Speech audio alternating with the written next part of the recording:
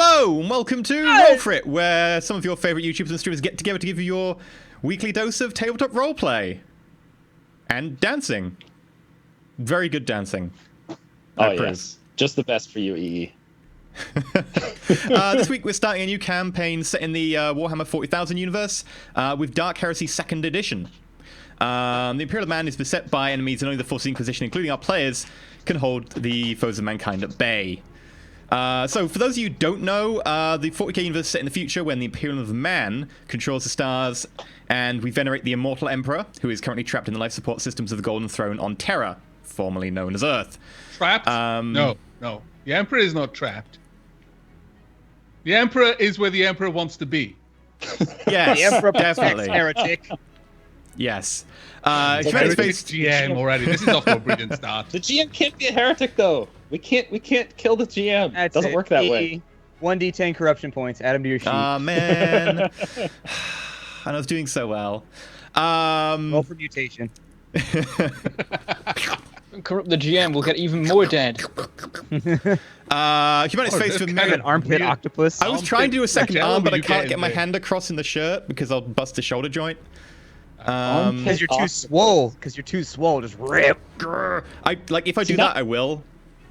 Now I want to see that. I want to see armpit octopus happen. This must happen. Humanity is faced with a myriad of foes from the foul Xenos, otherwise known as aliens to us, to demons who want nothing more than to corrupt humanity, to heretics of all kinds who shelter dangerous, unsanctioned psychers and deny the truth of the Emperor's divinity. The 41st millennium... just did. Yes. The 41st millennium is a harsh and unforgiving time to be alive, and the duty of searching out foes and threats to humanity is entrusted to the Inquisition. This shadowy organization, of whom our characters are part, is charged with a vast mandate and accorded almost unlimited power in its duty to protect the Emperor's realm. Unlimited power! That's pretty much the potted summary of the setting for Dark Heresy, Warhammer 40k. I don't want to go on too long. There is a whole load of lore behind Warhammer. But yeah, that's a potted summary. I will explain it as we go along, and because it's a new system, and I know people are like, how does the new system work? We'll explain dice rolls as we get into them, particularly. That's something we will go over it in detail, because we don't want people being like, what are you doing? We'll be like, yeah, we won! How? We will explain the dice rolls as we go through. So yeah, but before we get started, we have a few changes and announcements. Firstly, Bentham, known as Mangled Pork, will be joining us on our ventures. Hello. Do a dance, Bentham. Rite of initiation. Yep. the Oh, I Bentham like dance. this one. He's dancing on camera now. That was It's a all happy over. dance. He went So through you get. That was. Yeah, it had some shimmy to it. Well done, Bentham. Never yeah, again. So That was all. That's the quota. never again. Never. That's what I said. That's what I said. I'm disappointed. But yeah, so go check out Bentham's stuff. Probably like not now, like afterwards. Not now. I think Well, you you should can do it check it now. out We'll now, wait. it's fine. We'll wait. It's okay. It's fine, Just yeah. let us know when you we'll get wait, there. yeah. I have a sandwich sitting downstairs. I can just nom that. We're good. I can paint. I want to see Avac paint. I have a book. Now, Hooray! the The last question chances. is it finger painting? Because it better be. Better book. I can paint with my fingers, actually. My syntax is a touch. Why you gotta kick the table legs out from? Like, I'm only like 10 pages in, and now you're just like, oh, the other book's better. No, I'm not gonna read it. See, that's just gonna sit by the toilet Eisenhorn forever. is an amazing book I'm if you also want to read like about the 10 pages Inquisition. in. Like my copy's over there, and it's all like damaged and stuff from I've had it so long and just like being in bags and so on. So good. Anyway, Are those 40k books? yeah. Yes. Okay. So I wouldn't I know. feel left out of the Shades Brigade. I'm gonna have to put mine on. Aw. There's only one person in the Shade Brigade. I know, but he's the coolest one. It's an exclusive club. Gotta vote you in. I vote yay I'm for stick- Avic. I had Yay! a list. Bentham. I had a list of important news and announcements, and we've got past one so far. We're doing so well. Hey, the shades All right, are I'll be important, quiet. okay? Shades are important, man. I'm gonna stick with Bentham and EE. No shades for us. Oh yeah, We're the Have we're some the somewhere, square club. but I forget. mine This are is the too Glee far Club. away. Wait, do we get to sing like catchy pop numbers? Oh yeah, of course. Please don't. And you have This is the grimdark 41st millennium. No catchy pop numbers here. So it's like And lots you of have people to shake the firing at pop you. pops. Just start singing. Hit me with your best shot. No. Okay. And they stretch well. Tom Jones sex bomb, but that's it. on with the news. Secondly, we're switching over from our old tip system to a fancy new Patreon system. We have a ton of cool tiers and perks, including like MP3s of episodes, so you can listen to them while you're driving, killing heretics, whatever you do in your spare time. We've got behind-the-scenes VODs and stuff, which includes like our practice run, which is terrible and officially in canon never happened, where we spend about 1.5 hours consists of terrible dice rolls, and we keep swinging at each other, and nobody dies. Hooray! I stabbed a guy in the face with my sword, and I was like, yeah! And then after that, it took me an hour to hit him another time, and I was like, well, shit. Got me all riled up, and I was all excited for blood and violence, and then I just got that one cut in. Yep, dice Trying to rolls. invoke the spirit of corn here, and they're not letting me. And we also have another tier where you've got like practice sheets and like stats and stuff, and character things and campaign dossiers or whatever. Doodads, lots of doohickeys. So yeah, go check that out if you want. We also, do still have the tip system and Twitch bits and stuff. If you prefer to do it that way, we'll be very grateful if you want to support however you do. So go check that out. Thirdly, we have 2 new mods, Pavel and Belial. So hello to them. Thank you for helping out. Fourthly, we are getting new art and emotes. We've almost literally finalized talking to an artist who probably won't run away this time. So that'll be lovely. Don't believe EE. If he does, he's a heretic. If he does run away, he's a heretic. This is true. If I've learned anything from EE is don't believe what he promises you about art. It just leads to sadness. I'm not handling the art this time. It's not my job anymore, so I'm happy. Yeah, we gave that job to the Face. This is his first task as Face. I know what he's done. Find the artist, they said. And he loses his face. And late into the night of the librarium, I searched DeviantArt, 1 page at a time, scouring through You tomes. looked at a site called DeviantArt? Heresy! Yeah. Dude, it's the biggest art forum on the internet, isn't it? It's That's full how we do it. of Porn heresy. on one window, DeviantArt Full on the of other. Heresy. Yeah. And then we search for artists. Heresy, heretical artists. We're all going to be corrupted by chaos. Admittedly, one of the arts we've been looking at does have a lot of pictures of Tau, so... He is really into Tau. He is all about the greater good. Heretics. Space commies. Filthy space communists. Yeah, Dirty there we go. fucking space commies. we should go to the Tau Empire, and we should build a wall around them. That's what I'm saying. No. I don't think that'll help, because they have those jumpsuits with the jets on them that let them fly. It would have to be more of a dome. Yeah. Oh, goodness. Wait, space is Just up make and like a down. It has to be Dyson like a sphere. Yeah, like a giant Dyson sphere. sphere. Well, I thought we had the bottom surface was their planet. Because they only have 4 planets. They don't have that No, many. they have quite a few now.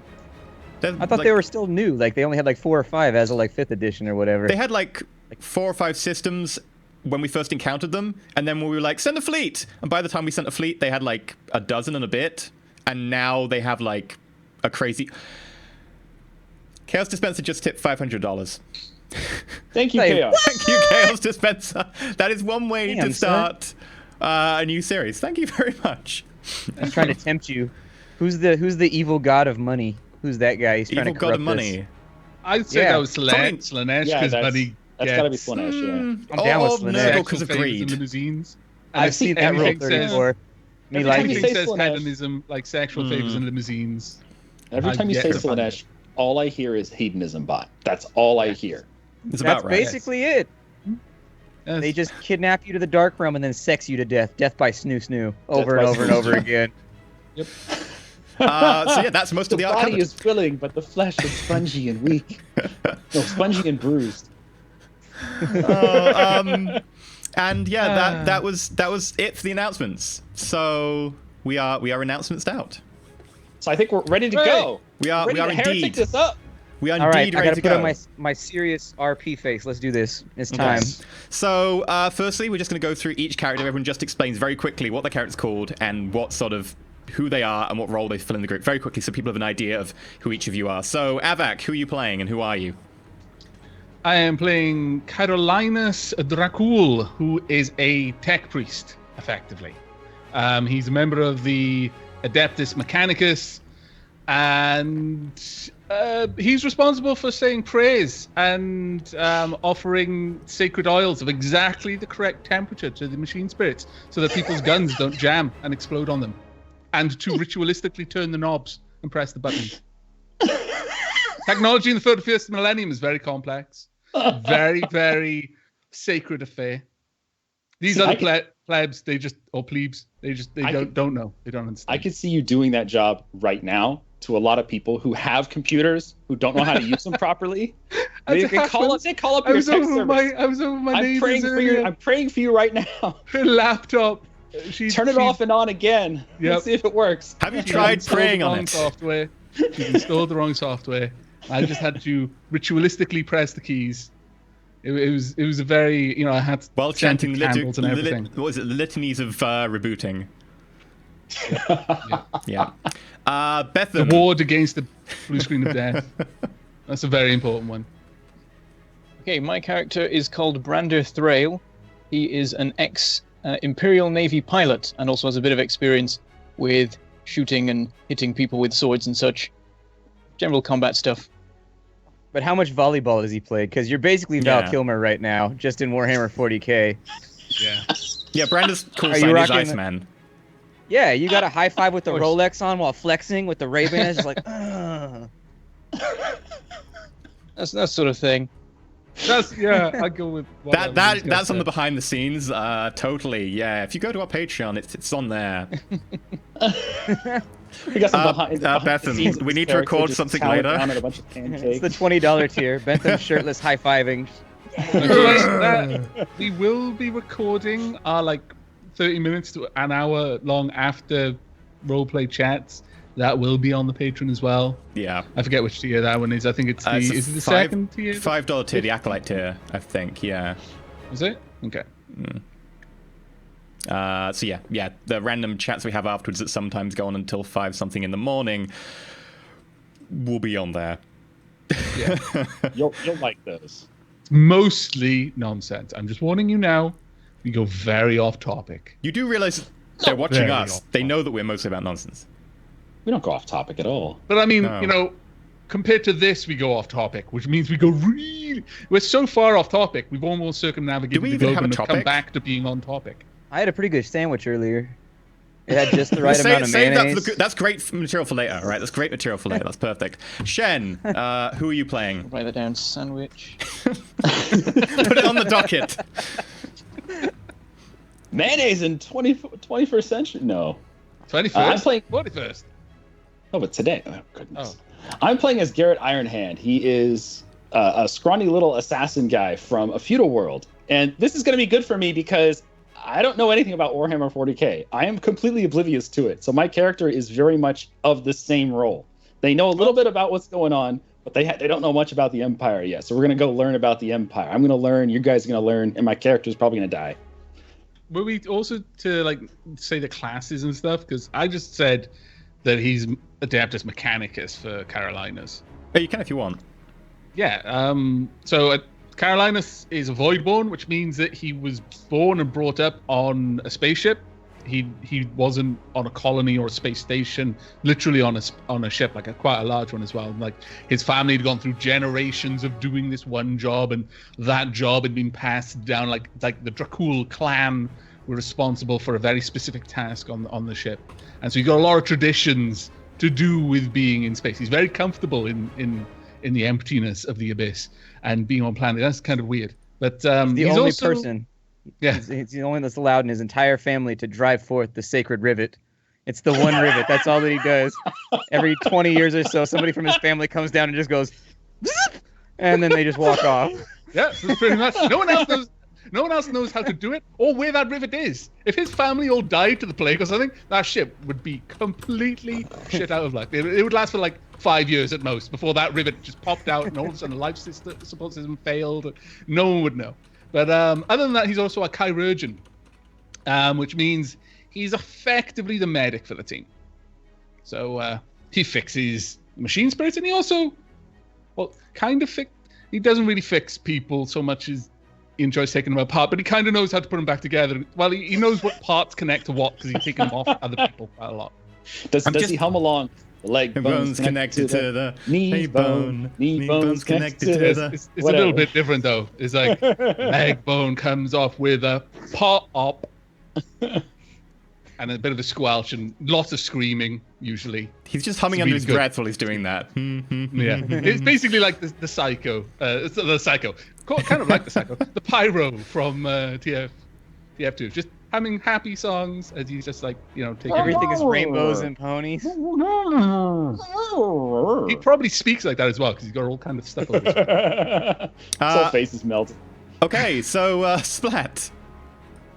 I'm playing as Cassius Caligo the 12th, who is essentially going to be kind of the social guy in the group, and then also he is a psyker, and he's actually got an Imperial mandate, so he is one of the official psykers, not one of those filthy rogues that's running around opening up portals to the other side.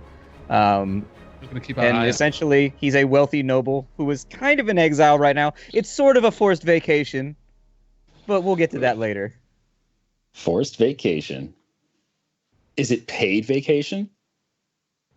In a way, if purging heretics is a payment unto itself, I mean... So working Emperor for the is Divine payment. God Emperor is payment unto itself. Yeah, it There you brings go. its own rewards. or the Omnisire, as he's correctly known.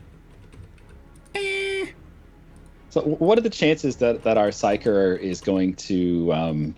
Kill us all horribly by turning into a Yes. demon and eating our Yes. face? Very high. Yes. Very, very high. I didn't want to say that. but, Time you he know. gets 2-5. mortal has a night.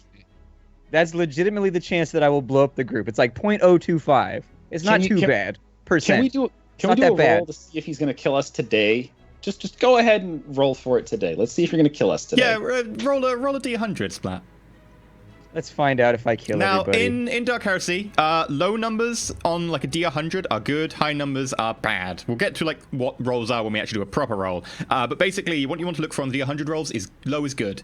56, somewhat middling. I didn't kill us, though. I didn't pass the test, but I didn't kill us. Like, I fizzled, but not everybody's not dead, so that's good. It's I okay. gotta roll over a 75 before anything even happens, and then I gotta roll over 75 again. It's not gonna happen. We'll It's be fine. One in But if 3 it psychers does- has this problem. It's fine. Yeah. We'll try If it again does, you later. just Fizzle turn every now and into again. a conduit into the warp and demons spew forth and eat us all. It'll be fine. At least that's one way to go. Right. So our story begins on a space station over in one of the smaller subsectors on the side of the Eximus sector. You've all known and been working for Inquisitor Ravan for a short period of time. Most of your cases somewhere below roughly about a year or two. And you're all brought together to the same small conference room at exactly the same time on a little space station out in the middle of nowhere. Who would be the first one to turn up? I would assume, being a nobleman, I would have the appropriate appreciation for punctuality, unlike the rest of the serfs. So I want to make sure I'm there on time. 10 minutes early in reality. Okay, so Garrett, what time were you trying to get there? I've been there a couple hours before, Okay, Garrett, staking it out. you've been there about an hour and a half before. You got lost on the space station. You're not too used to space stations. You had to ask No. directions a few times, but It was embarrassing asking for directions, but we're learning. We're He learning. passed me 3 times. I was asking him for directions. What are you gonna You do? just keep giving him Kept different ones. interrupting me, offering the proper litanies of opening to the doors as I was trying to move through. I don't know It was anything about terrible. Very You rude. all are crazy people on my world. Yep. So yeah, Cassius, you walk into a small conference room, 1 table, 5 chairs, 1 at the head, which is currently locked under the table itself, the other 4 of which are pulled off to the side. The room is pretty boring and stark in terms of its decor. It is effectively a plain steel grey room with the Imperial double-headed Aquila embossed on one of the walls. The table itself is pretty plain, although it is actually made of wood, which is somewhat of a bit of a flamboyance to this room. The chairs themselves, pretty plain, sort of very metal chairs that you would normally get in any sort of mess hall. Sitting there is a somewhat interesting character wearing chainmail and a currently unzipped body glove, which is unzipped around his head so you can see his face. Looks a bit more rustic than most of the people on the space station and is looking around with a sort of slight sense of confidence mixed with awe.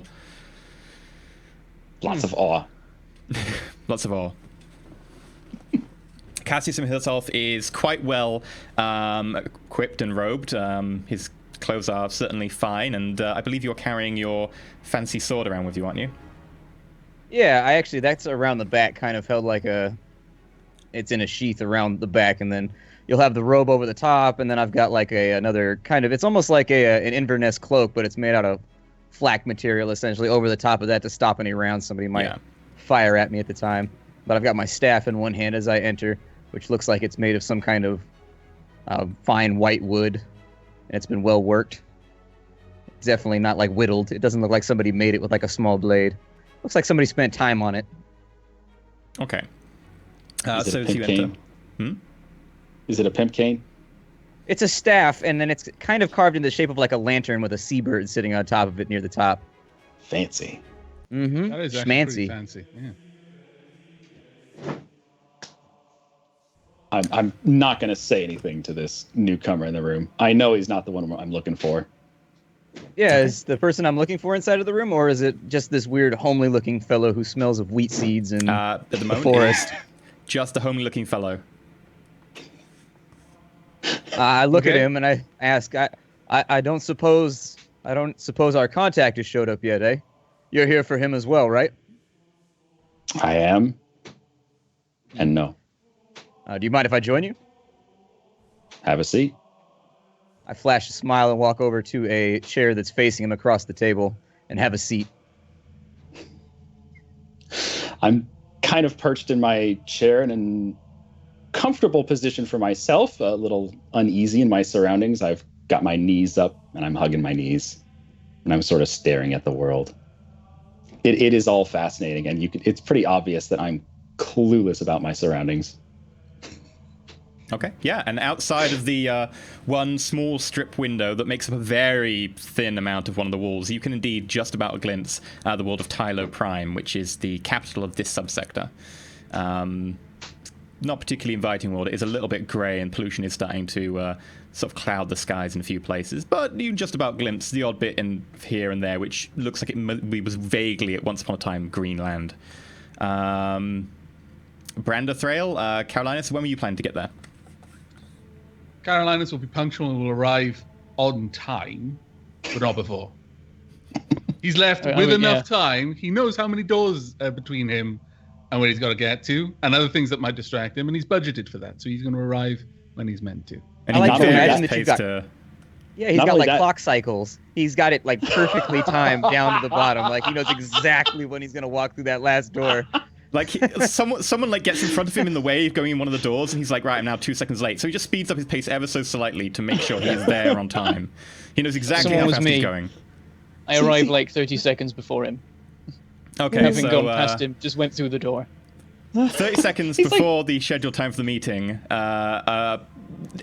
fellow who you would probably guess as being possibly one of the Imperial Navy fellows who works on the station walks in wearing, is it sort of a long coat and cap you have? I perhaps don't have the cap, but I've got the sort of the fancy-ish looking blue coat thing. You've Okay. got the option, man. It's a little You bit have that battered. guy's hat right there. That's the hat you need. That is That's the hat you that need. deserve. But he doesn't work for commands the Navy respect. anymore. He switched it out for his little paper hat. He's at the convenience store now. He's the Quickie Mart guy now.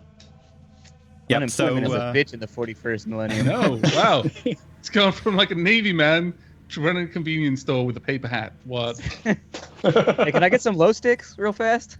so yeah, Two Branda, bags. Slim Jims. Branda Thrail walks in, long blue coat with silver and gold embroidery in a few places. Cassius, Garrett, feel free to make... you don't have Imperial Navy as a law, do you? No. Okay, it would just be an intelligence test at plus 30. Ooh. So we can explain how a dice roll works here. So basically, everyone has certain skills, a special set of skills that might be useful getting back your daughter in another world. But in this one, you can get them at certain levels. You can get them at trained, known, and going up from there. There's about 4 different levels. If you don't have a skill, you'll be at minus 20.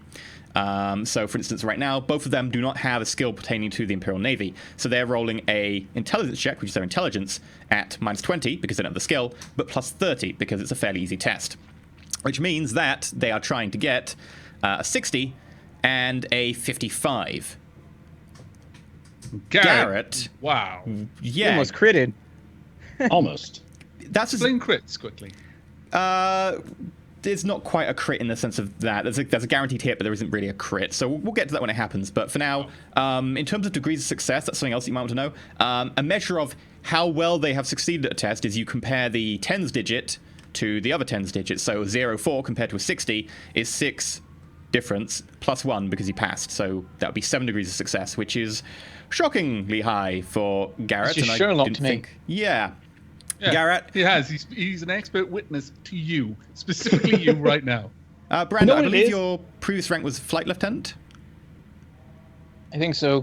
You Yes. know what it is? That's a long time ago. I blocked out those memories. The reason why I Alcohol. recognize him is because I was just talking to him earlier. I got here early. I was talking around where to go. I was asking him because it looks like he works here. Yeah, you specifically you recognize the rank and some of the insignia. His coat denotes having been in the Imperial Navy, having been a flight lieutenant, and having some of the badges for a fighter pilot and also a transport pilot. Cassius, you think that the coat is Imperial Navy. You've seen enough of them around the station, but you can't quite place the rank. You're not too sure. And it's about after you've just sort of done this. Oh. And Branda's starting to eye up which chair he wants, that Carolinus walks in and is just somewhat blocked by Branda as Branda's trying to find a place to sit down. Carolinus wearing the heavy red robes of the tech priest with white trimming around the edges and a strange Almost long... like the sort of the white trim has almost got like cog teeth along it. Yeah, like crenellations, yeah. And then just like the sort of like the I'm not sure when like a robe has a hood, but the hood is almost attached to another piece of fabric which kind of comes down over the shoulders. I forget what that's called. It might be a cowl. mantle. Yeah. Cowl. A mantle. Yeah. Mantle, that works That's too. all white, and then the trim around his hood is white as well, and it's got this kind of teeth design, and then the back is red. But his robes themselves very, very rich kind of red, and they look like he's worn them for quite some time. He's had them for a while. They're not frayed or anything, but they're definitely they're not brand spanking new. Yeah, Are you they do spot threadbare the... at all? Yeah. Not quite threadbare, but you do spot some sort of stains of oil here and there. Generally taken care of, but certainly getting worn. You also notice that out the back, sort of curled around him at the moment, is a dark, sort of steelish type tube, which moves around Segmented him. along Yeah. and there's one that's actually kind of coiled around his chest, almost like it could almost be part of the robe, maybe like some sort of belt or even perhaps chest protection, just coiled a few times around. But there's another one just as he comes through the door. You don't see it at the beginning, but then it sort of just pops up and slowly, as the room opens up, just moves into the room and just starts moving around. On the front, it's just all of these different lenses. Some of them move, like here, these little like motors moving as like certain parts will twist and smaller or larger lenses will move into a focal point. And it's got like these little, almost like little, just like kind of radar, sort of like antennas. It's very, very fine things just probing out as if he's just like scanning the room, and it's just moving around on its own. But Carolinus is looking at the table and the people on it. Okay. And I recognize both these guys. I've been talking to them already. Yeah, you've seen them around the Look at station. him. You've been there for about a day or two in private He's quarters. probably seen quite a few on a space station.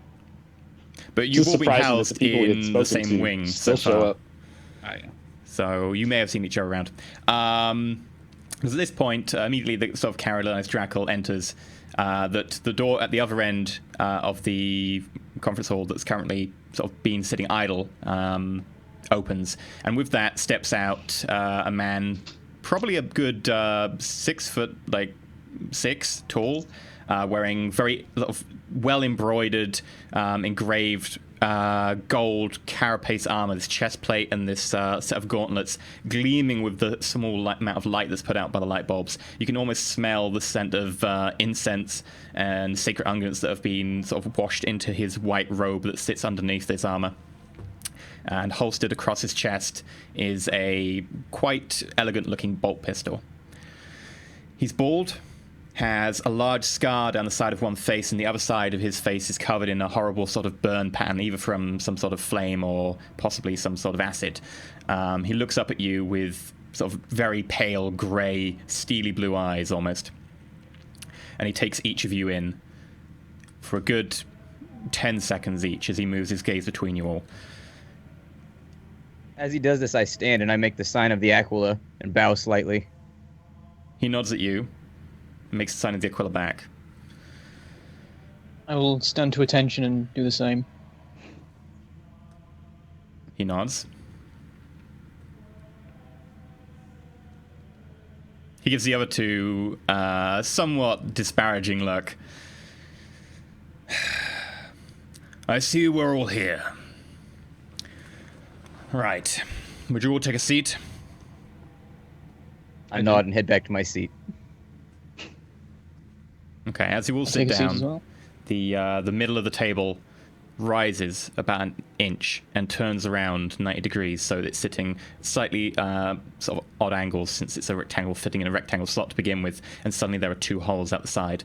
Out of these holes sort of extend small metal arms with small crystalline sort of lenses on them, and suddenly light sort of begins to sort of splutter around them, and then sort of a hologram appears in the center of the table, and it's a planet.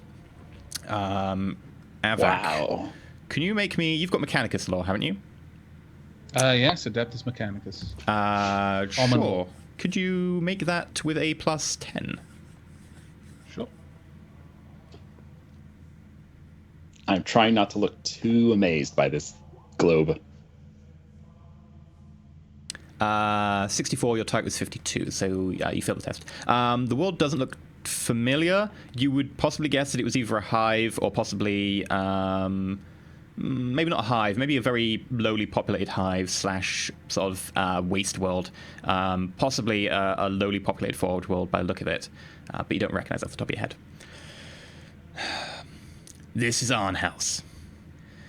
It's a planet not too far from here in the subsector that was reclaimed from the warp storms as they retreated just over 50 years ago. Notably, it is currently a forge world, although the actual Mechanicus presence on the planet is fairly low as they clear the debris from the world having been uninhabited for a good few millennia. The moment he mentions that it's a forge world, the mechadendrite, which had more or less just been watching the rest of the room, suddenly zeroes in on this world and is now just changing its perspective whilst looking at the hologram. Okay. You do, and you start picking out a number of different locations on it. You start being able to realize that, okay, there's a certain structures here, and even from the good quality of the hologram, you actually start to pick up which ones are probably inhabited and which ones are probably still in disrepair. And yes, you store that for later. Being a member of the Mechanicus, knowledge is pretty good for you. He continues, eyeing your Mechadendrite a little bit, but recognizing that is somewhat of your job. Recently, there have been a spate of incidents involving cybernetics developed on Arnhaus. We have 16 reports of either bionic limbs or bionic organs, apparently shutting down or killing their owner or others around them. In one case, a bionic arm pulled a pin on a grenade during a live fire exercise of the Imperial Guard. And in another case, another one managed to stab one of the generals, although not fatally so, during a staff briefing. Wow, that is a really loud keyboard. That is like, is that a mechanical keyboard? It is, and I wish we didn't have automatic. Sorry, I'll stop. I'm taking notes. I'm trying to take notes. He's Okay. probably just used to TeamSpeak. I have where push to it talk hit the normally, threshold. Yeah. Okay. I was like, what? Oh, I don't remember that. That would be why. Everyone was probably trying to blame me, but no, not this time. Yeah, does push to talk even work on Skype? Like, is that even like an option? It is an option, but it's really complicated to set up. You can just push the mic button with your mouse. I don't have a. That's mic. true. There's Where? a mute your microphone button. Yeah. I'll forget to turn it off. He's in there just like, In other cases, we've seen at least 52 suspect deaths after people have been implanted with bionics, notably cybernetic organs that came from Arnhaus. In these cases, we cannot trace the deaths directly to actions of the organs themselves, although they do seem to be suspiciously timed. We would like you to go and look into this. I will be your point of contact. My name is Interrogator Titus Khan. This is going to be annoying because I don't want to like clickety-clack all the time like I did in Shadowrun, but let me find something to write this down. I'll just try and keep it to only the really important stuff, like names, because that's going to be really bad if I forget the name of my bloody It's okay. We'll spend like the break. We'll go through and find the push to talk button. Just I'm forgive taking us it for old the school. clickety-clack for now. Yeah. Got the notepad. See, man, that's what I do as well. I was going to have it the wrong way round. Hands? And then... Got a special red pen. Your camera keeps auto-zooming on the pad. I know. It's terrible. It gets the limelight. Tedescam pauses and then continues. Inquisitor Ravan has sectioned you to my command. The point being that some of the fringe worlds over here on this side of the sector could do with a bit more of a personal touch and have some investigations without necessarily having to pull the Inquisitor away from his God Emperor's given work. Hopefully you can be trusted with the work of the God Emperor and the Inquisitor. Of course. He looks at you and somewhat sneers in the direction of Garrett. Granite. That's going to stick. You realize that, don't you? That's his code name, Granite. Yeah. My Lord Interrogator, if you would indulge me, can you give me a rough sequence of events you would like to see throughout our investigation? Is this one of simply investigation and reporting? Would you like to know what's going on? Or should we be actively hunting the enemies of the God King? My duties take me many places as well throughout the subsector, and you're not the only band I have to divert my attention to. Should something incredibly important that you cannot sort yourself, then you need my attention, come to light, feel free to contact me. You can contact me through my offices at this station. You already have the astropathic code, and it'll be given to you and delivered on the data slate along with the rest of the briefing information. He tosses the data slate across the table and it sort of skids to a halt against the projector. It is for you to decide what to do and how to prosecute the heretics there, and I'd expect a full report when you're done. If something particularly heretical comes to light where you cannot deal with it yourselves, feel free to contact me, but do not take it lightly. My time is pressing and fleeting. Do you have any more information on these implants? Like what kind of implants they were? He nods to the data slate, indicating one of you pick it up, and raises his own and starts scrolling through it. There were 5 bionic hands, 3 bionic arms, 6 bionic legs, 1 mind impulse unit, and 1 set of bionic lungs. How many mind impulse units? 1. That was directly linked to deaths, although including the 52 case of suspected heretical action, that number would go up to 3. However, we cannot include those 52 just yet, as they are only suspiciously timed rather than actually having any direct causal link. Very well, Lord Inquisitor. I assume that my brothers of the Adeptus Mechanicus have already been busy at work investigating these No, they haven't, Tech wayward Priest. machine spirits. We've specifically not informed them because we suspect there might be malice involved. If someone is deliberately damaging the cybernetics and before releasing them, possibly corrupting their machine spirits within, we do not want whoever it is going further underground by launching a widespread investigation at this point. Now, if you should deem it acceptable and prudent when you get there, you may facilitate getting allies and attention from the local tech priests, or possibly even, should you need to, go as high as a fabricated general. The authority of the Inquisition does extend that far. At that However, point, be cautious. my character actually looks up and is full on facing him now. To a large extent, he's been looking through his mechadendrite, and his hood is being quite low down. At one point, his brow. your hood, first person I, my hood. My hood. Apologize.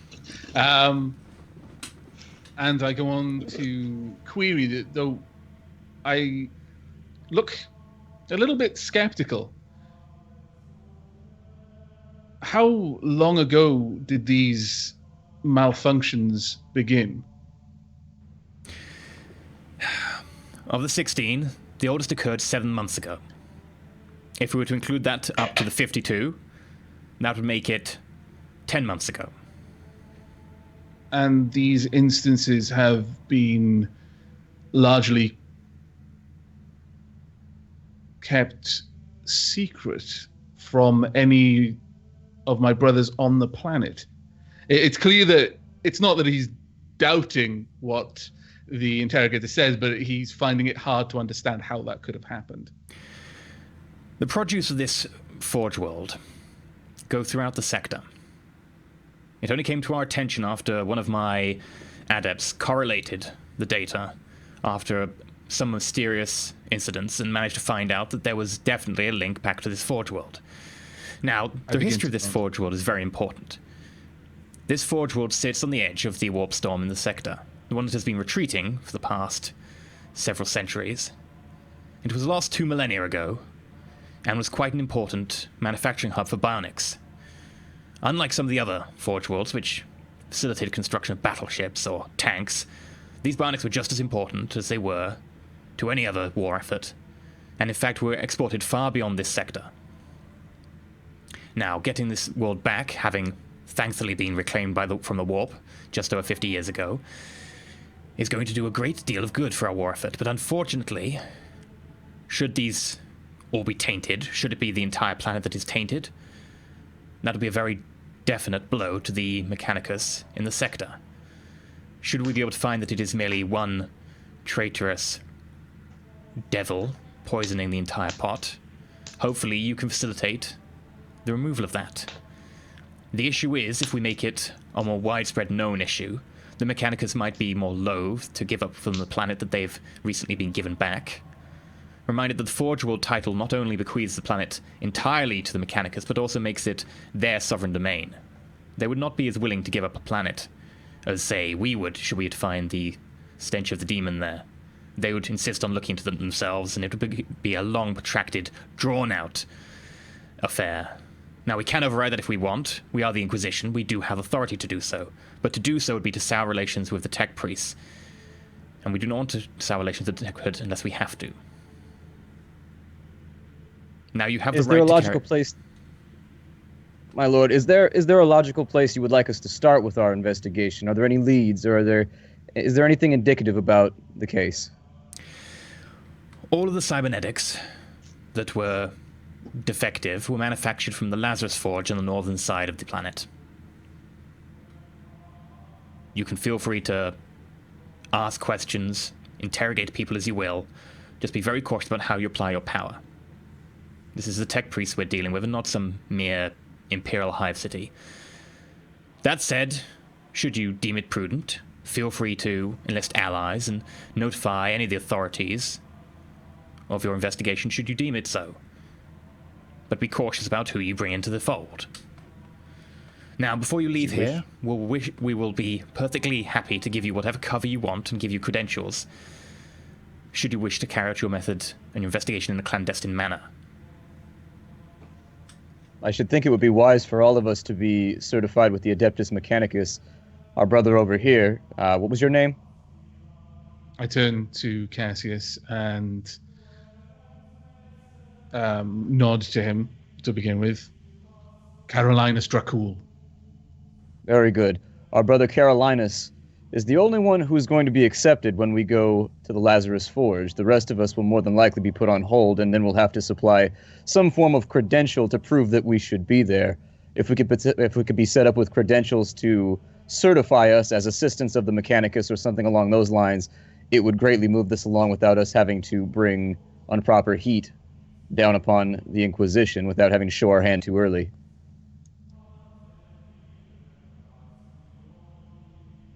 Very well. Arrangements can be made to have the exact requirements that you want in your specifications for your credentials. Now, these will stand up to all but the most rigorous inspection. Bear in mind that you will not always have this facility available to you. Now, should needs come, I have talked to the Fabricator General in charge of the sector. And unfortunately, it is just him, me, and Inquisitor Ravan who are in the loop currently. We do have permission to operate on Arnhaus, but no one on Arnhaus is currently privy to that information. Feel free to carry out your duties as you will. And remember, the Emperor protects. Indeed he does. Lord of the God King. And I show the sign of the Aquila again and bow slightly. He makes the sign of the Aquila, nods to you. Any more questions? I look around the table expectantly for anyone else to ask anything. How did you make that globe thing? At that question, I turn my head and just a brow arched.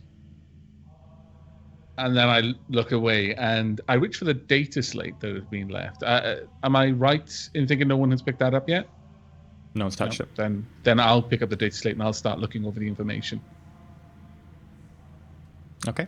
Yep. All the information on each set of bionics is there, each incident, along with the fact they will trace back to coming from the Lazarus Forge on Arnhaus. Titus Khan looks around, nods.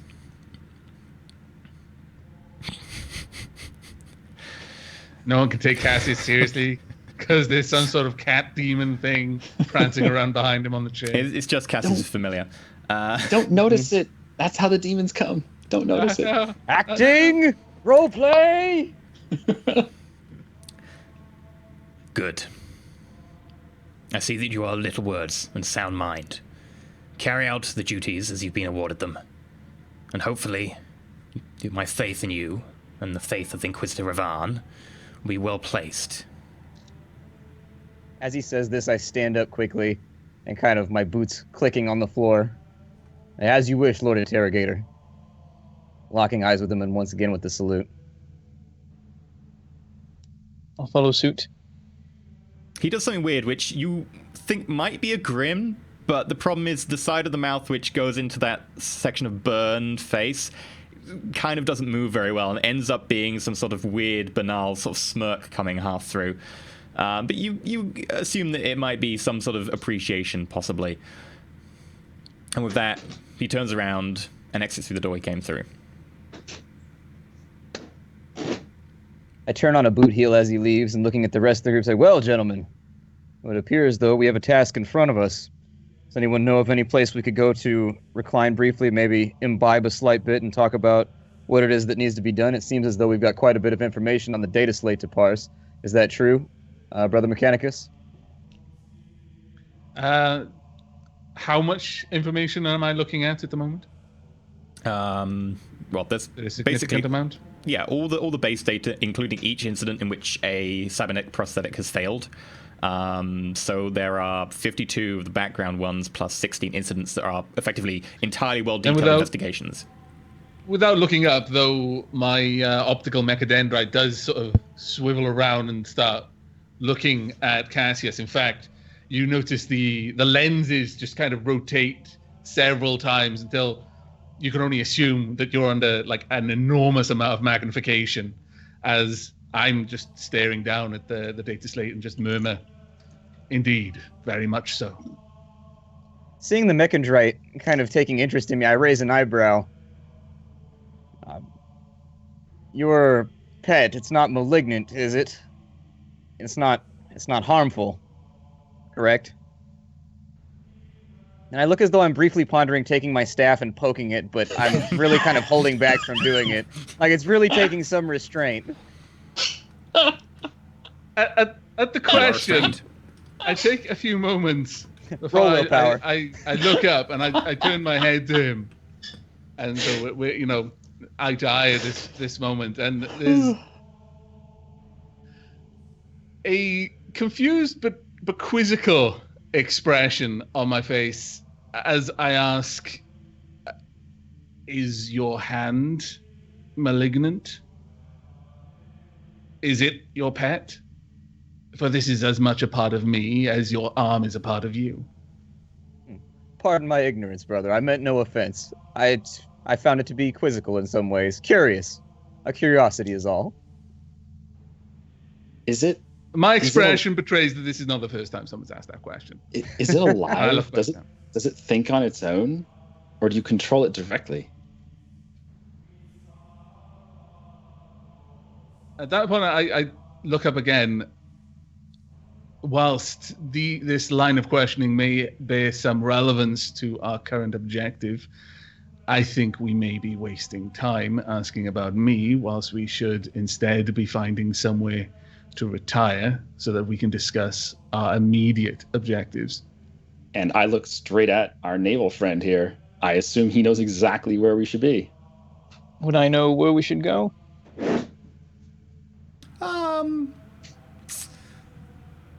Roll. It would be roll Imperial Navy, because I guess you have served around here. And you may have a plus 30 because your background does actually relate to this side of the sector. Right. I'm not sure if you noticed, but your cat was like jumping at a light switch behind you. Okay. There's a small fly, which she's been trying to get for the last hour or so. Yes, He's trying to purge the heretic from your apartment. Yeah, indeed. My parents were trying to do exactly the same earlier, but they not quite as jumpy as cats. So if we switch over to the feature, we can go and have a look at exactly where Arnhaus is in the sector. So, players, if you are currently on this page, I think you are. You can go over to the right-hand side, roughly middle, and you should see Arnhaus. It's all by itself next to I actually spelled it right in the notepad. Nice. Well done. So yeah, you're currently at Tylo Prime, which is a hive world. One of the smaller hive worlds of the sector, but it is nonetheless a hive world, and it is currently, I believe, capital of the Orphan sector. Oh, actually, no, St. Aurelian is. Although Tylo Prime does most of the admin work, along with most of the actual people, because St. Aurelian is a shrine world. Nonetheless, Arnhaus is newly added, well, as new as 50-something years ago is an imperial time, to the sector. And it's currently only probably about 6 days warp travel, as rough as you can be in the warp. It could be 3, it could be about a month. Garrett. Yes. Just wanted to ask, can you clarify? Please, sir, please. What is a hive world, and what is this forge world that we're going to? Okay, so a hive world is a world where there's just so many people, they've started to live in just giant conglomerations, basically building on top of each other until you get this sort of massive structure of just building, which is effectively a hive. The designation can be used for quite a lot of things, but basically it tends to denote ridiculously populated to the point where most of the other land that's not taken up with people is becoming barren from just the sheer amount of pollutants and overuse. To give you an idea of the scale, like many hives, or at least like the capital hive of a world, will be so tall that spaceships don't need to enter the atmosphere. They can simply land on the top of the hive. Not quite generally, but the capital ones are on some of them. If you think of it kind of like in Judge Dredd terms, it's kind of like Mega City 1 amplified and like stacked on top of itself. Yeah, like the a biggest normal ones hive have world been will for have... so long that the bottom like chambers, they just fell into disrepair ages ago, but no one bothered fixing them because there was already so much weight on top of the tower. They just kept building upwards instead. So there's like hundreds upon hundreds of floors worth of just, cracked domes and stuff at the bottom, and full of like septic lakes. So people who live inside can often never see the sky and things like that. Yeah, the sky is typically like very expensive because it's not crappy and it tends to be newer. So you've got to be one of my people if you want to look on a luxury like that. I've seen my fair share of skies. I don't know what you're talking about. I saw the sky once. It's really cloudy. Whereas a Forge world is a world that's been given over to the Mechanicus, which is effectively the cult that lives inside of the Imperium of Man, which has a very parasympathetic system in that they are allowed to worship their own god, called the Omnissiah, the Machine God, despite the fact that he is not exactly the same as the Emperor, although the Emperor is apparently, according to most tech priests, a sort of manifestation of him. They basically are the ones charged with looking after and maintaining technology. if you find any sort of new technology, they'll be the ones to look at it and probably either deem it heretical or accept it, and that can take a very, very long time. They're very much more protectionist of the current technology than they are tinkery. They don't tend to improve on things very much, although it does sometimes happen, but it's very limited. They don't really do research as such, as we would call it today. Forge World's been given over totally to them and tends to be about manufacturing. Is there like an uneasy relationship between normal people in the Empire and the techno Priesto guys? They're seen as very... The Imperium needs them, so the Imperium just kind of goes, okay, you do your thing, but I have no idea what you're up to. You're weird. And they all kind of take a step back, and they're sort of treated with a sort of slight awe and reverence, but at the same time, it's not the same awe and reverence that you'd give to, like, a famous preacher of the ecclesiarchy who venerates the Emperor. It's kind of the a Space Marine. It's kind of, you wouldn't want to get to know a tech priest as maybe a social person. They have a very different way of looking at things to the average person. Technology in the 41st millennium is... Best way of imagining it is if you can imagine a very technologically advanced civilization, which also happens simultaneously to be in a very, very grim Dark Ages part of its like life cycle. That is what technology is. It's all very mysterious voodoo to like most people. They have no idea. Even the Mechanicus don't really. Mostly, they just know if they chant the right litany and, do the ritual of turning the knobs just so, and then, pour the sacred oils that have been heated to exactly the right temperature, just in this knob there, and then press the button. It works! Oh, it's a miracle. They don't know how it works. They don't Praise the Omnissiah! The Omnissiah provides. That is literally how technology is. Yep. For them. They do kind of look at some things, but generally because of the kind of insular nature, the xenophobia of the Imperium, they don't do like much research, especially not of like superior xenotechnology, because there are some. Heresy. You better slow your roll. So we're standing right here. This can turn into a battle real quick. Wow. Heresy. It's session one. The Xenos tend to, well, except for the Orcs, which just believe it works, which is actually not that far different. But like, for example, some of the other races, they actually perceive technology like we do right now. It's a machine. I know how it works. I build it this way. The circuitry is working this way. There's certain things going on. If I press these buttons, I'm sending it commands. The Imperium no longer thinks of technology like that. They believe there's a spirit inside the machine. Well, in many cases, that is actually it is actually. But we're getting true. way too deep into the lore for the. So effectively, it is a world given over to the Mechanicus. Tends to be about production and so on. Very specifically, the Forge World designation means that they have sway over it. They have control over it. There isn't a normal imperial system there. Okay, and are the Techno Mechanus people? Are they humans that are just altered? Yeah, they're originally humans. They tend to be recruited from humans, and then they tend to have a lot of bionics and cyber implants and so on because they believe it elevates them and gets them closer to their machine god. Cool. I clear my throat. So were we going off to confer here? I'm sure our naval friend has figured out where we can stop by. Is there an officer's lounge or some sort of cafeteria or mess hall around here we can speak in? I think there's somewhere that could suit our purposes. And then Lead the way. Then I lead them off to wherever that is. Okay, you head off to... There's a little officer's lounge that you could go to. Alternatively, you have a perfectly good room here with a holographic projector if you want to talk here. I guess we're on the way to the officers' lounge now, so... Okay, so you head to the officers' lounge, which you've been given part use of because it's one of the few places on this military space station that is somewhat equipped for reasonable people of your standing, not much higher, but also you don't have to effectively just chow down in the just massive mess hall with all the teeming deckhands. So you head in there. It's basically unused at the moment. There's 3 people at the back playing poker.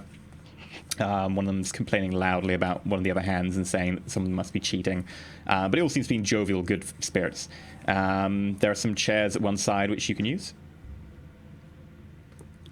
I look around the room briefly before having a seat at the chairs that were indicated. Yeah. Sure, make a perception check. Oh yeah, we get to do that. Any pluses or minuses? Only I get like a 12 plus awareness. 20 for fluorescent lights, huh? It's well lit in here. It is really kind of well lit and everything's kind of obvious. Yeah, plus 30. Yay! I'm still gonna fail though. 20. Nope. So that's I succeeded. 3 difference, plus 1, so 4 degrees success. Yeah, 3 guys over near the back. One of them seems to be a little bit older. Looks like he's maybe a higher rank. The other 2 seem to be more junior officers.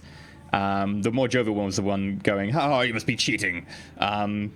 It seems like he was saying it jovially. The other 2, however, got pretty nervous when he said that because he's a superior officer, and then were sort of that kind of like, "Oh, yeah," relieved when he sort of let on that he was joking. But yeah, other than that, it seems to be pretty fine. There was a spirit cabinet over at one end, a little bit away from where they're playing cards, and there's a number of chairs near you that seem to be suitable for your purposes, a couple of wingbacks, and a little bit of a small ottoman, and then a tiny little side table. I produce a low stick out of my robes and proceed to light it up. And Yeah. taking a smooth drag off that lovely low stick, look at the rest of the group and say, well, where do you think we should begin? Carolinus, you see anything on the data slate that's of note, or should we need more time to study it on the way over to Arnhaus? Do I see anything of note on the data slate that would imply where would be a good place to begin? So make a intelligence scrutiny. So scrutiny is a skill used for looking at things in detail and trying to pick out particular facts or facets of something. Do you have scrutiny? Intelligence scrutiny, did you say? Yeah, can you roll scrutiny of intelligence? No, it's perception or fellowship. Yeah. You should be able to roll it with that, but we'd have to... Logic? I don't know. Yeah, just Isn't roll it a straight... scrutiny for... Yeah, but What was it, scrutiny, sorry? it's kind of you're looking through like a load of data at the same time. I guess it would just be perception scrutiny. Okay. That would be... a mechadendrite would give me extra on any perception test. Do you have scrutiny? Nice. 14. Yeah, so 3 degrees success. 3 minus 1, 2 plus 1 for the pass, so 3 degrees success. Yeah, you quickly look through the data slate, and after about a good half an hour of churning through it, well, some of the others just sort of sit down, discuss, chat about, little background things and some of the details of the upcoming mission. You manage to quickly find out that of all the prosthetics and all the impulse units and so forth that have all come out of there, most of them seem to have been developed, particularly built after the expansion into the new mining area up north, with most of the cybernetics relying on some of the mines in the mountainous region, probably a good 30 to 40, 50 miles away, of which a lot of the metals and things like the neural sort of synaptic wiring that goes into them and the interface crystals, all of that is mined out of these places in the north. And you actually look through and you actually come to the conclusion, especially given your background, that the reason this planet is so important to the Mechanicus isn't because of all the forge technology that's already there. That's a nice bonus. But it's because of certain materials already present in the planet itself, means that they can mine them on site and quite easily get them to the forges, a lot of this material being somewhat rare and hard to find in its purest form. For instance, stuff like the neurosynaptic wiring and some of the more rare elements of metals and some of the mind impulse crystals that are used to interface with the nervous system. So those all go into the cybernetics, and those have been made using the newly opened mines. They've only been open probably in the last year or so as they've been mined out and expanded. Okay, and do I have a name or any part of like a location that I can tell my companions here, or just say the mines in the north? So Okay. the north on a planet is quite a large area. Well, yeah, the mines north of the Lazarus Forge, there's only 3 of them, and all of them do relate to the Barnix. So you've got the Taurus mine system, you've got the Charian mine system, and you've Sorry, got what was that word? Charian, Charian. yeah. And then you've got the Forza mine system as well. But the latter one is much smaller, somewhat newer. It's still supplemented by off-world supplies for the neurosynaptic wiring. And looking at these mine systems, is there any one of the three that seems particularly relevant that opened around the sort of time that this sort of stuff happened, or is it indicated that all three are all three are only recently opened. It was part of after they set up and managed to clear out the forge there. They then went and then cleared out the mine systems. And once they had sufficient materials then excavated, they then started producing the cybernetics again. Okay. Well, I'll disseminate this information, pass it on to my companions, discussing the pattern that seems to be present in that it's only since these mines were opened that this sort of thing started to happen, and these mines are all in the north. And I'll list the names Taurus, Charian, and Forza as likely places that we could start looking into this. Very well. It's a good eye you've got. Apart from that, did the interrogator mention how we were going to get those certifications and all of those qualifications to be your companions on this, so that we would be assumed to be Mechanicus without any problems? He merely stated that it would be provided, not how or when. I'll just assume that it'll be so then. He doesn't seem like the sort of man to forget things like that. My guess is that maybe it'll be waiting for us on the transport. Do we have any idea when our transport leaves? Effectively, it's on the data slate. Effectively, there will be a transport leaving in 2 days' time. So you can make any arrangements you need to do. Okay. We have 2 days. Well then, I think we should partition our time and use it well. With the Emperor watching, we definitely don't want to waste it. How should we spend the next 2 days? Should we continue to just make plans and go over this and come up with a game plan for what we want to do when we make it to Arnhaus? On just a part 1, part 2, part 3? Basically just come up with steps that we want to go through? Or do we just want to wing it when we get down to the planet? Go with whatever takes us? How much planning can we achieve from space?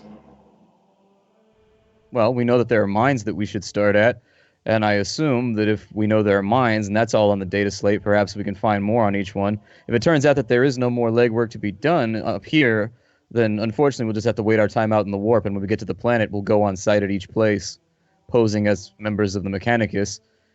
I assume... Which of do you the know three what kind of mining systems and was open the oldest?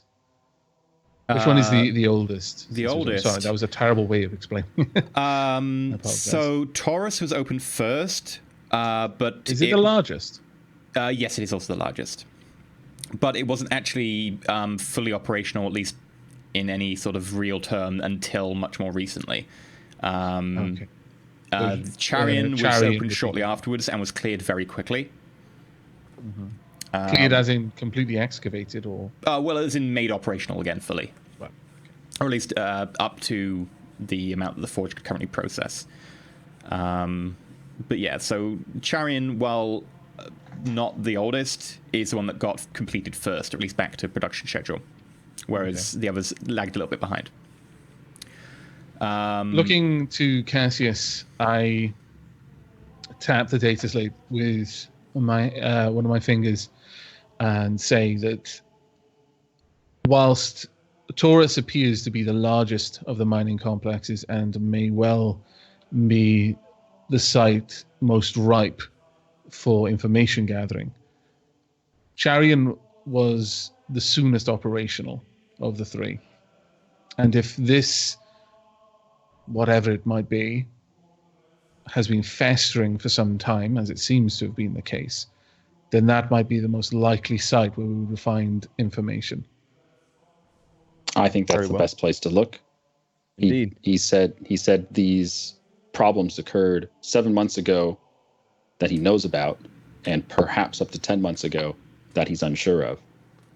And all of these have opened up recently, but you're right that one was finished first. Best place to start looking.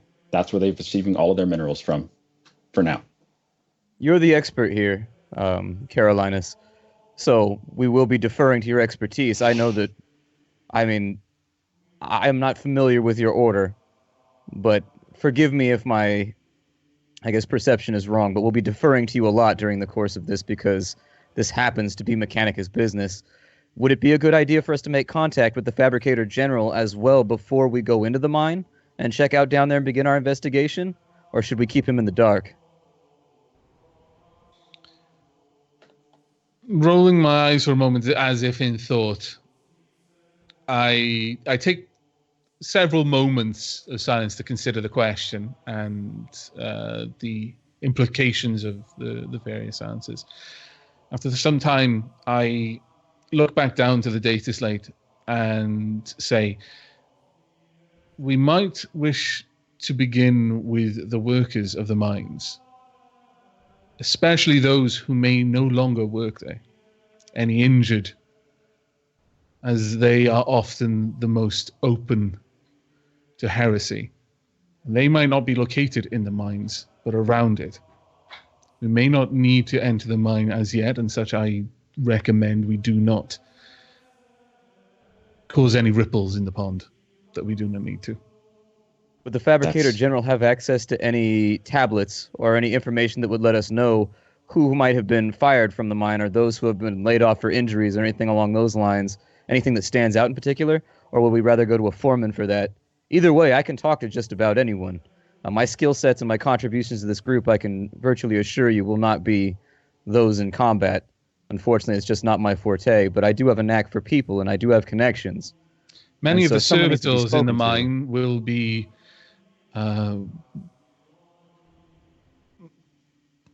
watched over by my order, but the miners themselves, we likely would wish to speak to a foreman.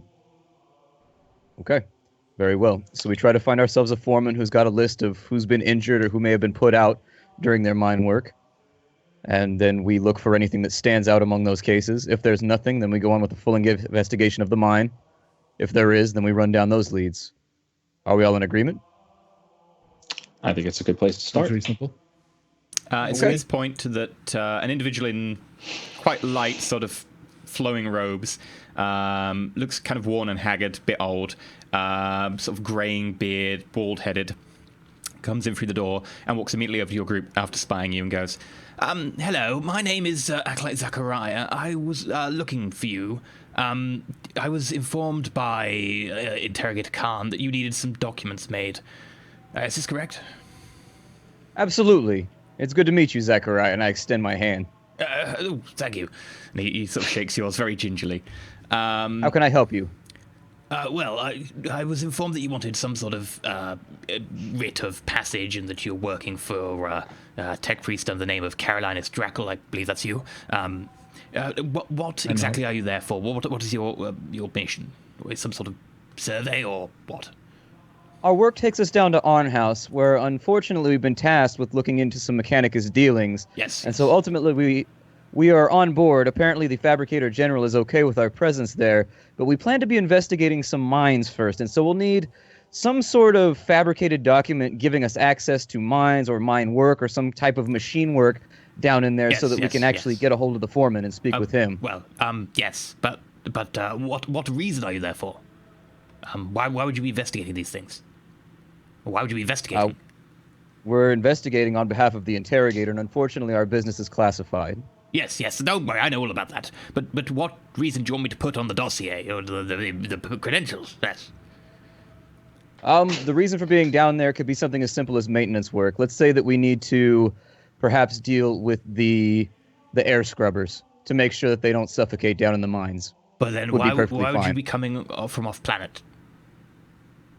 Perhaps they don't have anyone there that's got the time to do it. Either way, we just need to ask a few questions. We won't be there long. I can put that down if you want. It does seem a little bit curious. It seems such a reason is likely to cause more questions than we would like. Put down that we are there to investigate the servitors. Looking across to Cassius, I ask, would it be uncomfortable for the interrogator if we implied that there was some malfunction, some report of errant behavior amongst the servitors? Not at all. I can't see how that would cause us any problems. Might- As always, I defer to your expertise in this regard. I was just trying to come up with something simple, but if you've got something that actually rings true, by all means, speak your mind. I can put you down as you're a random testing branch from the Fabricator General of the subsector, with permission to go and do random spot checks on servitors to check the integrity of their machine spirits. Seems reasonable. Considering that the planet has only just come out of a warp storm and is currently getting up to strength again, it would be prudent to... Yes, I can do this. Just bear in mind that if we do get found out, it would definitely sour relations to have forged Mechanicus documents, but it should be fine. I will arrange these to be sent to your belongings in your rooms. Thank you very much. I appreciate it, Zacharias. Yes. It was lovely to During meet this- you. May the God Emperor protect, agents. Of course. He bows and does the same to Quilla and starts hobbling away. During this conversation, I am staring at Navy Boy over here, and I'm just like, what the hell are these guys talking about? I explain on the way. I agree with Brander's assessment. Make whatever preparations you need. I think we've got a solid plan right now. We'll head down to the plant, or we'll head to the transport in 2 days, and I'll see you on board. Sounds And good. with that, I stand up, and you can hear my boots clicking off into the distance. Not really a click, kind of like that, that commanding authority sound when boots hit like a polished floor. That's what Heavy you thump. hear. Clack, clack, Have you clack, found- clack. Yeah, exactly. As I walk off to wherever my I guess residence is for now, our temporary hotel or whatever it is they put us in, our Hab Tavern, wherever it is we're staying. I got Yeah. the broom closet. You've got small individual rooms, although they're individual rooms on a military station, which are pretty small, all sort of next to each other down this one corridor. The rest of the corridor is unused, as far as you can tell. Couple of days go past. Anyone want to do anything in those couple of days, or are you good to... I'm checking all these doors to see if they're unlocked. I'm curious about this place. They all are, unfortunately, locked. Oh, well. Are there any windows in the hallway? Yeah, there's actually a very large one down the end of the hallway that looks over... Actually, doesn't look over the planet because it's facing the other way. It looks over Whoa. towards the star, and it's permanently polarized so that you don't get blinded instantly. But you can just about see this shimmering ball of light taking up most of one side of the viewport. Well, You during know our the thing 2-day with trip, I am there most of the time, staring out this window, wide-eyed. Somebody It's had to do crazy first special. research on that. Somebody built a space station without the polarization and walked past the window and was like, I'm blind! And then they're like, well, now we know we got to polarize the windows from now on. Thank you for your sacrifice to the Emperor. The Emperor protects, except for your eyes. Those are a sacrifice, I guess. Yeah, and then after they polarized it, they had to put a couple other people in there just to make sure that it was safe again. It's like, is it good now? Are we good? Are you burning? Can you Stare right see? at it. I want you to look right at that sun. Just stare right into that thing. And Marches that to the is how we do close. product course we don't. testing in the Imperium. Yeah, so 2 days go past without much fuss. On In the 2 days, I would actually like to visit each of my companions individually and inquire as to the equipment that they'll be bringing. I guess I will start with Garrett. So I've shown up at you the, find him right next to that window as per usual.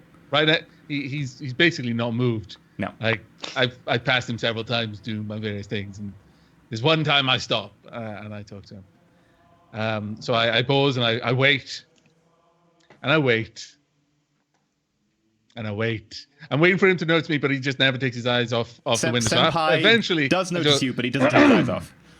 I notice him, and eventually I go, Carolinus, can I help you?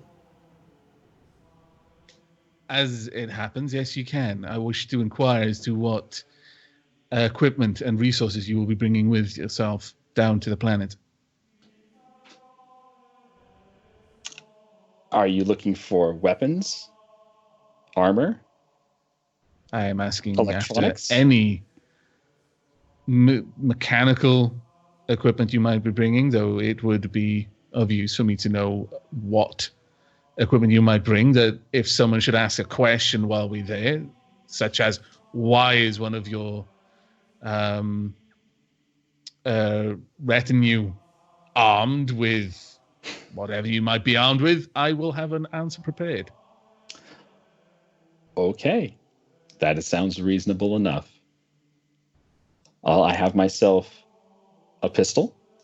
I'll show him the Laz pistol. We can all go to our quarters, and I guess I can just pull stuff out and show him. Yeah, I would be happy to accompany you to your quarters to look at your Laz pistol. So you go Okay. to his Let me go quarters show you my pistol. to play. I show you yours, you show me mine as you get your weapons. Oh, no, I'm not showing it mine. No, you Doesn't have need to. to You know have to. about Tit mine. for tat. I'm gonna Alright. be poking your Oculus tentacle every Yep, time it's you tit for don't tat. show me. He's giving up a lot of tat. He's been giving up a lot of tat. So where's it at? So damn it, Splat. so I show him my pistol, my Laz pistol. I show him the battery pack. And I turn it on, turn the safety off, just so he sees how it works. You've seen a Laz pistol before, haven't you? Of course I have. I show him a Laz gun, same concept, energy pack. Mm-hmm. Turn it on. I go, I like this one. Sounds pretty. And I show him a chain sword, just in case anybody gets too close for comfort. You turn it on. Okay. No. That might draw some suspicion inside a naval base like this. And that's everything I plan on bringing. I've got I may have an injector for dosing someone. Maybe. I'm not sure I'm going to be bringing that for any purpose. Well, what Do you think condition we'll be are needing- these items in, by the way? When I'm looking over them, when you're showing them to me, are they well maintained? Are they new? Are they decades old?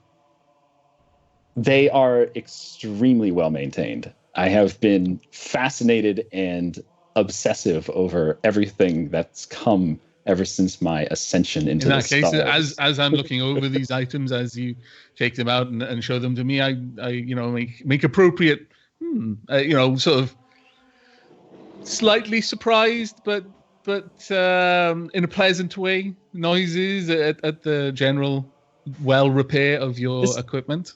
This is why I wanted to know how that globe worked and how I'm gonna be pestering Carolina so much over the course of this. Just asking him how everything works because I want to know. I want to know. What's everything. The that? answer I will touch it? almost What always does be that the button same. How does that work?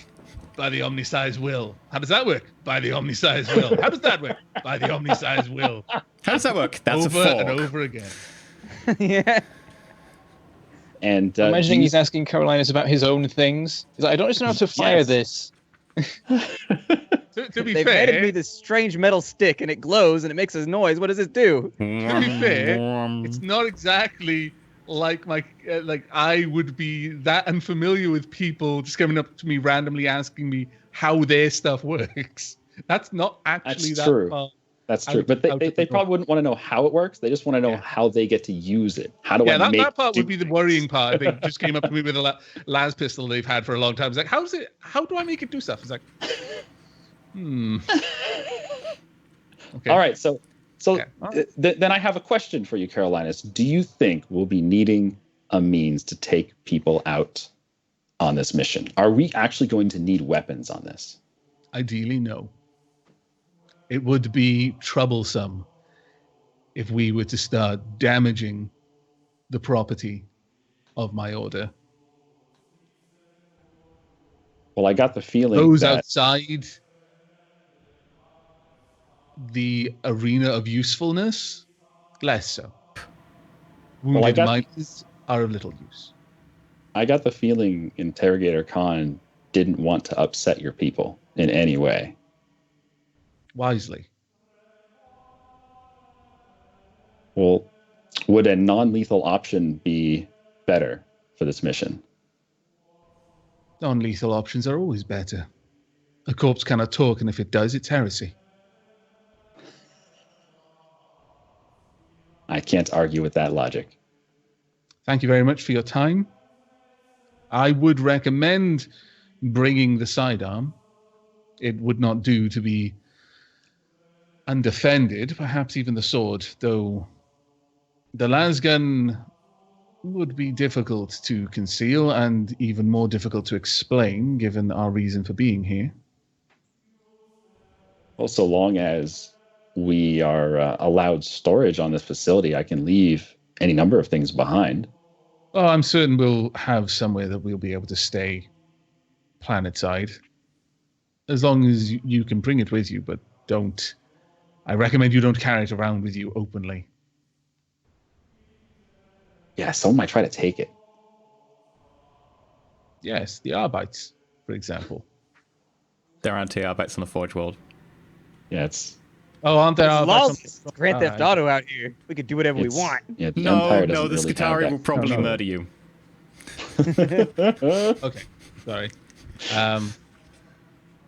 What is the enforcing... It would be the Adeptus Mechanicus' Skitari divisions. It would be the Skitari. Yeah. They Okay, don't really need law yeah. enforcement, they just have military. They sound like aliens from a Marvel comic. The Skitari. Sounds like Actually somebody do, don't they? Captain do. America would be fighting. Okay, with that, then I make my excuses and I leave, and I go to visit Brander. I check the obvious place, which is a bar. I mean, he's a Navy man. You find Branda and Cassius talking together in a bar, getting to know each other. Also, they happen to bump into each other in the same bar and just had an awkward silence when they were like, well, we're sitting next to each other, so... Well, we might die together, so we may as well drink together. Let's get this over with, socializing and all that. Amen to that. I walk up to the table they're at as they say this and say, gentlemen, I'm glad to have found you together. I have Carolinas. some theories. Join us. I look at the drinks that they've got in front of them. What drinks have they got? So what would you be I drinking? guess Amasek? Amasek? That's the like standard. Shenrid Okay, dying. I booze. just want to check. Is he okay? Some kind of stout if they have it available. If not, I'm drinking brandy. The classiest of drinks. I don't think they would have a stout in the officers' quarters. However, both of you do have then a fine quality Amasek. Or at least the finest one that's available in the officers' quarters. And not take in a it. lock and key. Okay. At the offer, I look as if I'm considering refusal. My hand is partially lifted as if to wave off. And then I lower it and rethink my option and then take the seat. Very well. I smile. There he is. So how can we help you? What's up? I wish to inquire as to what equipment and resources you might be bringing down to the planet, both of you, that I be better familiar with what I might have to explain to my brothers, should they inquire. Absolutely. I slide a long, straight sword out of a sheath that's behind my back, basically I guess parallel to my belt line, and it's just a long, straight blade. And I say, this one, easily enough, is my main weapon. This is what I've trained with for most of my life. You can explain it as a cultural thing. On my planet, a man is never seen anywhere without a blade. It's just not done. It's simply not acceptable. It's a Versepian custom. And sliding the blade back in, and then I produce a las pistol from inside my cloak. And aside from that, this is all that I've got. Wasn't really planning on fighting, to be honest. Wonderful. I'm glad to hear it.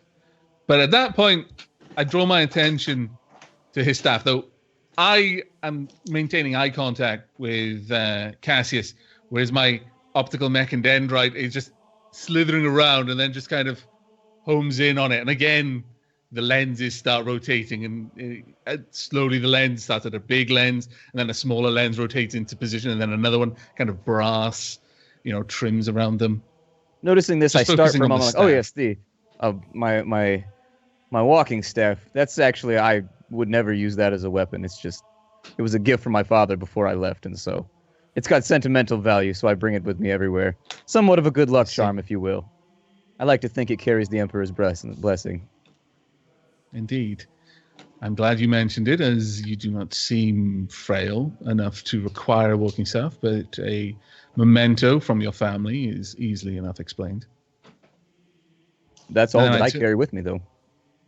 I nod. Good. Easy enough to explain should my brothers inquire. A sidearm and a blade, hardly out of the ordinary. And then I turn to Brander. Has Brander got his chainsword with him?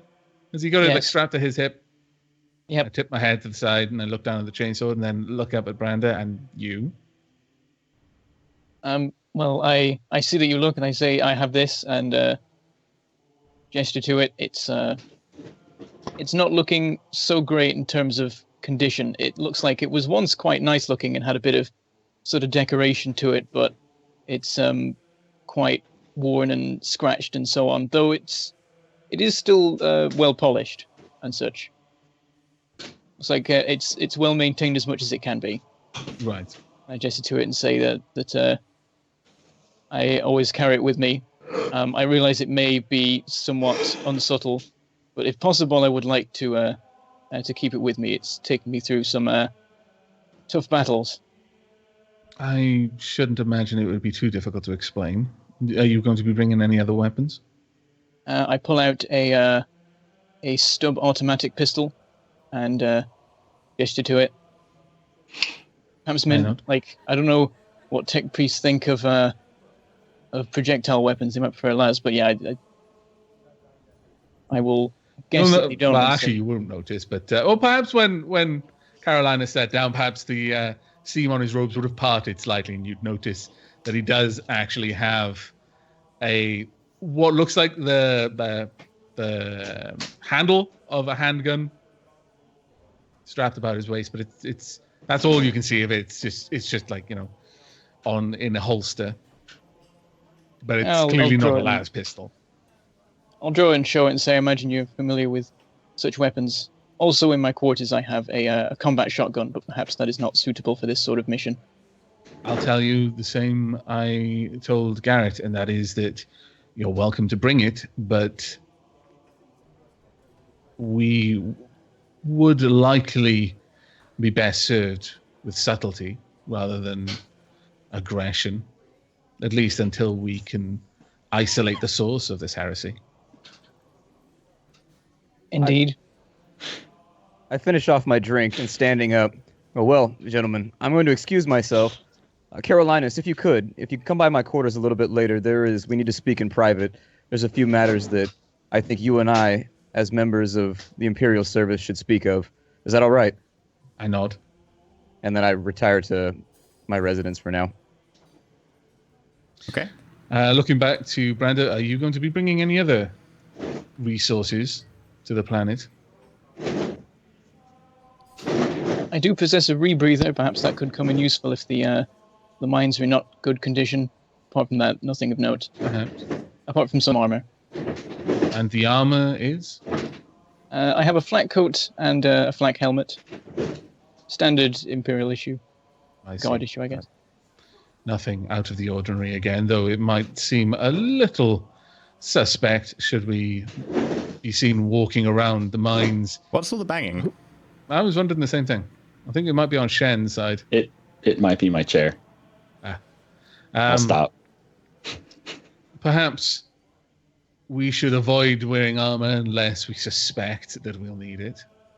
But to a certain degree, it might be expected of a man of your particular qualities. I look over the Imperial Navy uniform he's wearing. I could pass as a bodyguard.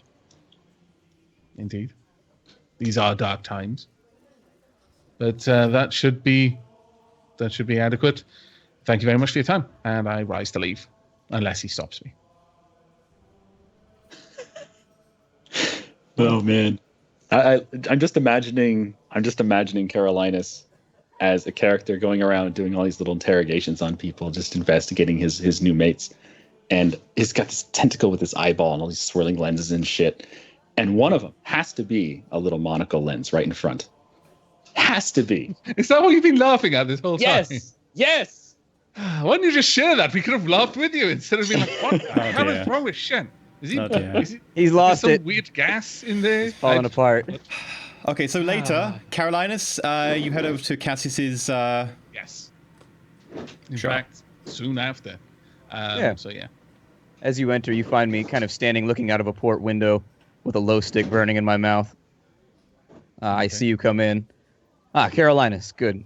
Could you close the door behind you when you come in? I turn to close the door. And then turn back to face Cassius. But as I do, I nod to the low stick and murmur, be careful which part of the station you wander whilst partaking of that particular brand. The machine spirits are sensitive. I grin, the low stick hanging slightly off at an angle out of my mouth. Like, don't worry, I don't plan on setting us all on fire in the depths of space right now. I'm glad that you came. There's something important that you and I need to discuss that I wasn't Yes. quite sure if it would be privy to release to the rest of the group just yet. But there's a reason I was selected for this mission to be along with all of you, and one that I think will put me at a bit of odds with our more primitive friend out there. He seems quite confused by space, and so I'm assuming he's never been out here before. Do you know much of our friend? I know nothing. This is our first meeting. I've never met any of you before this. I assume and I trust in the interrogator's will to have properly assembled the group, and so if he wills it, he wills it. However, I've been selected because I am a sanctioned psyker from the Astra Telepathica. I realize that this will At that take point, some back. he hears like almost like a chittering and a clack, and then a woo, as the medical mechadendrite, the one that's just been wrapped around Carolinus this whole time, just slowly uncoils, and you can see all of these like little piston injectors just kind of firing and clicking, little scalpel blades, chain scalpels just moving, and then it just kind of stills, but it remains uncoiled now, and he's got both of them out.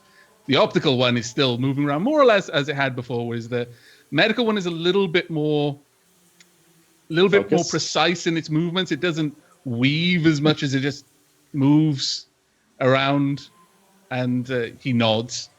Rather, I nod as I look up a little bit more squarely to him. I see. You might be wondering why I've chosen to let you know about this instead of the rest of the group, and it's simply due to the fact that you're a member of the priesthood.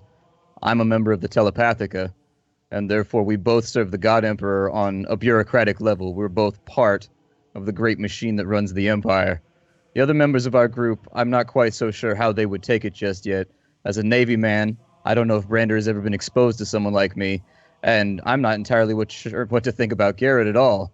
But I figured at least someone in the group should know so that when the time comes, there's at least someone there to lend a calming voice to the situation and reassure the others. If you think it wise that I should tell everyone else, then I will go ahead and do so, but I wish to seek your counsel first. Called Garrett primitive, I take it that isn't simply an idle observation. I have noted the way he seems fascinated by matters quite mundane. Well, I mean, the man's wearing chainmail. I mean, certainly we don't need to discuss that too much further, but it seems like the sort of thing that an Underhive ganger would wear, or someone from a planet where they can't put together exquisite protections like the ones you and I bear.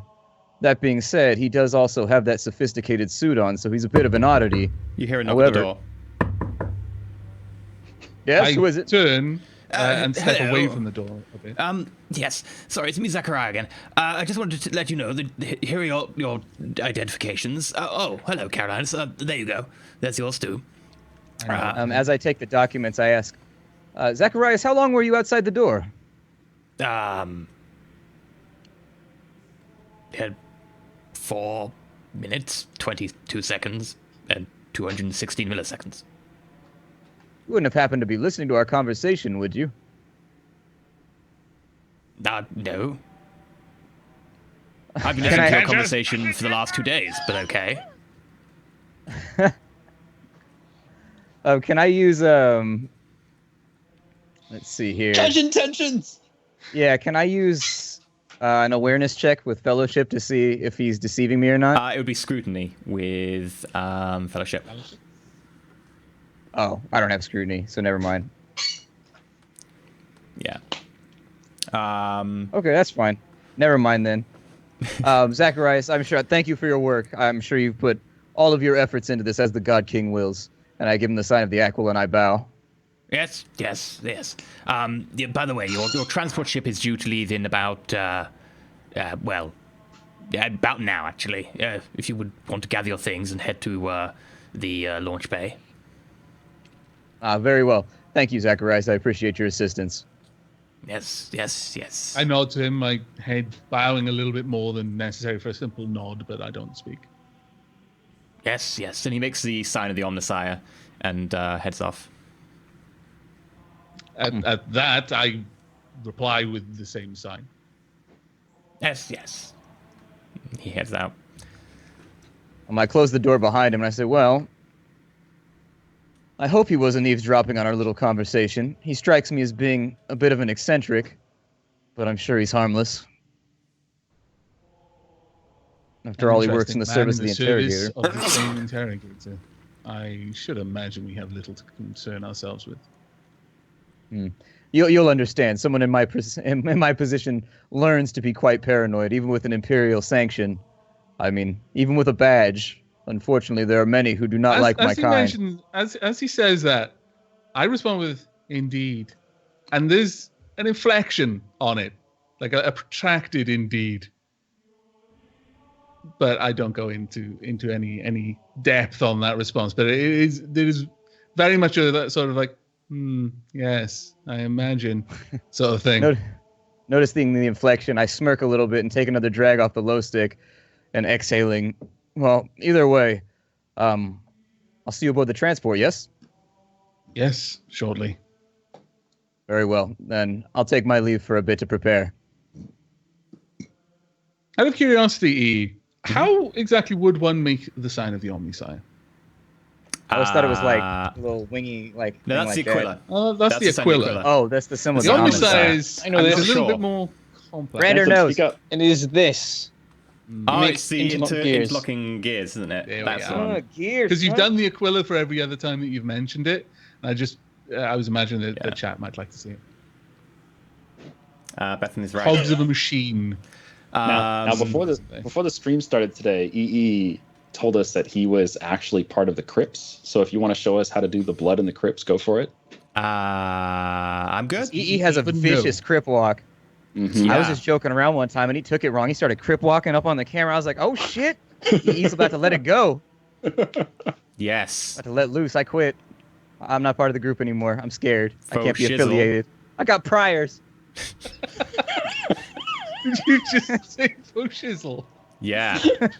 Yeah, I dizzle. Oh, don't do that again. But anyway, you all head out to the transport. Carolinus gets there last, shortly after Cassius. Brandon and Garrett have been there for a little while waiting.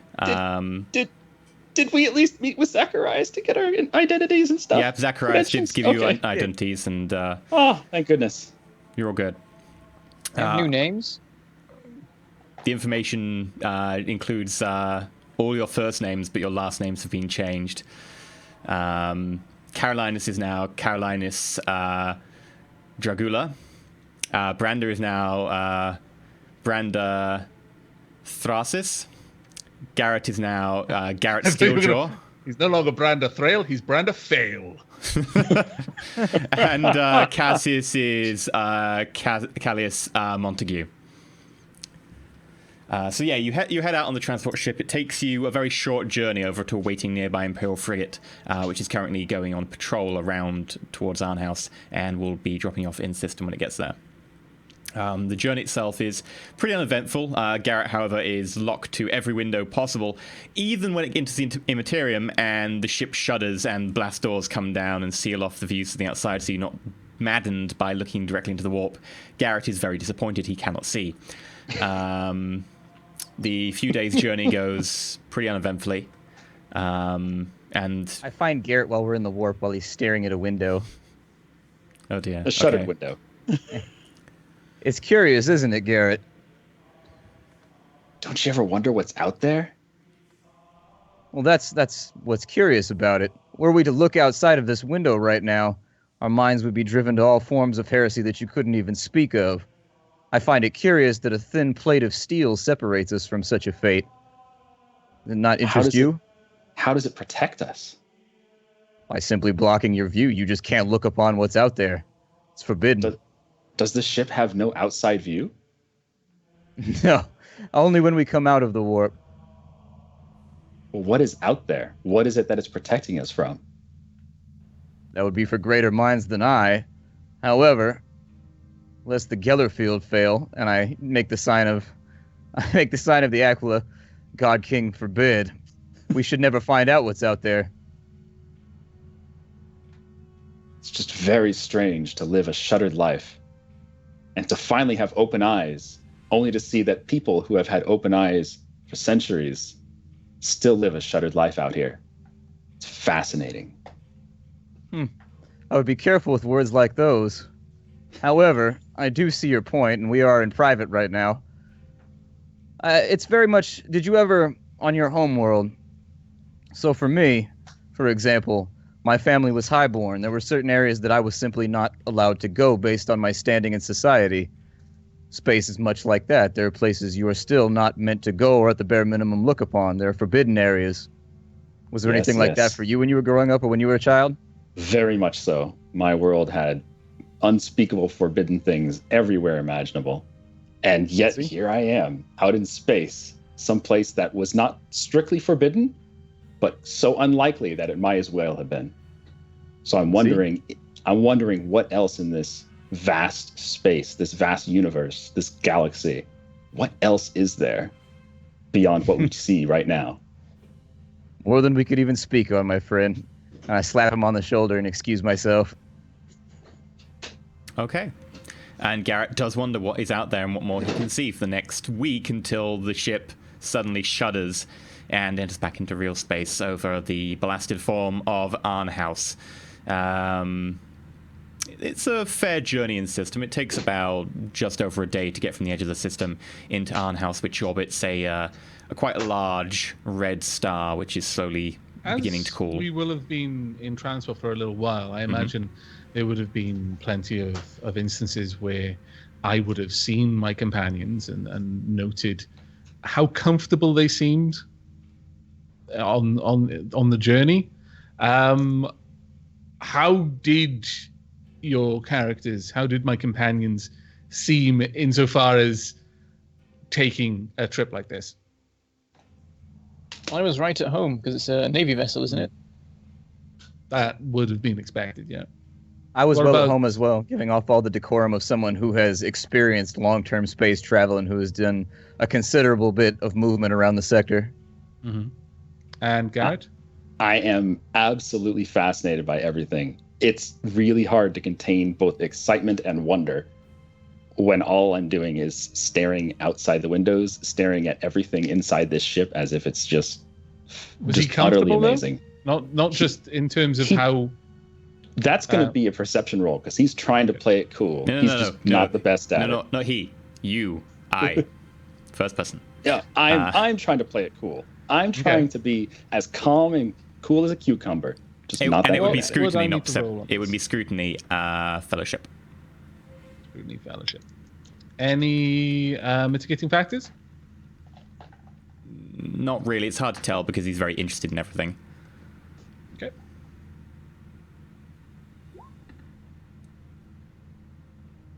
Yeah, that's a success. So, yeah, Garrett, how home are you Actually, feeling?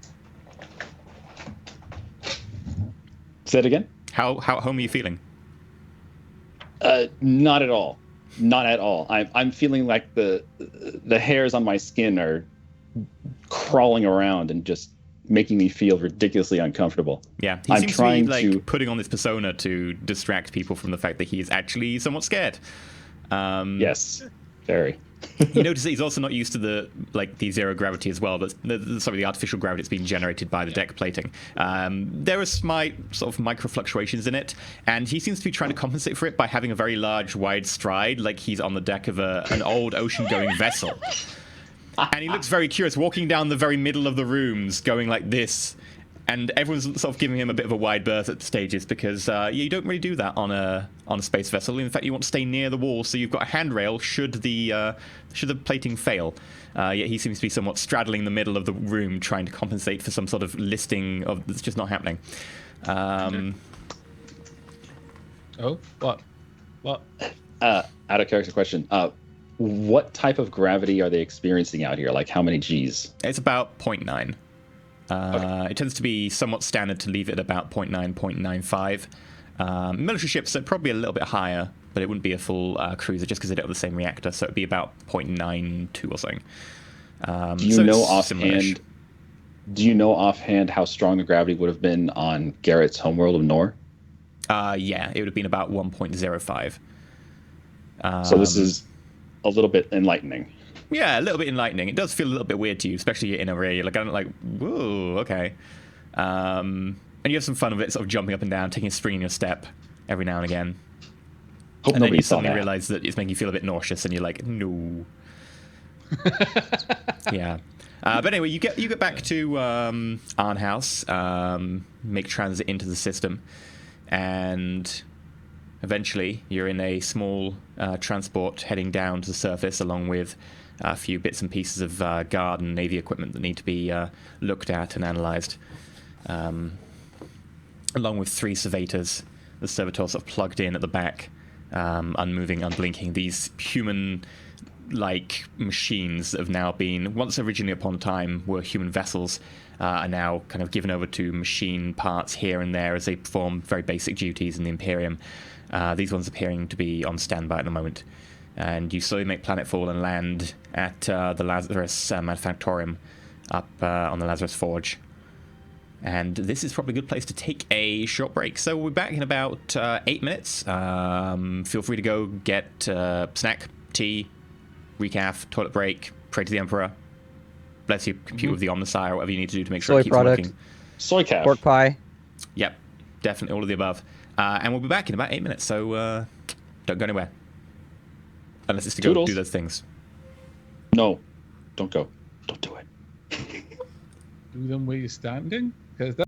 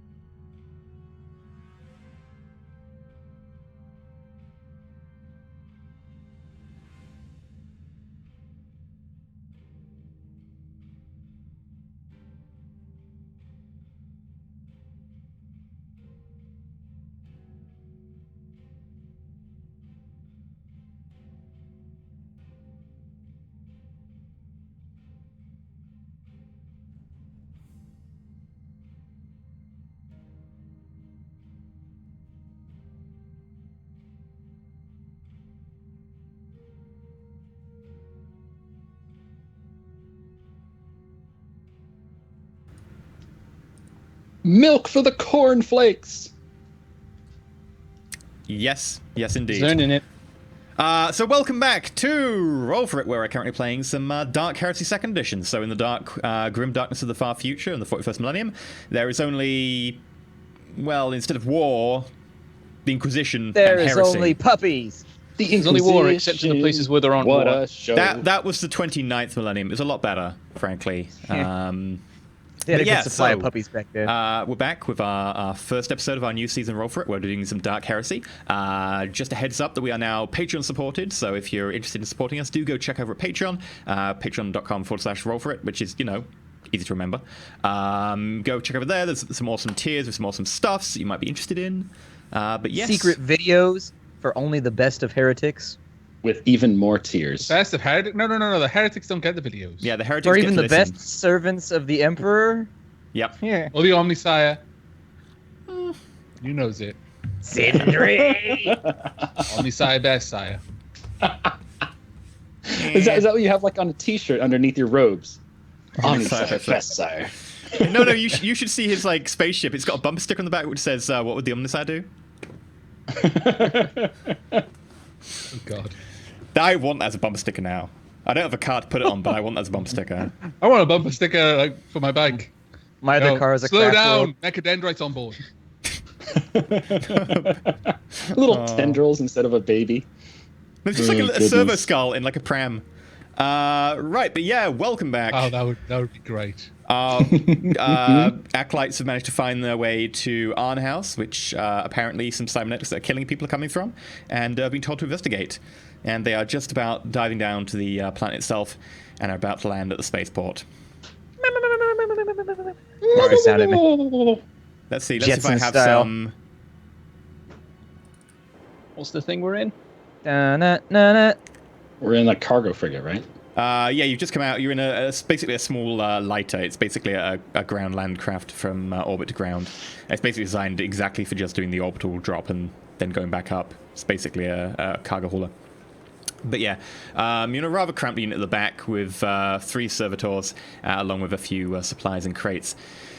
And slowly, after entering the atmosphere, you manage to make your way down to the somewhat, if not busy, certainly a bit busy with servitors, although the actual signs of any intelligent people certainly limited. You can spot like 1 or 2 tech priests sort of directing the unloading of craft and so on.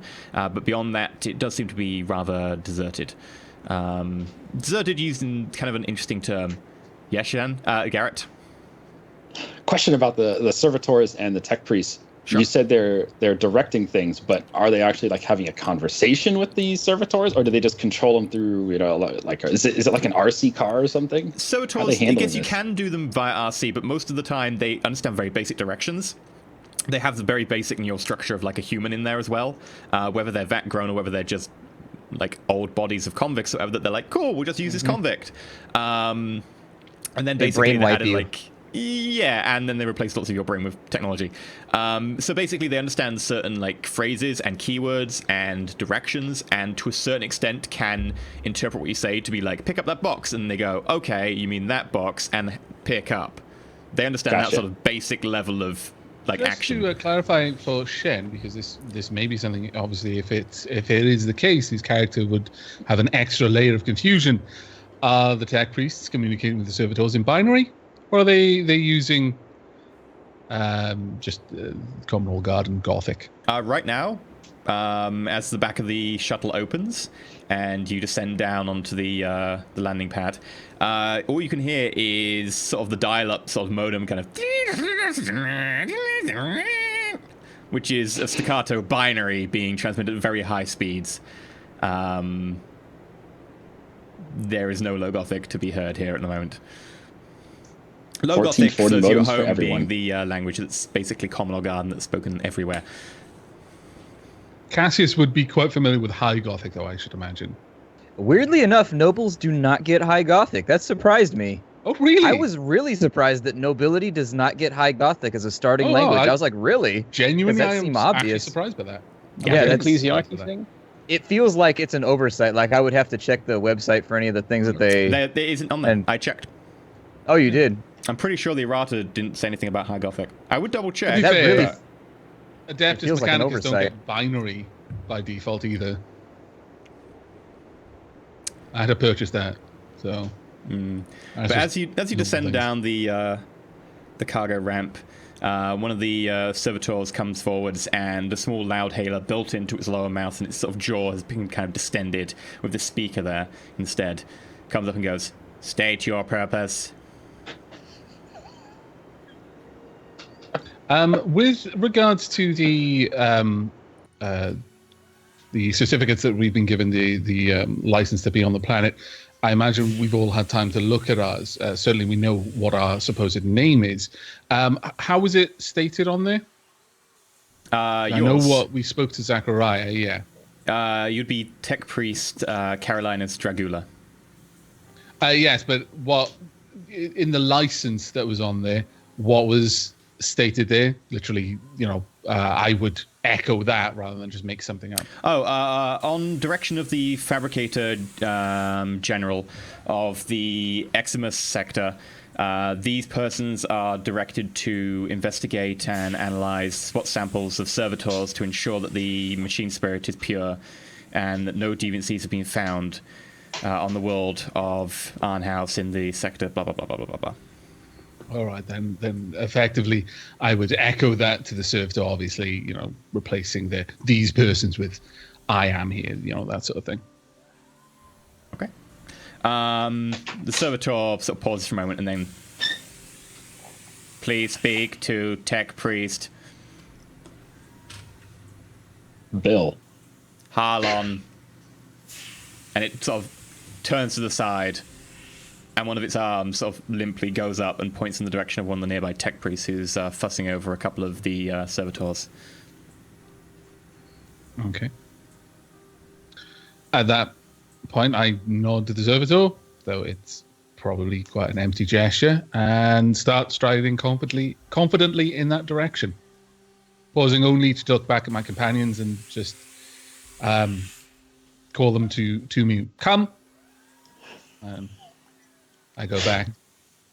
My mechadendrites at the moment are both just coiled around me. The coil is fairly tall across my whole ribcage because, although I hadn't actually mentioned it previously, the mechadendrite is about 2 meters long, and the optical mechadendrite is about 3 meters long. So I've effectively got 5 meters worth of thick, kind of metallic cabling just coiled around my torso. Okay, so you head over to the tech priest who's fussing over the two servitors, and you can see that he's currently got his combi tool out and he's fiddling with one of the chest plates on one of them, while the other one sort of assists him by pointing a lamp in the right direction. Blasted thing. If I just shift that around and this bit here and who are you? I pause and. Initially, I nod to him, I bow my head, I make the sign of the Omnisire, and I say, "Greetings, Brother Harlon. I am Brother Carolinus, and I am here." And then I, reel off the purpose of my visit again, once more, and I gesture back to my companions, and these are my assistants. Assistants? You an interesting lot. Give me your papers. I hand over my papers. You give him the data slate, and he looks over it, pulls out a connector, and just plugs directly into the bottom.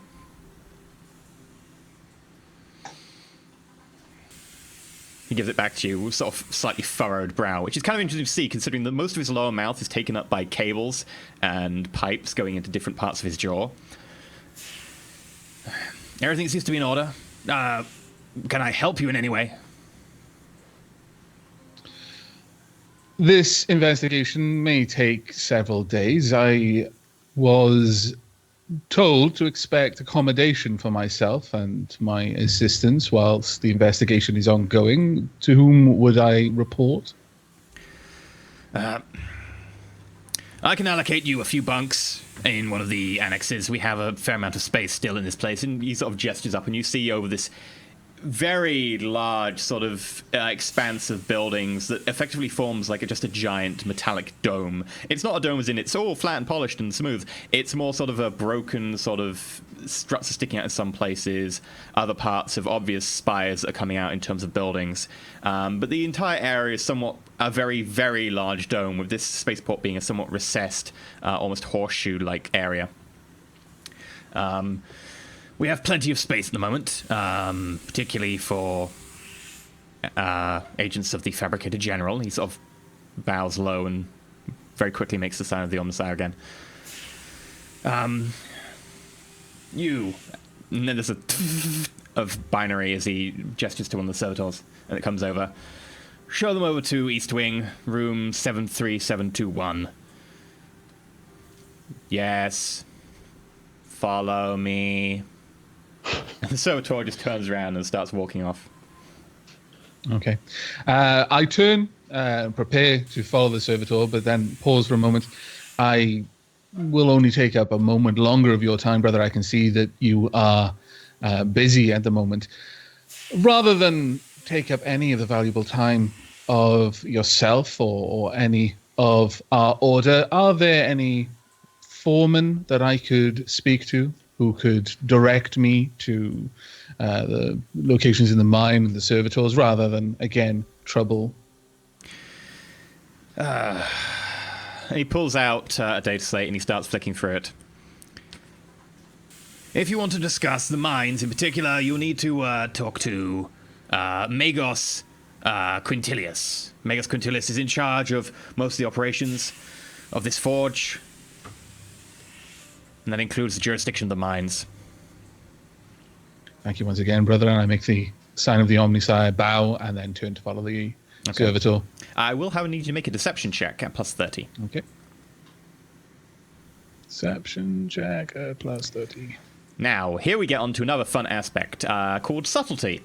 Is that fellowship or intelligence for this one? Oh, it would be fellowship. Okay. And that was, sorry, plus 20, did you say? Plus 30. You both knowledge of Mechanicus 30. and you have some excellent papers at your disposal. And he is busy. Wow. 09. Wow. I was worried about that roll, honestly. If it wasn't clear on my face, I was genuine, like, oh, this is where I fall apart. I'm not the talking one, damn it. So, subtlety is this the is mechanic right. that determines how well-known and how secretive the group are being. 100 being they are invisible, almost. No one knows that they're there. They are completely and utterly off the radar from We're a anyone. ghost in the night, just Yeah. Whereas predator. one is you kick down the door and go, the Inquisition is here, tell me all your secrets. And everybody No knows one you're expects coming. the Inquisition. Yeah, Wah! pretty much. Only in the 41st millennium, everyone expects the Inquisition. No, the Inquisition are kind of shadowy figures that no one really talks about. Really? Because they're scared of you. Oh, okay. There aren't that many Inquisitors per subsector, and there's billions of people on a planet. Fair enough. My bad. But your subtlety starts at the very beginning of the game at 50. Should you do actions that decrease your subtlety, it will start to go down. If you increase it, it starts to go up. If you particularly do well at sort of making yourself stealthy, you go into depth of making cool disguises, and you do well at ingratiating yourself into like the enemy forces to hide amongst them to be able to find out more information. Stuff that doesn't distract more. If you go the route of, hi, I'm the Inquisition, I need information, your subtlety decreases. Now, both ways are ways to do investigations. However, it is much easier to tank your subtlety than it is to increase it, so bear that in mind. However, I will not tell you at any point what your subtlety is unless you start doing tests and asking around, at which point I can give you some vague information. So your subtlety was, at the beginning of this game, 50. However, because of a very, very good deceive roll, it is now increased. Yeah, the tech priest you just spoke to. We'll get to it in a minute, Shen. The tech priest you just spoke to completely and utterly believes your story so far. What is it, Garrett? I just wanted to know, at 50 subtlety, what are people thinking about us? Are they actually thinking, those guys might be with the Inquisition? You currently don't have a reputation, so you're generally okay. However, it's possible that someone could track, the way your shuttle path, or possibly the way your credentials are forged or whatever, and that sort of stuff can lead back to you. In addition, some might know Carolinus from somewhere as being a place with a load of Mechanicus. It's possible that they could trace that back. Gotcha. Yeah, you head along. You follow the servitor towards a set of rooms.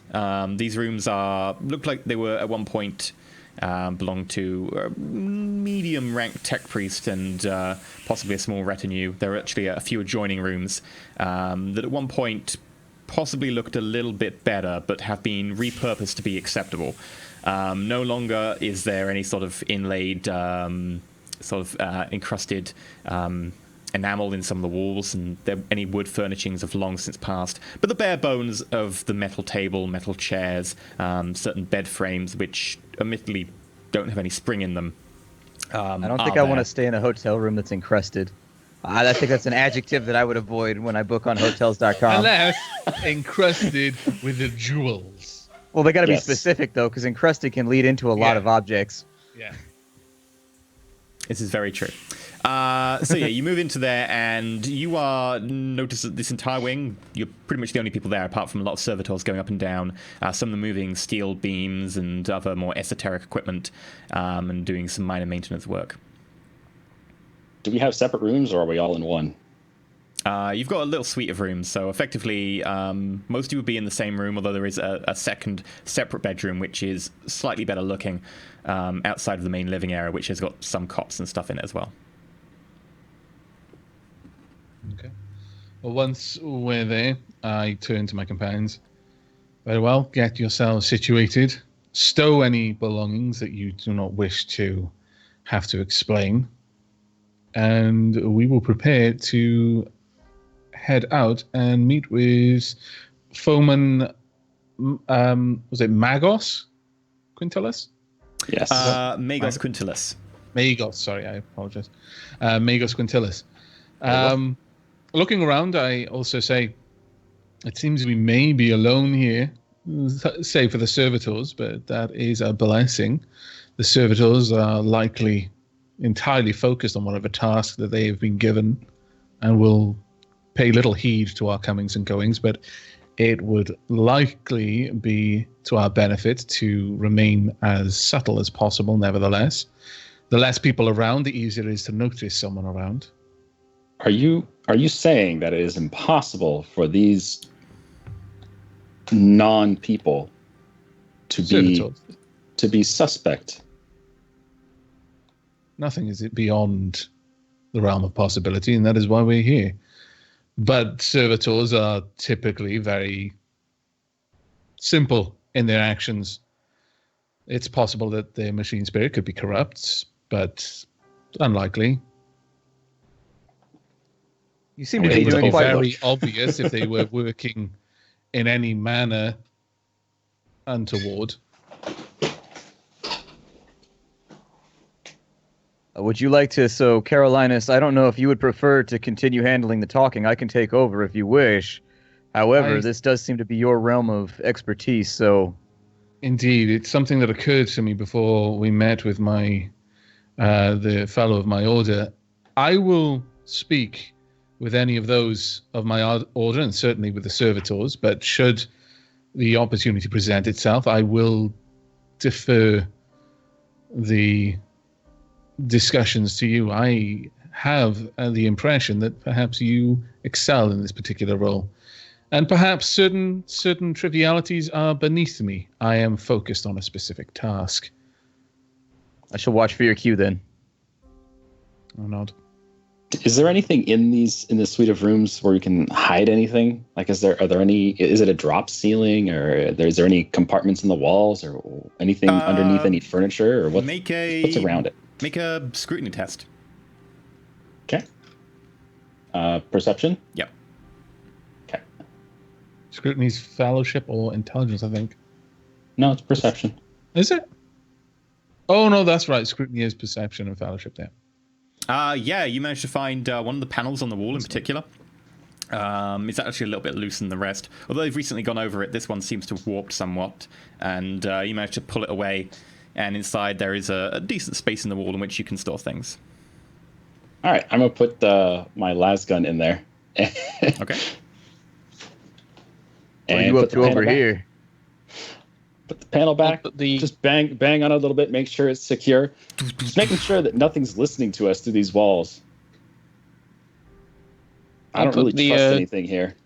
The shotgun in there, perhaps, and I guess my armor. I'm not sharing this space with anyone.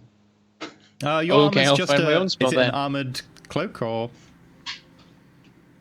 My armor. Yeah, what is it? It's a flat coat. You'd probably be okay with a normal issue flat coat. That would be. Yeah, imagine that would be fine. Yeah, Helmet's iffy. I'll keep hold of the coat. I'll put the helmet somewhere safe. Okay. And the shotgun. The coat is a utility item that happens to be armored, whereas the helmet is specifically something for keeping your head from being shot off. Yeah. And likely something you'd only wear if you expected to be in a situation where so you dump those into the wall. Make sure they're behind the panel, securely stored. Whilst they're doing that, I'm going to look over the data slate again and see if there's any mention of Magos Quintilis. So Magos Quintilis is in the data slate. Magos Quintilis is full Magos Biologis Quintilis, specializing in a lot of the biological aspects, particularly the interfaces with cybernetics, which is why Magos Quintilis is in charge of the Lazarus Forge and the manufactoriums up here.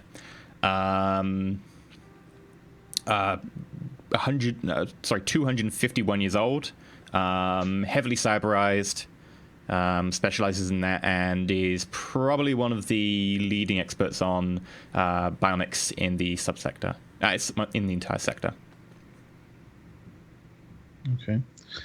Any other information specifically like where he might be?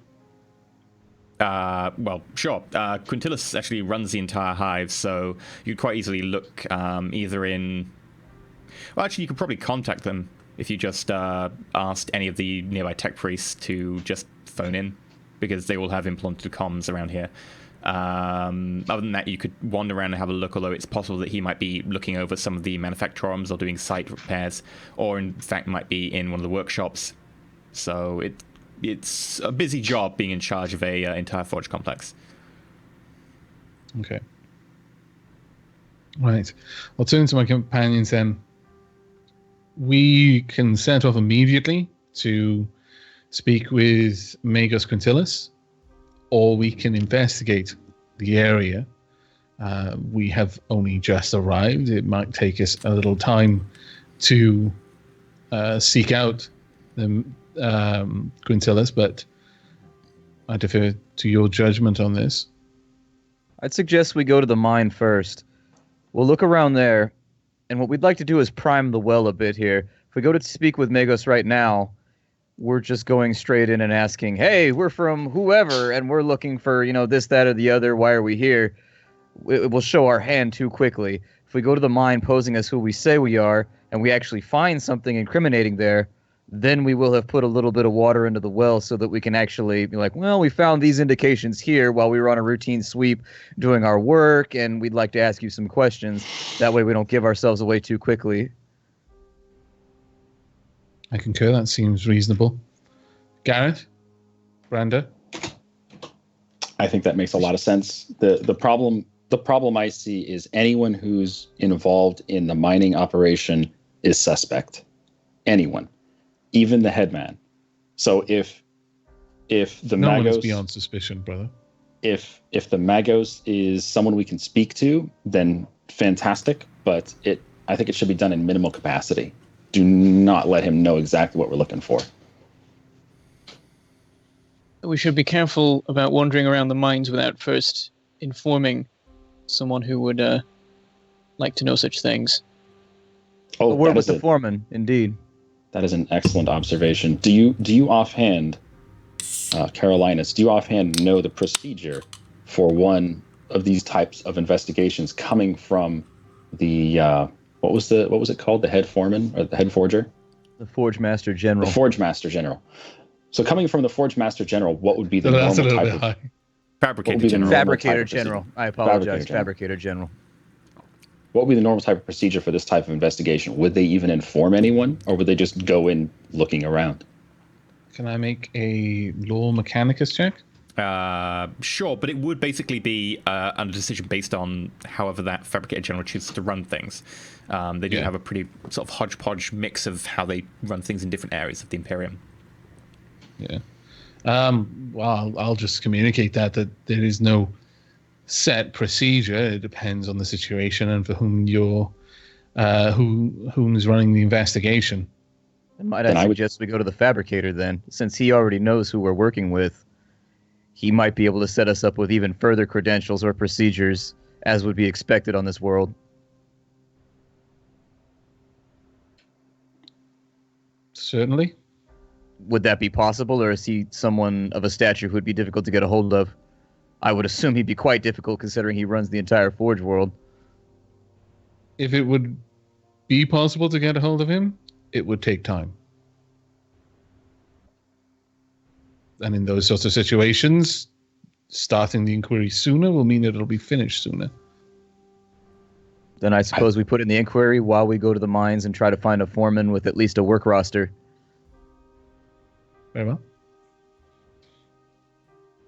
Okay. I think the sooner the better. Think if anyone asks questions, we're there for a purpose, and it would also take time for them to challenge our purpose there. Everything we have is legit, and they can't challenge that directly. In terms of the OC side of things, EE,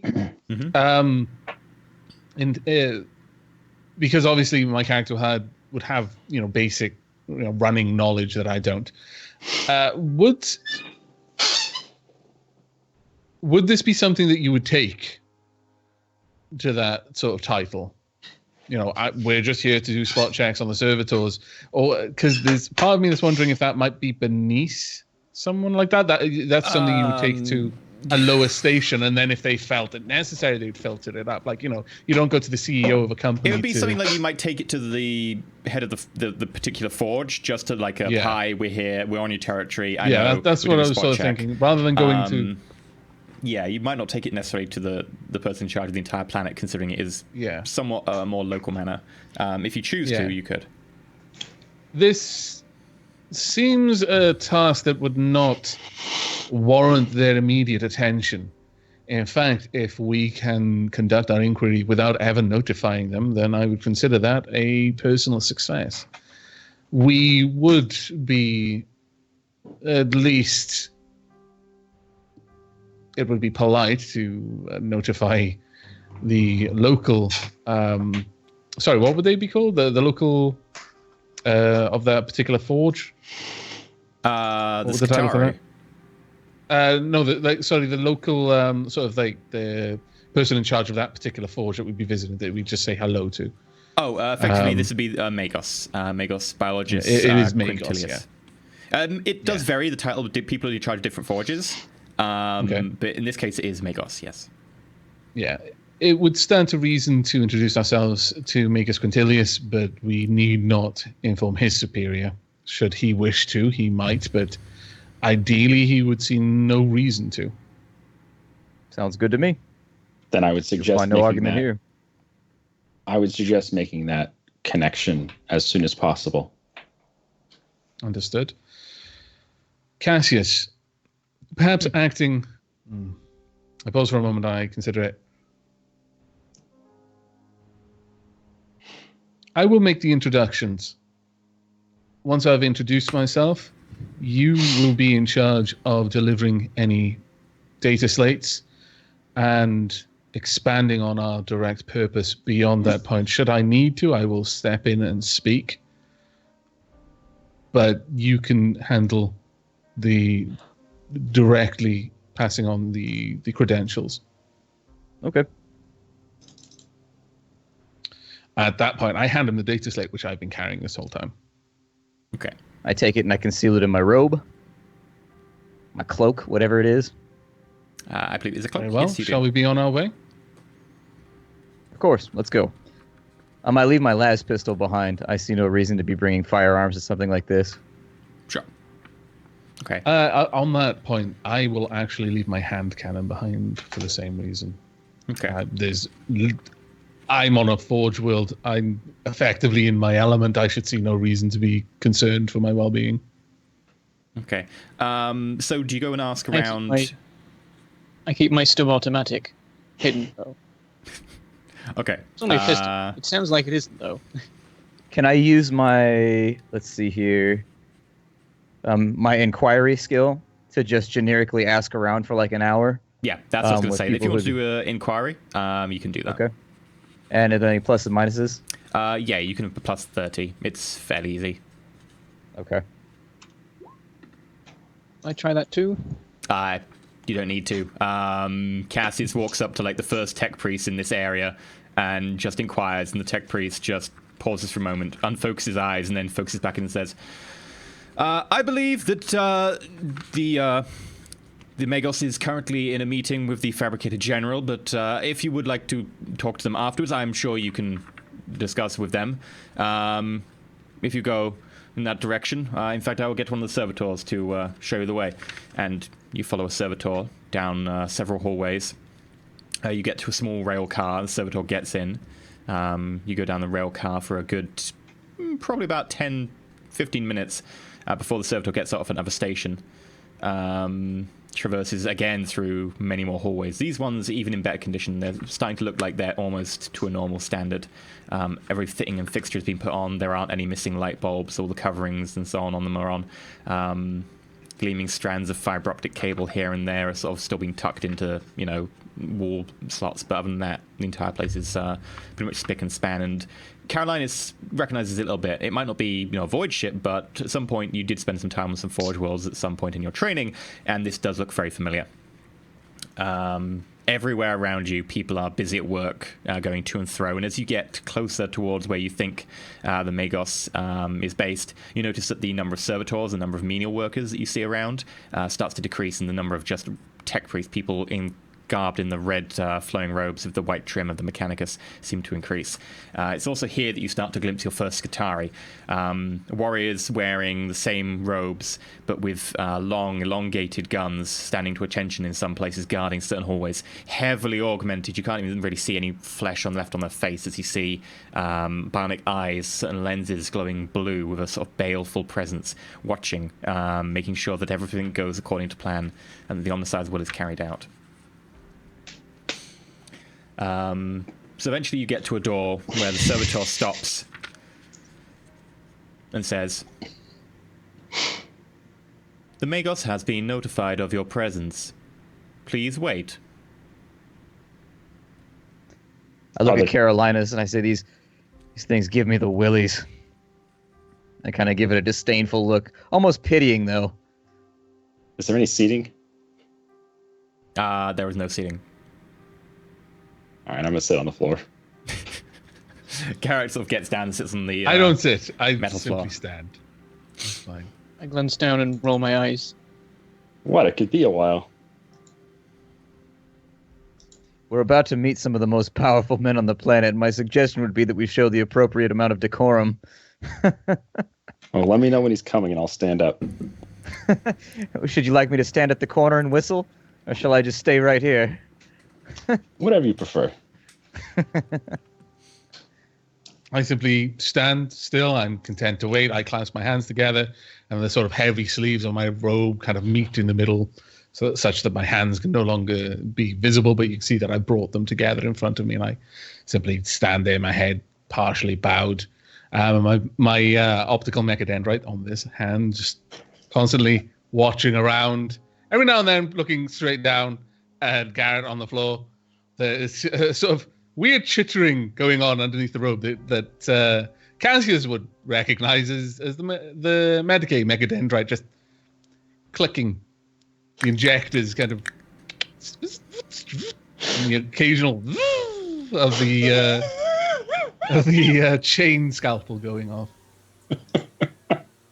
It's somewhat disconcerting. I take no heed. Okay, so you wait there. Time passes. 10 minutes, 20 minutes, 30 minutes. See, I'm glad I sat down. 40 minutes later, the doors open, and out march two Scutari in flowing red robes, white trim, guns at the ready, gleaming metal implants, really high quality by the looks of them. You can see them almost polished to a mirror sheen in places. And they very carefully clear the corridor while they walk with their arms stowed, watching, giving you the eye, but walking past, noticing that you're not really a threat. And out marches a female figure, a tech priest, but a lady, wearing very rich red robes with white trim at the edges, along with gold embroidering, wearing arms, both of which appear to be high-grade cybernetics. The fingers sleek, almost human-like in their form, but actually metallic. Each joint is so carefully crafted that you can barely see the seam as it moves. She looks around, notices you, and you just hear a random sort of burst of static.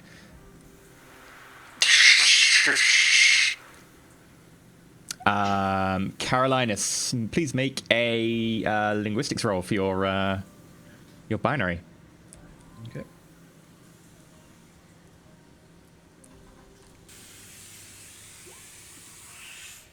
Nice. 6. Nice. The rolls are on. I'm so glad this isn't like the practice session. Yeah. God. This is like the plastic session. They wouldn't even Plastic believe I was a session. tech priest. And I could then We let me down. plastic They'd be like, session. "You're just faking it, aren't you?" Those We'd are be actually machine made of gunned to plastic. death already. Yeah, we'd be eating Yeah. Skitari bullets. So, 5 haven't got hits. to combat yet. You caught what the binary was. However, it was encoded in one of the more common Mechanicus ciphers. Luckily, you are actually familiar with that Mechanicus cipher, having studied biologists for a while you did your stint to become a, how's it pronounced, chirurgeon?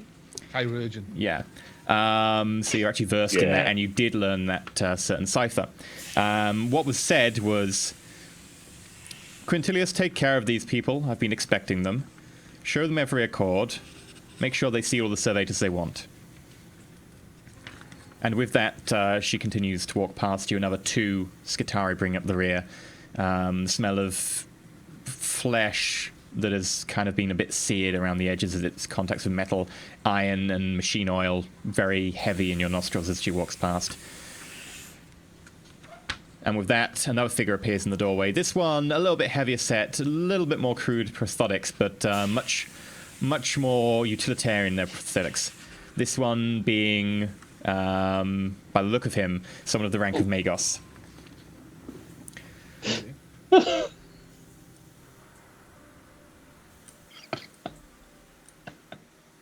Can I help you? As he approaches, I lift my arms and the sleeves roll back a little bit to show that I've got my hands together again. The sign of the Omnicide, and I bow to him slightly. Magos Quintilius, I presume? Yes. I nudged Garrett to tell him to get up. I presume I'm you would already be. up. Oh, okay. So I what was presume that? you would be Tech Priest Dragula. That is correct. I've been directed here to begin my investigation with a list of servitors and also... Come in. Let us not do business in the hallway. As you will. The I Omnissiah. gesture to my retinue to follow me as I follow them. The Omnissiah protects and serves us all well as we toil in this great service, but preferably let's not do this in the hallway where we can get in the way of those others toiling in the Omnissiah's great service. Of course. Please forgive my eagerness to begin the investigation. I just keep making the Omnisire thing. I'm doing the best I can. I don't know what's going on. Okay. He's sitting over in the corner. He's not even facing you. You're just like It's like, in the background. yeah, he walks in, and you notice that as you say that, Carolinus, he sort of nods, but the way he nods is very distinct. It's almost like his head isn't really connected using the same muscles that are in his shoulders. When people nod, you kind of expect the sort of the sympathetic motion in their shoulders. You don't get that with this guy. Okay. Fantastic. But he enters the room. You notice that the room is very heavily covered in all sort of bits and bobs of technology. In fact, to a certain extent, there are small plinths with mechanical arms and legs, and even in one case, a mechanical heart that have been opened, and you can see some of the internal wiring and some of the circuits and certain parts of the pumps and so on. All have been left open to display. Some held in sort of very ancient but well-working grab suspensors held in the air. Others opened on a sort of a very gentle velvet table just to be inspected. You get the feeling that this person is a Magos that takes his work seriously and is very good at it. Okay. I can't help staring at all these things. Hearts, arms, legs. I too, having never seen anything like this, do seem kind of interested in it as well. Carefully studying while we're walking by. It's definitely caught my eye. I'm trying my best to ignore it. You've seen too much, man. I've seen some shit in Space Nom. No, not the PTSD. Okay, as you get in, the door closes behind you. Seemingly out of nowhere, until you notice that the walls themselves have two arms that are currently hanging limp as they've just pushed the door closed behind you. Each one just about a foot in from the hinges.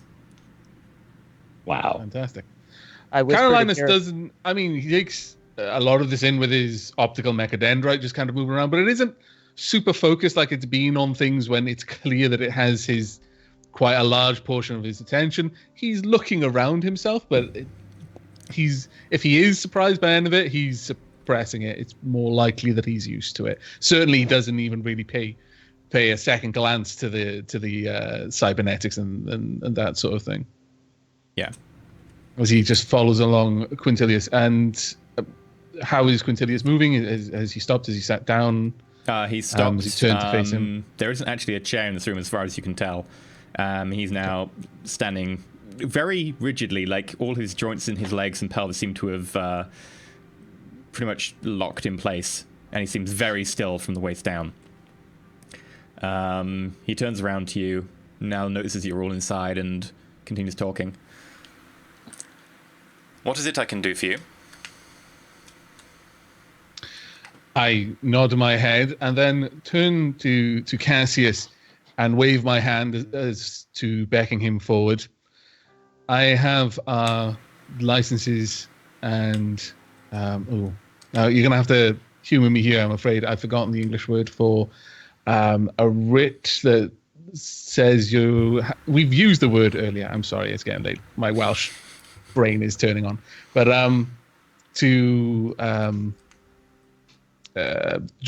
instructions, rather. So our paperwork seems a faster way of explaining the situation. And Cassius is reading that this Magos would prefer not to talk when he can simply see the information. It's a little bit more efficient, and he's trying to appeal to that side of it. Very well. I step forward just in case. If you'll give this here, Cassius, is it? Indeed.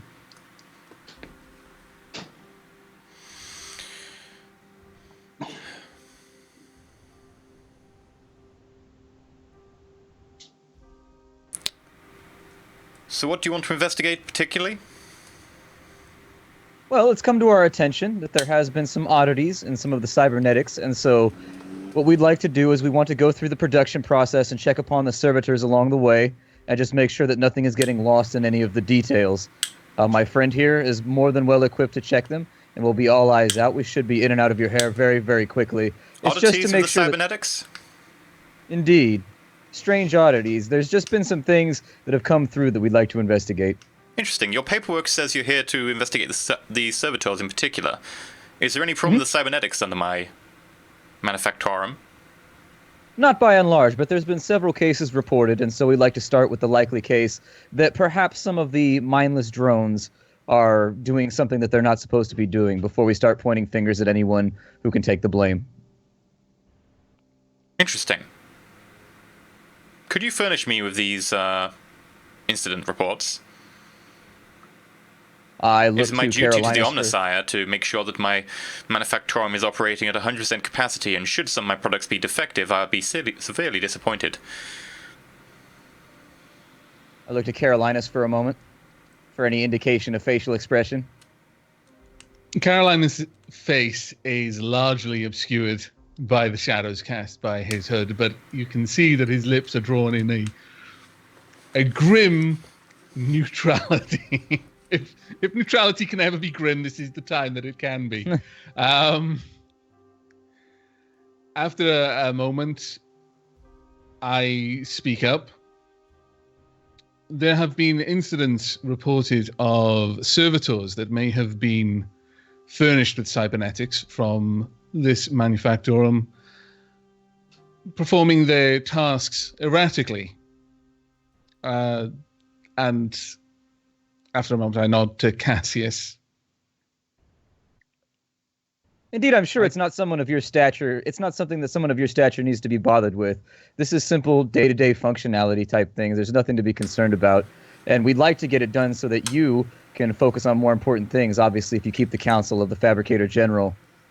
And the Fabricator General of the sector sent you to investigate these small, unimportant incidents without informing my forge.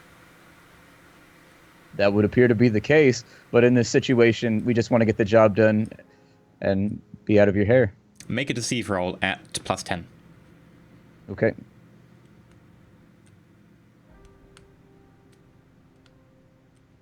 Can I interject just briefly, or is it too late now? It's kind of too late. I've taken the conversation as it has been up until now. Nice roll. Right. Yeah. That'll increase your subtlety. When improvisation fails, make with the good dice rolls. Hey! Very well. Far be it from me to question the will of the Omnisire through its divine conduit to the Fabricator General. I heard Omnisire. I very much appreciate your cooperation. It's nice, to be honest. Yes. Nice indeed. How may I help you with your investigation? Simply, we'll need some type of writ that gives us access to the mine. Which mine was it that we needed to take a look at, Carolinus? After a moment, I mentioned Charion. Charion. Just some writ that gives us access to the mine and also the ability to speak with the foreman and take a look at the servitors without being bothered. And that would be about all we need from you for right now. Interesting. I do not believe we've exported many servitors from that mine particularly recently, but we will be happy to give you access. That said, let me just try and pronounce this properly. Reykjavik?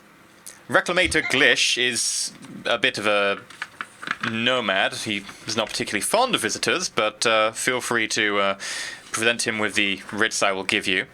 Bear in mind, however, that all the servitors over at the mine are actually relatively new models and have been created recently, so I do not think that those will be a problem. At that, I interject and ask, perhaps there are servitors at other mines that might be more useful to our investigation, or even any mining personnel who may have been furnished with cybernetics. In which case, you will be wanting to look at both the Taurus mine, which is heavily populated by servitors, and also some indentured workers.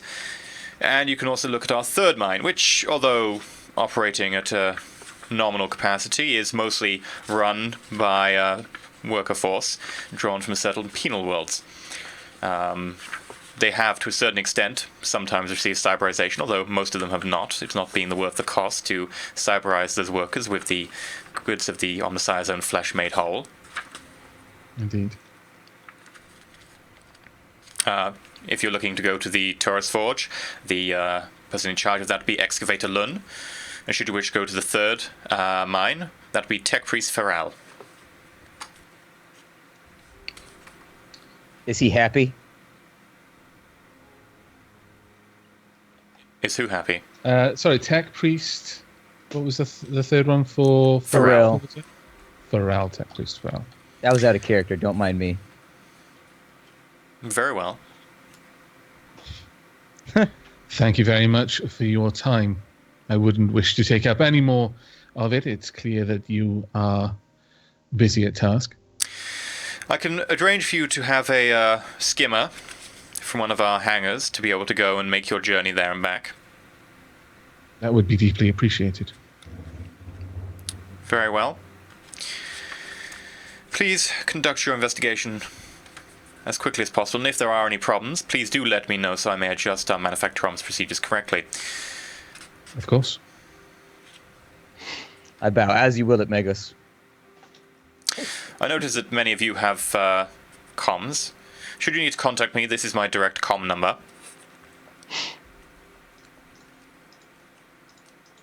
Please do not waste my time, but if you do find something of note, I would be more than happy to try and fix the situation. Should that occur, you'll be the first to know, Megas. As the Omnisci wills it. As he wills it, and I make the sign. I emulate as I saw Carolinas do it. I try my best. What are we doing? Exactly. Oh dear. By the way, who's a vacuum cleaner in the background? I know. That's landscaping outside. Oh dear. Pretty much It's about it. Wednesday. They were doing it earlier at my house too. Yeah. Splat knows my pain. Yep, Alright. every Wednesday, man. It's the landscaping day. Yeah. So, you leave? With that, with everyone creating the sign of the Omnisci, I bow and start stepping away and say, and as I start to move, come, let us not take up any more of the Magos' time. I nod to the Megos and I turn around and follow them. On a boot heel as usual. I'm already at the door. I'm waiting for those giant arms to open it up. I'm like trying to stop myself from reaching out to grab the handle. I just want to see if it'll do it on its own again. That was amazing. Yeah, the door opens. The arms at the side extend out of the wall. They sort of just slowly grab an extra sort of half meter on each side with another 2 elbow joints, and they sort of fold inwards, grab the door handles, and open the doors for you. I nudge Garrett and I go, who knew a door could be so well armed? Ah! And I head into the hallway. As you do so, Geralt, you're probably one of the more perceptive of the group. You notice the Magos behind you. You're not sure if it was a suppressed laugh or not, but you kind of saw the shoulders shudder for a moment. I think the Magus liked you. Yeah, well, I have that effect on people. I don't know why. They just always seem to love me. A status of my condition, I suppose. So as we're heading back to the shuttle, right? Are there any details on the skimmer that he said he would furnish us with? Yeah, they gave you directions to one of the northern hangars, and there is a ground skimmer awaiting you. It's a 4-person seater. Doesn't really get more than 20 meters off the ground, but should be able to get you there and back inside of a day. Doesn't count as aeronautical, does it? No, it would be surface. Oh. Sad my Which thing. apparently I can use, which is not too bad. So- okay. Sorry, was there a pilot servitor on this? Or was it? No, it was just a 4-seater, wasn't it? Yeah, just for yeah. All right.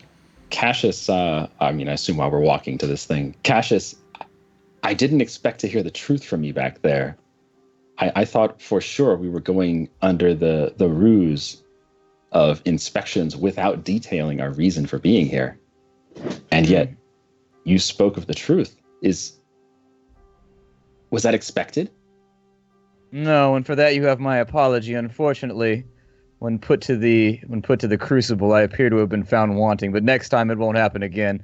Luckily, I was able to talk us out of it, but that was a mistake, and hopefully the last one I make. Well, it seemed fine. He seemed a perfectly amicable man, and he didn't seem to want to impede our investigation in any way. Yeah, It was just- Carolinas. Was there any indication when they came? Do you know why he was so amicable to the situation? That went a lot easier than I thought it was going to go. My response simply is yes.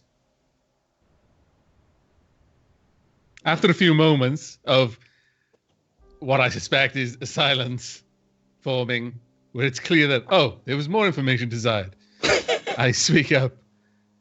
He was instructed by Sorry, would I recognize the obvious guards and vestments of the female tech priest? Yeah, you could guess that she was as a Fabricator title? General. Yeah. He was instructed by the Fabricator General to facilitate our investigation. Ah. Well, in that situation, that explains why he was giving us so much leeway during the negotiation. We have been given a skimmer flies by. fortunate. Indeed. The industrial work going on here is pretty potent. Yeah. Either that or it was a really, really janky loud hailer on a server that's going bonkers. Either way. It seems we've been afforded a pass for the unfortunate mistake. Mistakes do, of course, happen, though in the employ of the Omnisire, we should aim to minimize them. Indeed, the God King protects. That's all I can say about that situation. Shall we go to the mine? As we stand by the skimmer, I assume we've arrived now. I pause, furrow my brow, and then look up at each of my companions. There are 3 destinations, 3 individuals with whom we can discuss our investigation, and 3 mines. Which do you think we should go to? It was implied that Charian, although our best bet, might not be the more obvious location, though he mentioned the servitors were of a newer model that may imply that they are using fresh cybernetics. Indeed, any manpower, any indentured servants at that mine may also be equipped with more modern cybernetics, and it appears that that may be more useful to our investigation. My vote is for Charon, and the reason being is that he said that the servitors there were the newest, but to my mind that speaks volumes as to they being the most likely to have been tampered with more recently, since their assembly is closer. The older servitors, not so concerned about those. We can go to all the mines, but I think the Charon is where we want to go first. Well, Again, sorry, excuse me. We did tell the Magos that we were going to Charion first. We explicitly told him that. If we've been honest with him so far, we might as well keep to our word. Explicitly asked for his additional information on what might be a more relevant location for this particular investigation. Got a bug over there. Damn. Yeah, it's a daddy long legs. It's I have native a strict to this no world. killing daddy long legs policy. They are free to roam my house, as are all spiderkin. Except the ferrets occasionally eat them if they journey to the ground. Nom nom nom. It's a sacrifice for the treaty. Interesting that you mentioned the Forza mine was manned almost entirely a workforce from a penal world. Is that not something that raises suspicion?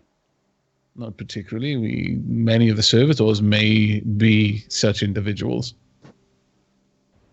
Should their debt not be sufficiently paid by the time that they should die, then they continue to pay it in death.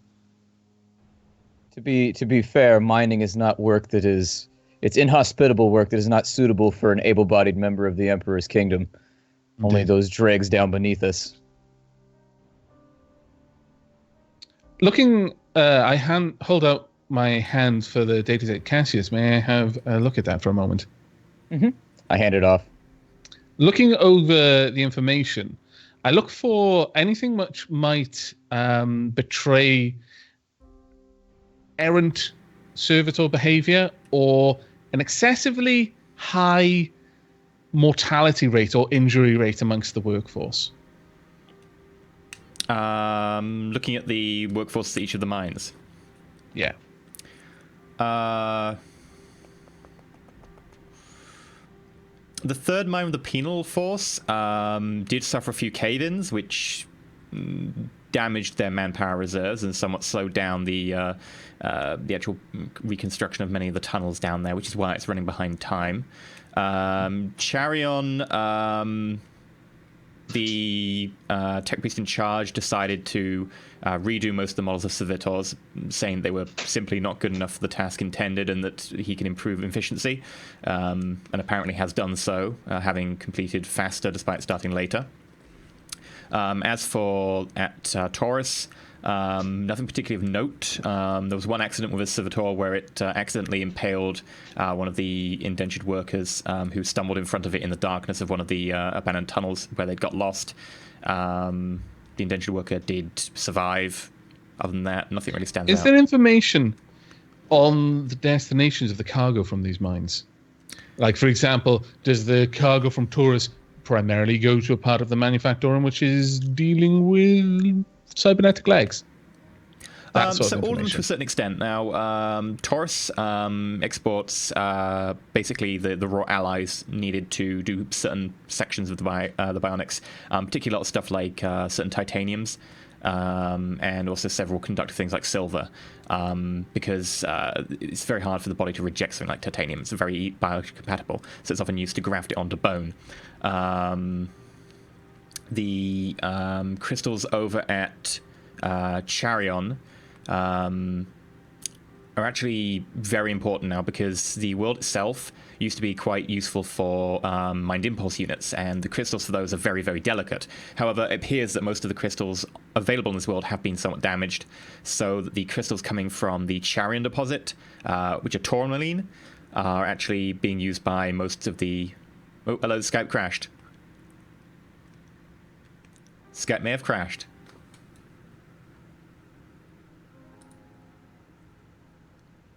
Skype has crashed. Whoops.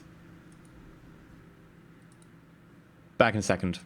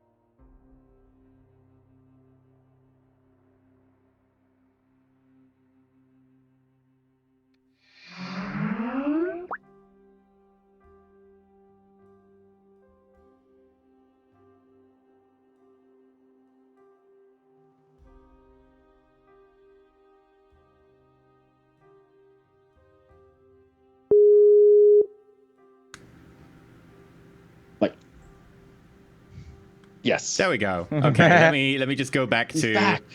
There we go. I think we are live. Let me just launch... Did your internet die? No. But the stream went down.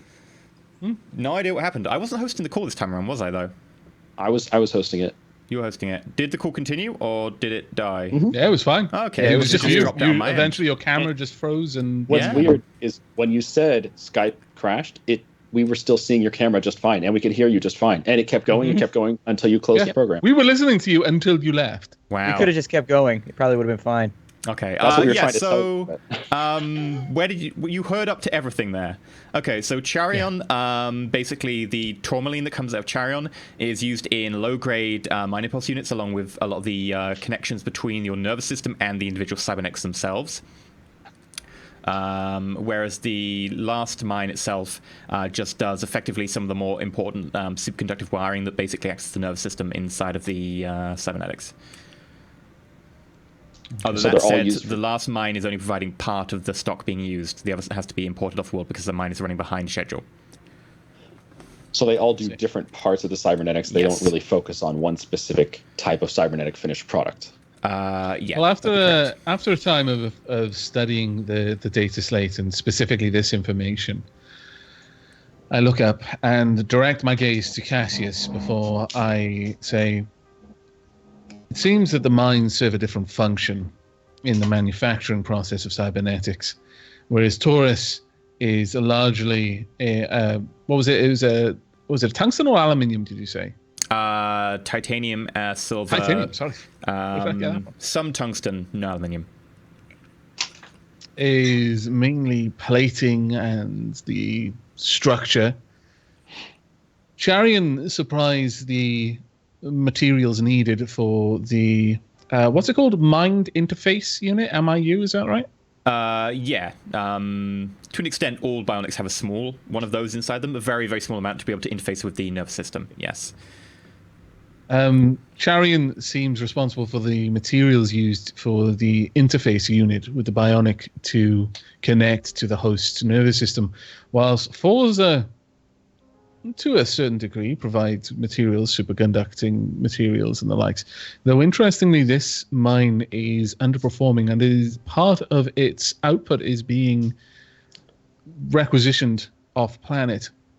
Of the two, Charian and Forza both have some interest. There may be some happenings at these mines that would be a root of the anomalies.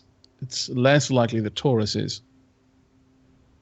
Then let's go to Charion first. Specifically, Forza is an unknown. I have no particular data where they're requisitioning their materials from to make up the shortfall. Is it possible? It has just occurred to me that whatever may be happening here is a result of tampering off-world.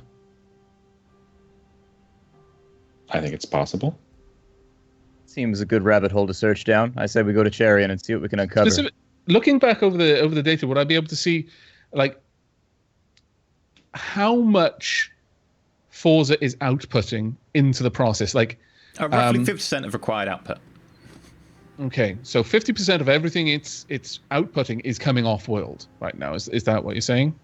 Like a large part of its output? If it was operating 100%, it wouldn't need any off-world. It's currently only operating about 50, maybe 55%. So it's pulling in things. Yeah. And in regards to, like you mentioned, like superconducting materials and things like that, I imagine very small amount of the materials coming out of Forza goes into any particular batch of cybernetics because it doesn't use a lot of that. Okay, to my companions, I say, it is possible, based on the amount of materials being used from Forza, that the small amount used in any particular cybernetic, combined with the roughly 50% of output that is coming from off-world, would explain why only a small number of anomalies have occurred in the last 7 to 10 months. That we know of. Certainly, if there was something happening at Charion, there would likely be a significantly higher instance rate of malfunctioning cybernetics. If the interface unit itself were in some way compromised due to whatever heresies might be occurring, then we would likely have seen far more anomalies taking place. That's a good point. Astute observation. So what is your plan then? Where shall we go, Carolinus? I feel Forza would be the more obvious location, though unfortunately it is the least populated by servitors, which does pose a unique problem for us. I imagine there are some servitors, though, and starting at that plant, we would have to make swift investigations to account for the diminished number of servitors be investigating. I think it would be fair to speak to the non-servitor workers there to ask them about the servitor's behavior. Indeed. I can handle that. Very well. Then to Forza. I look around for... Okay. Agreed. Very well. Okay. We move to get into the skimmer. As you're going into the hangar itself after having that conversation, you notice that as you're looking towards the skimmer that is being prepared, obviously the one that the servitors have picked out for you, another skimmer is coming into land nearby. And it's sort of a big, sort of red, almost sort of oval shape, but not quite oval. It's more sort of angled. And it lands nearby, and out gets a tech priest on a set of 2 legs that sort of end in small track caterpillar feet. And he starts rolling towards you, notices your group, and cocks his head to the side. Interesting. May I inquire as to your journey? I have not seen a group of non-adepts of the machine god in quite a while. I look to Carolinus. I nod to him. Cassius, explain our business here. We seek transport to Mine Forza. Is that possible? It would indeed be possible. If you wish to wait a couple of days, I'll be headed back up there myself. I am Tex Priest Farrell. Greetings, Tech Priest. It's good to make your acquaintance, and I extend a hand. As Cassius introduces himself, I say, brother. Exactly the person that I was interested in speaking with. How fortuitous the Omnisire must will our meeting at this moment. I release his hand quickly and step aside so that they're both facing each other now and I'm not in the way. Yes, it is indeed must be the will of the Omnisire. I was called in by the Magos himself only yesterday. Oh, am I interrupting a meeting? Of course, we can speak afterwards if need be. I'm not due to meet him for another 2 hours. 16 minutes and Wonderful. 30 seconds. I have time. Perhaps then we could retire to somewhere not quite so obviously in the way of passing traffic. I look around at any servitors that might be moving around the hangar. I have something that might suffice if you wish to talk briefly. And one of his service skulls that's been trailing him, he's got about 4 of the little things, just skulls that are fit with grav units and then some sort of technology, each of them serving a certain function, floating around. One of them looks down at you and starts projecting a cone of some kind. You see the air ripple around you, and then suddenly everything outside of a few meters around your group suddenly gets a little bit dimmer and dark and hard to see. We're now protected by a null sphere. We can talk, and no sound will be able to be heard or tampered with from outside of the sphere. What would you like to discuss? Not quite what I was imagining, but this will suffice, certainly. I have been tasked with investigating some servitors, potential anomalies, obviously, on a planet that had so recently been part of a... what was the term? Warp storm? Yes, indeed. There are concerns, and I'm here to assuage those fears. And at that point, I direct Cassius, the data slate.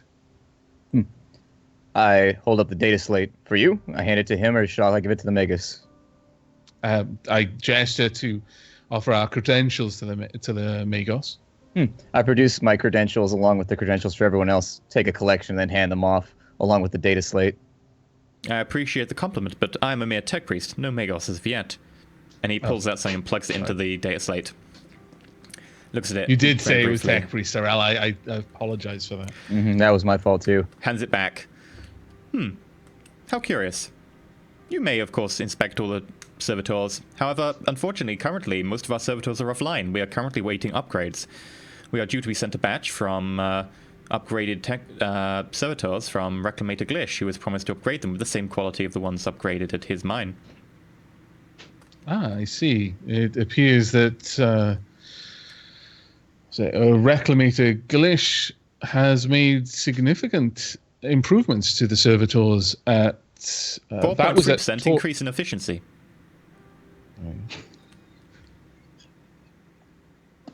Impressive. I understand that Forza is largely manned by indentured servants and not by servitors.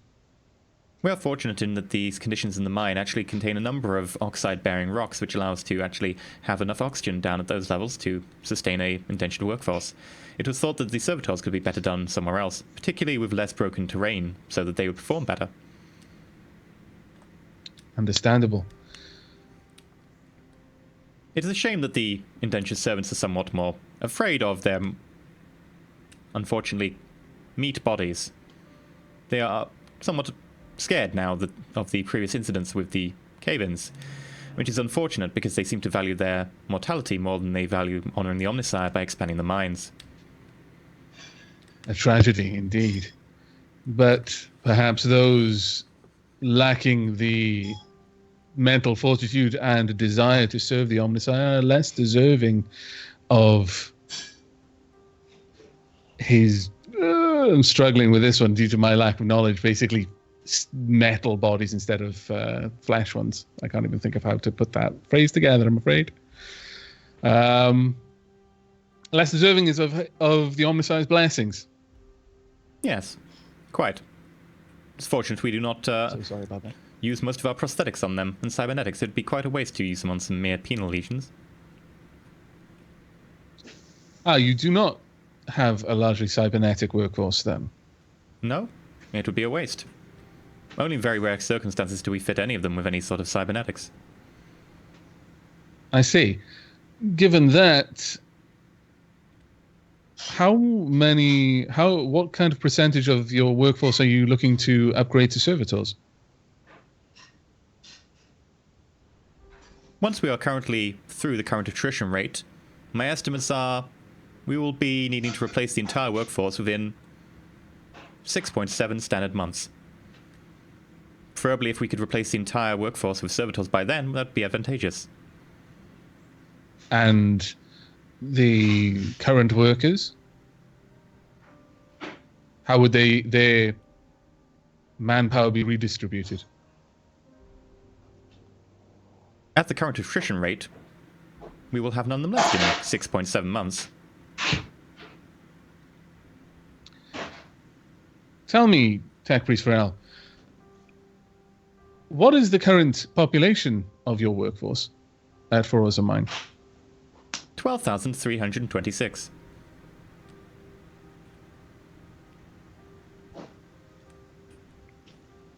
I look to Cassius and nod down to the data slate. Oh, actually, is this data slate the sort that can have input data as well? Yes. Or is it just a reader? Ah, okay.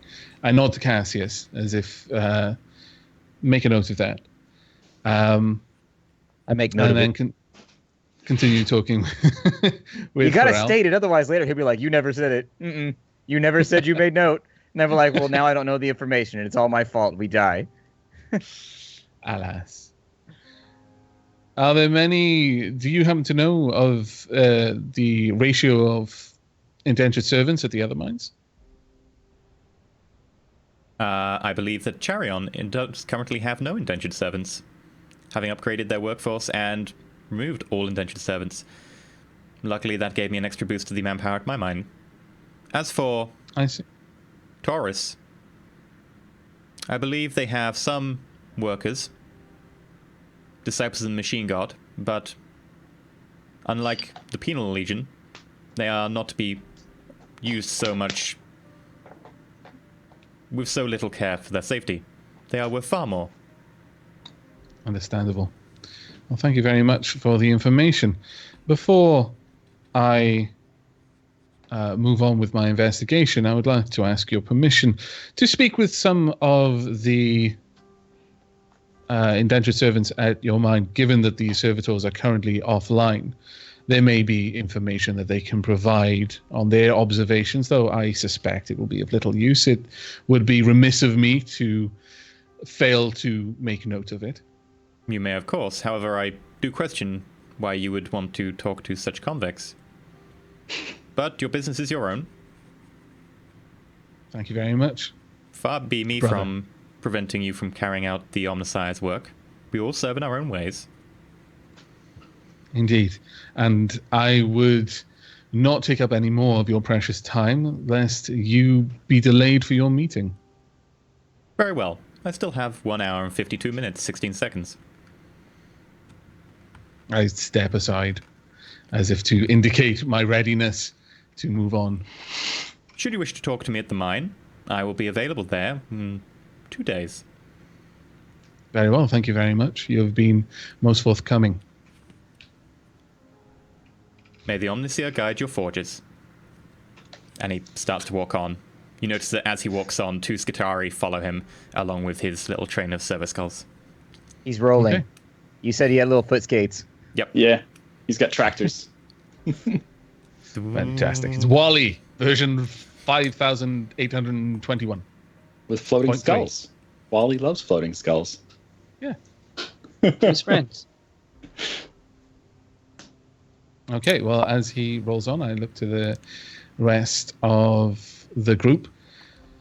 It is likely that our investigation at Feroza will be quite short, but we have made our intentions of visiting the mine clear. We should follow up on that, though perhaps we will find less there than I had hoped. Still, there is a possibility that the fugitives. Well, actually, fugitives. No, the Indentured servants. No, I was looking for the penal workers. Is that the right term? For basically, yeah. Anyway, Yeah. That are convicts. I mean, either or. The convicts. Thank you. That's the word. They're not pianists. The This mine convicts is full may of have pianists. information. It's possible that they may, the murmurings may move around as does with such workforce. Rumors, true, and an awful lot of false information, perhaps, but there may be some small nuggets of information, especially if many of them came from the other mines, as was implied. think Forewarned that's- or armed. Should I be able think to get that's more worth information investigating. from them than from any servitors. Very true. Perhaps. You That's would be the surprised. charter, though, You can get I a lot of say. information from a servitor. Yeah. It's in a different form. Yeah. It sounds like. Well, and you just tech use them, and then you get out all their data cores and be like, whoa, Yeah. all this info. How How should we get to Forza? Do we have any plan on how we're going to arrive there? 2 days is certainly not acceptable, so we should be able to charter some transport by ourselves. We have been furnished with a skimmer. Can anyone drive? Unfortunately, I've never had the opportunity. Before I volunteer the services of my character, I must check my stats. Yeah, if we get in that skimmer and you roll a 97, I'm going to be very upset with you. Be very, very upset. The team dies on their way to their first mission. Oh, well. I'm capable of piloting a skimmer, yes. I would be more comfortable on the saddle of a riding beast, but this will do. We take what we can Acceptable. get. I tap Garrett on the shoulder and hop in. I'm in there, baby. Okay, well, I move into the pilot seat of the skimmer. I'll take And the. ready I'll take to... I'll take shotgun. I gotta. Yeah, see you what's ride out in the there. front so I can shield my body with you when he crashes this thing. I just gotta see Lack of everything. faith. Is Such there a lack nice of big faith, window? brothers. Tell me how big the window is, or is it all just there's no vision at all? Is it all like electronic? Yeah, Is it like a describe the cam? image. Pretty much entirely open top. And Nice. It's like the open one from side. Star Wars at the first episode 4 at the beginning where he's like nee, across the desert. Similar, except Probably it's also got actually open fairly side close. as well. Like you can just step in and out. It's just George Lucas hasn't rubbed If I Vaseline roll on the really tires. hard, you'll fall out. So yeah, you do belt up with the crossways belt to make sure that you don't come out. Brander and Cassius get in the back, and you head out for Mine Forza. The journey does take you most of the next sort of 5-6 hours as you cross the pretty barren wastes. It's a lot of broken ground, and the skimmer doesn't go particularly fast over such broken ground. Its grav unit having difficulty getting traction on the surface. But you eventually do make it, and Caroline's is getting the feel for the skimmer and the ground, thinking that maybe you could push it a little bit faster next time. Now you've got the grips of it. You pull up to what is effectively an open mine. This one is pretty much an open pit. Going down further, and as you see near the bottom there is in fact a mine shaft with a descending lift. And you notice that around it are camped out in a number of pop-up habs here and there, pretty much a large town of people. Okay. Can I use inquiry to go about the town and just make general inquiries as to any weird happenings taking place? So yeah, that's effectively a good thing about inquiring about this game is that it does just go, sure, you want to ask around? Make an inquiry test. So yeah, you make an inquiry test if you want. Any pluses or minuses? Plus, I feel I need to speak up here as a good player. I'm just checking that as the GM, you deemed the role for using the skimmer there was so mundane. There's no way I could realistically fail it. you don't need to roll to just drive a skimmer that you To don't just have to drive. drive it. No, Yeah, It's not one of those double campaigns. check. Just, you just Yeah, like double check. I'd need to use it if I was trying to use it in some way that is not what. We don't need to roll to wash our hands. Okay. But Yeah. I was just checking how those sorts of roles work. Is that more something that if something happened, like if you there were was going something over that I could terrain at it all wasn't meant think for? was tough, you would test for it. Okay. But if it's not, then you're fine. But because I'm just regularly driving. Okay. Yeah, you're that's just going from point A to B. Like, it's not hard. So, yeah, you're fine. So, if you want to make an inquiry test with a plus 20 because there's quite a few people around here, and you can just go, okay, I'm going to go to another person. I could try this too. Unless I'm gonna go ahead and I'm gonna fate that. Yep. Okay. Are you fating it with your magical ability, or are you just fating it with your reroll? Yeah, I'm just doing the reroll. Okay. Haven't you got a magical ability that would also succeed it? There you That's go. true. But that's only with charm, interrogate, and something else. It's not inquiry. Okay. Yeah, Brandon, if you want to do an inquiry with +20. I have to find it. There it is. So 1 degree of success for me. Okay. Fellowship. Kind of a rough roll. Yes. Any modifiers? +20. That's funny.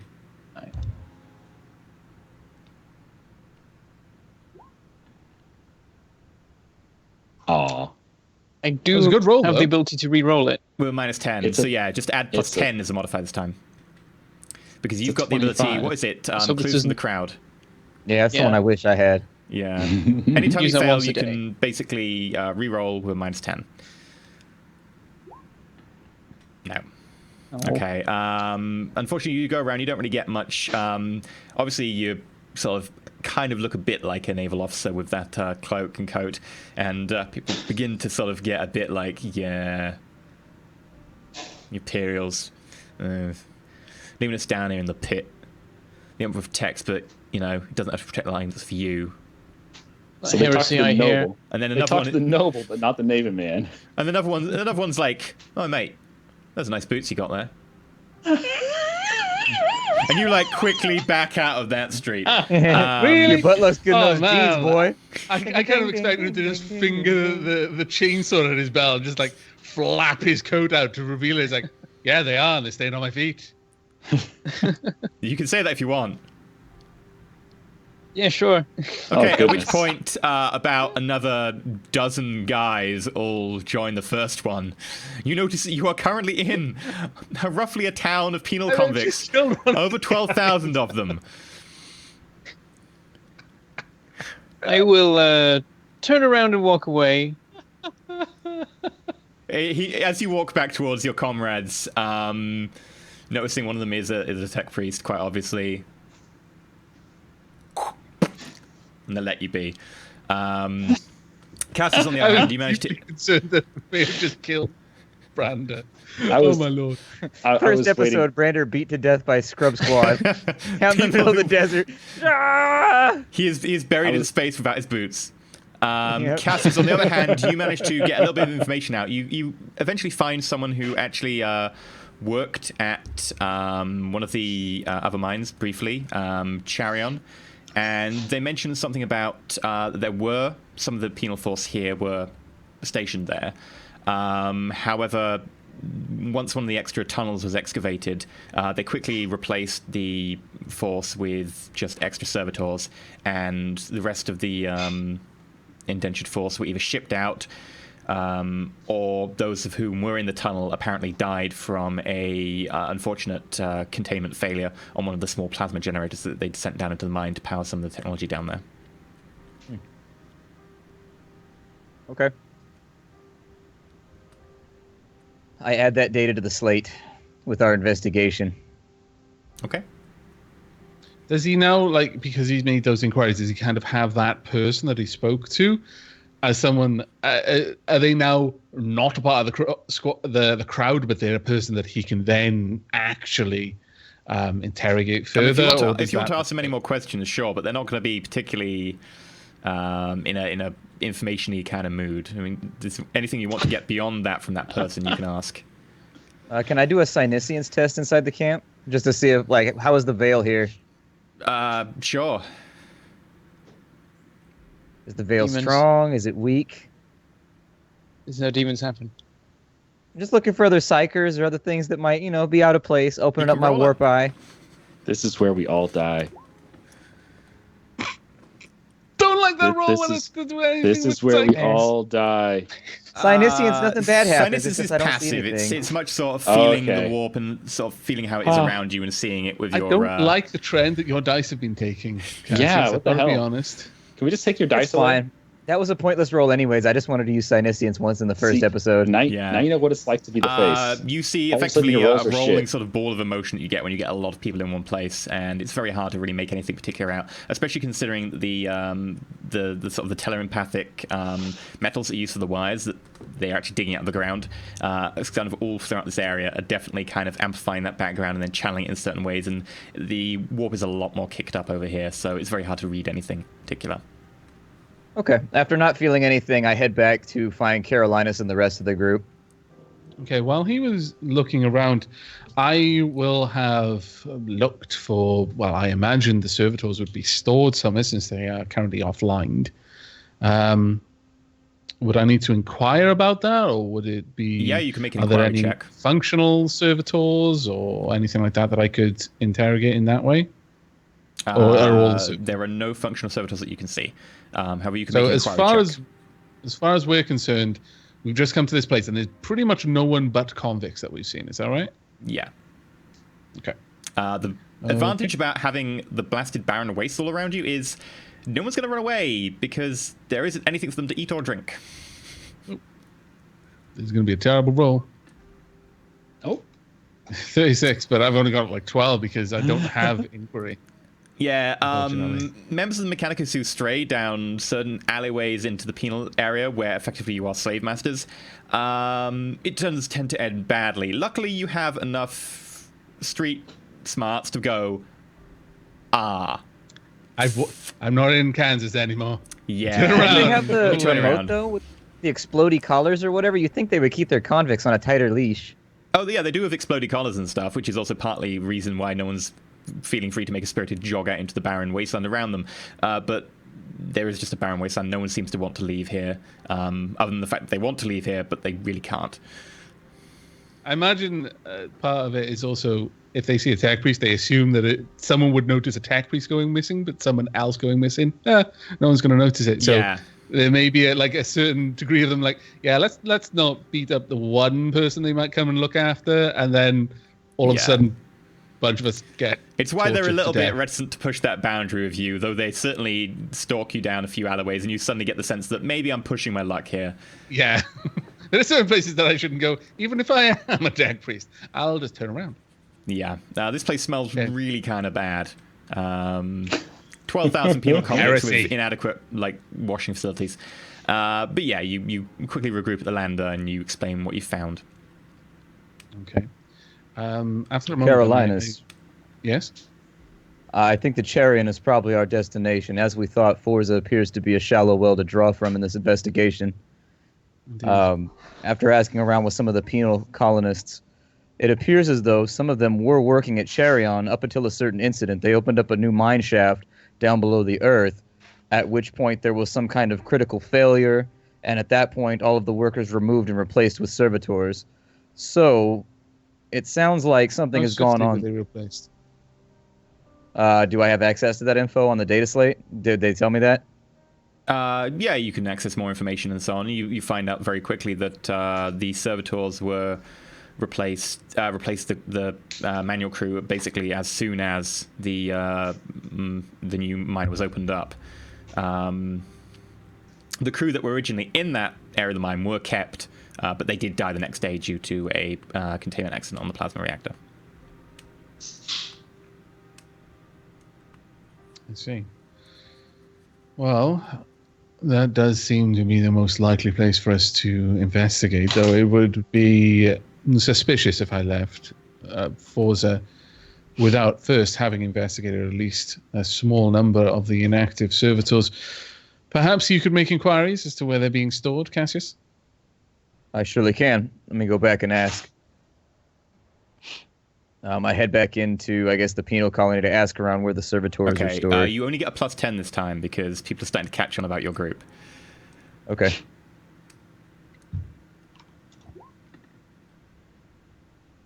Oh.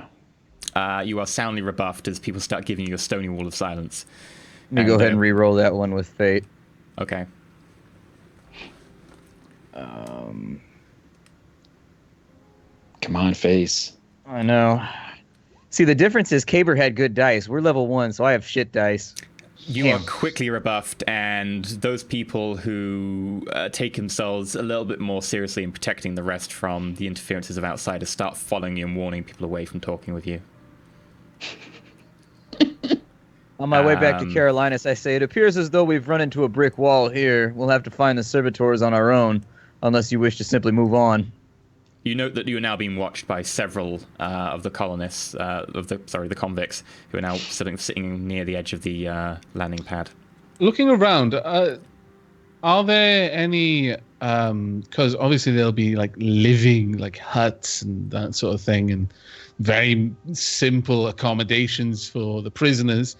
Are there any utility buildings that we would be able to see in amongst all of this? Any larger structures, storage structures? Perception check. Okay. With plus 40.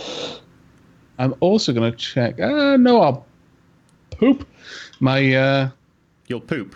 PDF has crashed because I haven't accessed it since the stream started. So I just need to bring up the core rule book again. So I'm just going to check my auger implants. I need to know what bonus I can get from that. Plus 20. The important thing for the audience to remember right now is that in Shadowrun, we came in as very experienced Shadowrunners with like good karma who could actually do jobs. In this game, we're like level 1 people in D&D. Like, we really, really have terrible stats right now. And so calling anybody any sort of specific job is kind of a rough stretch at the moment. Give us a couple more sessions to level up, and it'll be a little bit smoother where we all actually have jobs that we do. Okay, yeah. Can everyone else make a perception check for me? Well, it's awareness. Awareness is a skill. Plus 40. Okay. Plus 40.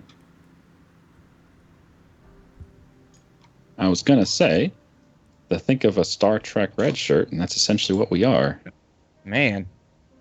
There we go. Okay, so other than Garrett, Carolinus is like banging his auger array on his Mechanidrate, trying to get it to work. And Brando and Cassius both look over behind them, and effectively there is a big tent sort of structure that's kind of made of sort of preformed plastic, only about 20 meters away. And you both sort of look back at the tech priest and go, yeah, it's just there. Right, okay. Well, for future reference, I'll remember the modifier that I meant to use. In fact, it's meant to be 10 higher than that as well. So it's actually very easy if I really want to look for something. Yeah, you ping your auger array, and your auger array sort of indicates that there is some sort of technology, possibly servo skulls or possibly servitors, currently recharging and offline in the hab unit behind you. Okay. Well, at that point, I turn around and I head in there. Okay. You head in there and you notice that there are 3 servitors currently charging. Okay. Right, so is it a case of just running tech use to try and gather information from the servitors, like their memory banks, that sort of thing? Their entire memory banks? Well, specifically, these are servitors, like they're a small number of servitors. Like looking at the data slate, and from what Tech Priest Pharrell mentioned, they had a very small number of servitors here, and they've basically decommissioned them for upgrades. Is that right? Yeah, looking at this unit, there are like a lot more bursts for charging servitors and a lot more room for being able to work on them. However, there's only 3 currently in the charging banks. The rest of them you haven't seen. Okay. Well, given that, then I would probably just make a cursory sweep of them effectively. I mean, I'll gather what information I can, but mostly I'm just doing this to look like I've investigated the servitors. Sure. But make a tech use test. Okay. If he critically fails, are they going to blow up like little subhuman grenades and kill us We're all? all doomed. We're all You doomed. accidentally convert the servitor into a crack grenade. No! I failed on that one. As far as you can determine, there is nothing wrong with these servitors. Their memory banks have been wiped clean, ready for some sort of upgrade possibly. As far as you can tell, they're pretty much in charging. That's fine. It literally, Carolinus is only trying to make, just do the rounds for anyone who might be watching for all intents and purposes. And should this sort of thing be logged in the servitors in some way, then there will be a log that he's done it. Yeah. I'm not sure if that sort of thing is actually kept with servitors. Not while they're offline, and probably not where they're going to be upgraded. But possibly. You can't be too sure exactly what stage these servitors are at in the upgrade. They're certainly missing a few parts here and there. Okay, well, I would take time to just look around them, and that's pretty much it. And then once I've done that, which would involve no small amount of chanting, and there would be a lot of religious. You check whether they're plugged in. They are. Yeah. You do literally Dancing with a plugging rain in. stick, just shaking it. And you head up back towards the skimmer. Yeah. I'm just- that, I'm whispering to Brandon. This guy is just so weird. Have you seen people like this before, or is this guy just a strange figure? Oh, this is normal. Really? Man. Okay. Meanwhile, he's moonwalking in the background with like a smoke decanter. He's trying to make shit work. Like, come on. I don't look at all surprised. This is just normal for me. You're like, Moving this is back how in our that. fleet works. We head back to the skimmer. Very well. Are we heading to Charion then? That would be my suggestion, yes. Very well. I look to the rest of the group. You have the communication for the Magos. However, we have no other communication codes. Is that correct? Not at all. Yes. Well, we should make it a priority to notify Excavator Lun that we have arrived as soon as we do, given that. Make them aware of our investigation. Sure. Are we sure it was Excavator Lun and not Reclaimer Glish? Reclamator I'm sorry. Glish. These names all run together for me. Is I this some consult way the of me data doing a slate. memory test? Because I'm completely convinced that Excavator Glish is Taurus, but I could be wrong. We could just check the slate. We got it all written down for That's the true. investigation. I wrote down, this is OC. I wrote down Reclamator Glish was the guy doing the upgrades. And he had just finished upgrading everything at Cherry on Mine, and now he's going to upgrade the stuff at Forza Mine. Ah, right. Okay. Is that what we have on the data slate then? I'm going to If assume Garrett so. wrote that down on the data slate, then that is on the data slate. Very well, then we'll speak with Reclamator Glish. I apologize for my mistake. Back to the skimmer we go. Indeed. Okay. So you head out towards Charion Mine. By this stage, it's starting to get darker and colder, but you do manage to make it there about 3 hours later as the sun starts to set behind you. As you get there, you notice that this facility is mostly underground. There is an entrance passage which seems to be big enough to accept the speeder down it. And it ends in a big set of brass doors, one side embossed with one half of a black skull, the other half a white skull, together making a full skull, both in black and white, this being one of the symbols of the Mechanicus. You park the speeder up in front of the brass doors. Yep. Getting out of the speeder, I tut my teeth a little bit and looked at Brander, and I said, this place is doing a number on these boots. I'm get a brand new pair by the time I get out of here. My boots aren't, like, as he looks down, he sees that mine are not clean. It's making no difference. So, clarify this for me, Thrail, but in the Navy, don't they force you to keep that stuff ship-shape? Well, I'm ex-Navy. It's been a while. So, old habits died quickly then. While they're talking, I look around for any signs of life above ground. Any State your personnel. business. Okay. Do I see where that came from? Best Mate. voice modulator ever. An awareness check. I'm just imagining the little green wizard head from the Wizard of Oz. That's what I was thinking too. When you see Wicked, the big head. I'm just imagining like a trumpet that's extended out like above us. There we go. Right, there we are. Let me just try this in. Sorry, it's on the wrong screen again. Boom. That modulator has to be in every quest now. There's no way we can get rid of that I have one. no idea what I said. I've got to listen back to the VOD afterwards. It was the best. Yeah, okay, so you managed to do it with 3 degrees success. So you notice that in the door itself, where the eye socket on the one-hand side, on the left-hand side there is actually just a very faintly embedded speaker. It's very hard to see, but there is actually a speaker there. And on the on the other hand side is a tiny camera that you notice as well, peering down at you. I step up towards the door, and I speak confidently. Let me just... Yes?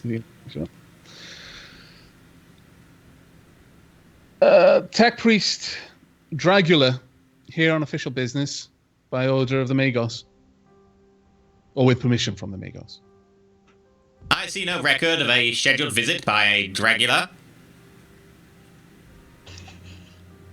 Then your records are incorrect. We've offended him now. My records are definitely correct. My records are updated to the priority and proximity. Your schedule is... No! I step up to the door, and I say, perhaps I should go back all the way several hours to the Magos and get him to send the order in again. Would that be to your liking? And there's definitely kind of a threatening inflection there. And then I'm going to use my fate to auto-pass.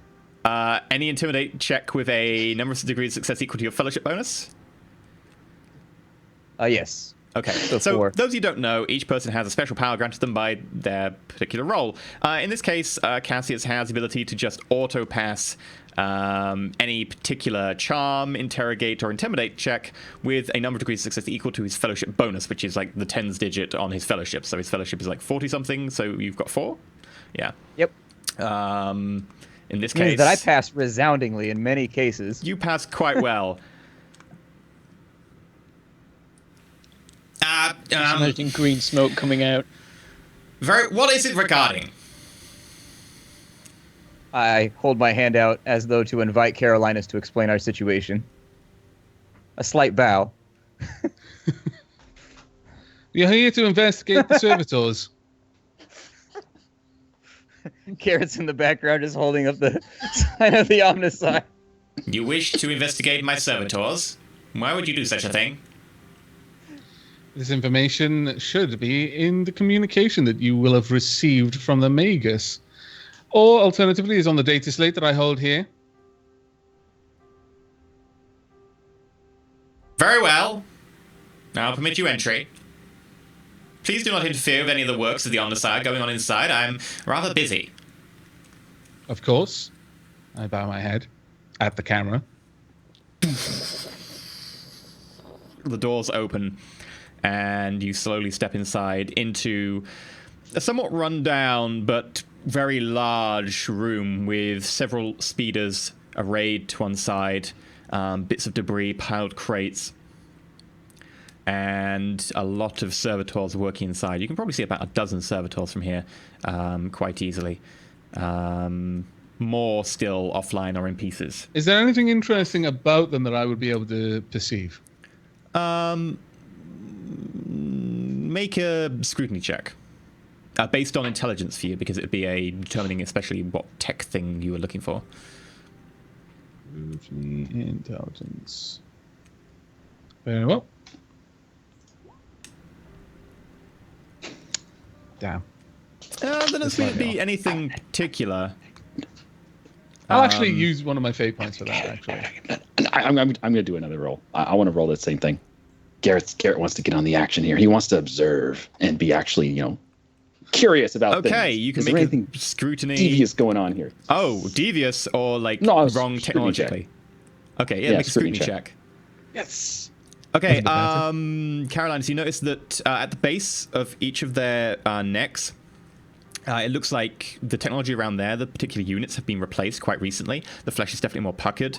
And if you look very close, it looks like certain, like maybe the crystal and the mind impulse unit that's used to interface between their cybernetics and their neural system has been replaced.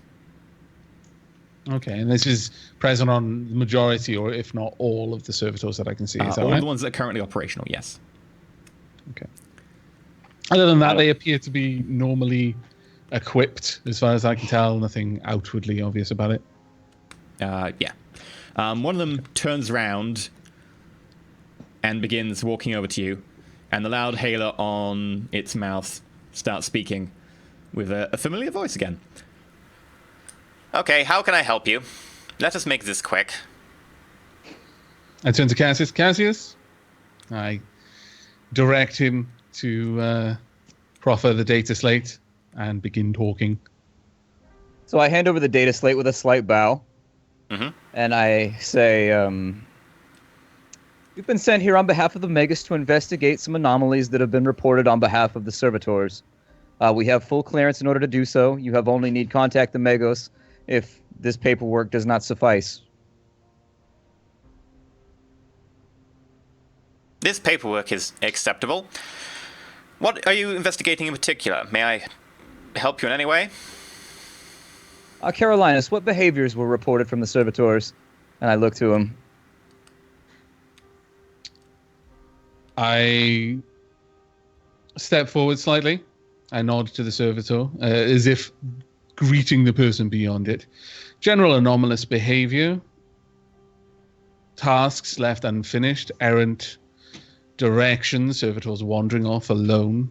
Nothing that you need concern yourself with. This is just a routine investigation as we try to eliminate the obviously correctly functioning servitors that I've heard so much about at your facility.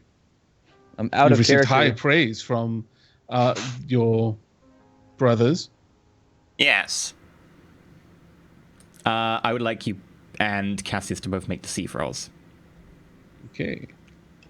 Plus As far 10. as... What was the name of the thing that broke down in the bottom of the mines? The plasma what? Plasma generator. Okay. Didn't so much break down as explode. Okay. Oh, that was bad. I will fate that one as well.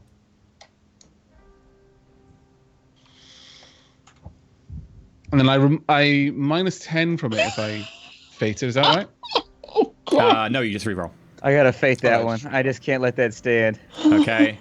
Feel free to reroll. Good God. There So goes the fate dice, man. points They're are falling like apart edge right now. in Shadow, and they allow you to do certain things, including reroll tests. Fate likes me. There you go. Look at that. You Oh, both that's managed to better. pass. Well done, Fate. Take that, E. Shift our subtlety. We win. Ha ha. Very well. 1 second. And the servitor You just also turns let me back to hang what it in was there, doing. Splat. I thought we were tight into this, dude. Huh? I said, Fate high five, and you just left me hanging. Oh, fate high Oh, five. there we are. Okay. Sorry, The I was servitor zoned goes out on back my to what it was 96. doing, just turning away from you, and goes back to sort of sorting through piles of bits of servitor. And one of the doors off to the right opens, and out comes a figure in red robe. Edging is sort of a greyish white, so it looks like rock dust has sort of made it a little bit of a different colour. Scrapes on the person's hands, as you can see that they have some prosthetics in terms of their jaw and so on, their arms as well. And you notice that the paint that has been previously all down the backs of their hands has started to be scraped off in many places by abrasion from what appears to be rocks. The person stands forwards, several mechandrites moving around from behind them, making them look a bit like they've got an octopus stapled to their back. And you notice that as they step forwards, they have a big, heavy staff, which on the end has several rotating chainsaw blades and what appears to be a arc sort of torch in the center. This you might have seen before, Carolinus. In particular, is designed to be a boring tool for sifting through somewhat loose rock. Basically, it's a sort of chain spear that you can use to dig by jamming into rock, and it's designed to wear away the rock. And also, the center burner is designed to sort of weaken the central core. Particularly used by people who are excavating. He walks over towards you slowly. How may I help you? I need to be clear that I can allow you to have a look at all the servitors up here that you wish, but unfortunately you will not be able to see the mines because we still have issues to clear up with the containment accident. Well, there can simply be no argument along those lines. We are supposed to look at a small sample of all the servitors, not just the ones above ground. The work must be completed. It would be very hazardous to your health. I would severely suggest that you do not do so. Were you to your flesh to become too weak to be able to undergo the service of the Omnissiah, then I would be very remiss in my charge. Would it be possible to remotely control one of the servitors from the top and take it down to the bottom to observe and interface with other servitors that have been doing the work down there? Make a charm test. Ooh la la. Any pluses or minus or just native? Straight native. Your tentacles are so. Oh, that was a Alluring. 92 for a moment. Now it is a 12, yes! I don't watch the dice. They make my heart hurt. Make a fellowship scrutiny. Make a what? A fellowship scrutiny with +10. Okay. The charm wasn't good enough? It wasn't good enough. You passed the charm test. Whoa! Damn! 0-5, target 30. Okay. He kind of gives a bit of a... I'm still talking that voice. Sorry. I know. I was going to tell you, but I was like, no, I like this voice. He thinking gives in a his kind of voice now, a bit of too. a sigh and sort of a slight shrug, which looks very weird with both his obviously mechanical arms sort of moving very differently than a normal shrug would.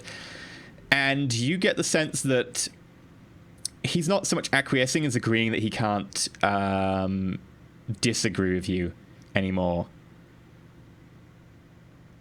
And he doesn't look like he's about to agree anytime soon, but he says,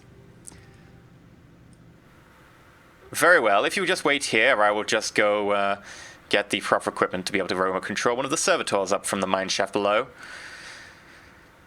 Thank you very much. I appreciate your cooperation. As does the Omnissiah, I chime in. and he walks back through the doors he came through. I whisper to the group, be careful. Something's afoot here. Something is odd. I don't think he likes you much. All of As you you make do perception that, though. checks. Okay. I murmur, you're performing your duties exceptionally well, Cassius. Thank you. Unfortunately, I've got Perception a checks. distinct feeling it's going to go Awareness, very, yeah. very wrong. Just awareness, yeah? Yeah. Oh, I thought you said perception. Oh, sorry, it should be awareness. Oh. You can re-roll Failed it as anyway. awareness if you've rolled something else.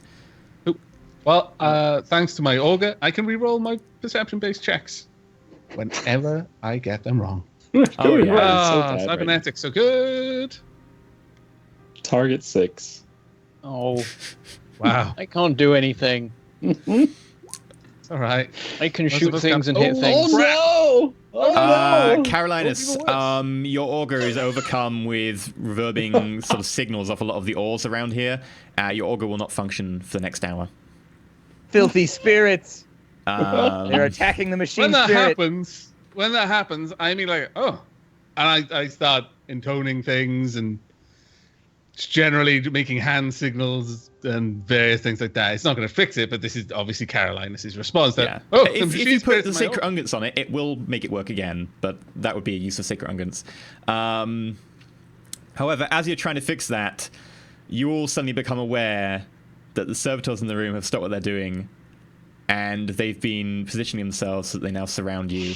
You didn't notice in time, but their choreographed movements now have you boxed in. It's about the shooting and hitting things. All that effort to warn people, and then we just sat there being like, I am observing things! While failing to observe We all tried. the things in the room were surrounding us. We tried to observe. They haven't all surrounded you, but they've got you in a position where they have boxed you in without you noticing that your escape route has been cut off, effectively. Okay. They were all buzzing around, but they were buzzing around now in a slightly different pattern that resulted in them just happening to be surrounding you. I would like to roll initiative. Now, I do have a question for the group. This is effectively the last combat of this episode. We can do it now, or we can do it next week. We can do it now. It won't be a long combat. Or we can do it next week. But that said, I played last week, and it took us an hour and a half to fight 2 guys. yeah, those are Yeah, guys we using were- cover. Servitors don't use we were cover terrible because servitors last- are stupid. But the Well, question the is, can winner you go for die another very half an hour? frequently. I can definitely go for longer. I can do that. But, others. It would just kind of I suck can to already. leave literally a combat next week and then be like, okay, new mission. All right, I can do it. Let me take a bathroom break real fast, though. Okay, we're going to take a short, 3-minute break, just so that we can go bathroom breaks, and we're back with you with the rolling initiative phase of this combat.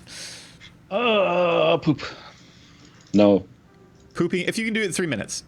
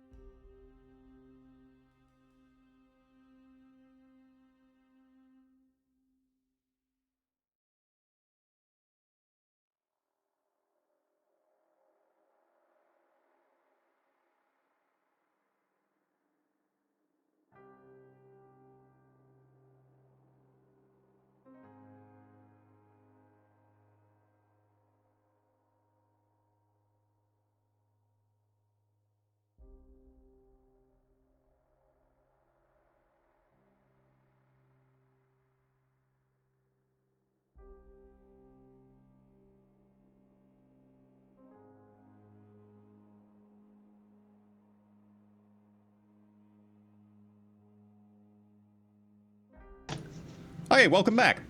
I'm just putting the map together now. It's a good map. Utility Servitor. Is there an Utility input value? Servitor. My initiative button stopped working. It was working for the practice stream, and now it's not working. Have you got your character selected? Yes. I've got my initiative button. Yeah, I've got the same thing that I had last time, and it's saying it needs an input value now. Is the input value my agility?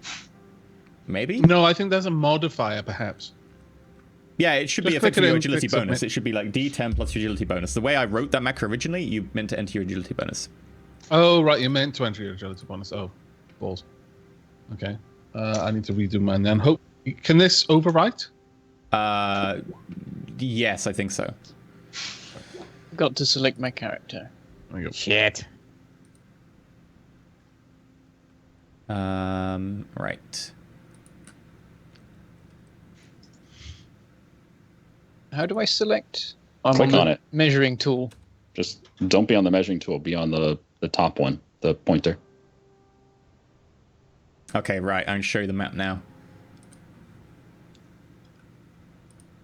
Boop. Bentham? I did it. Got it. Right, is 13. everyone on the initiative tracker? Yep. Yes, including Are all- 8 for the servitors. Are all the servitors going to go at the same time? Yep. Holy crap. Okay. Right. I believe the group is something like that. Right. Brandon Thrail, you're up. Combat time. This is where there's a really good chance that all of us are going to be horrible. Right, I will quick draw the pistol. It's a free action. Please tell me your pistol is named You McGraw. had your pistol concealed without a concealed holster. In which case it'll be a half action because you've got quick draw rather than a free action. Because it'll be a full action to get it out from where you've hidden it. So yeah, you can do it as There's a a half full action. action to do that. No, it will be It's full half action normally. action, You've okay. got quick draw, so half action. Right, I'll half action to draw and then half action to fire at the nearest servitor. Okay, which one are you targeting? The one near Cassius and you?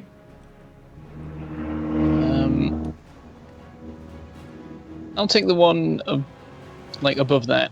Okay, so the one near Ping the it if console. you can. I'll do ping. That. Yeah, there you go. Just hold it Yeah, that down one. on the location. Okay. So you're going to shoot that one? Go for it. Right. Okay, so the way that initiative works in this system is the D10 plus your agility bonus being the tens number on your agility.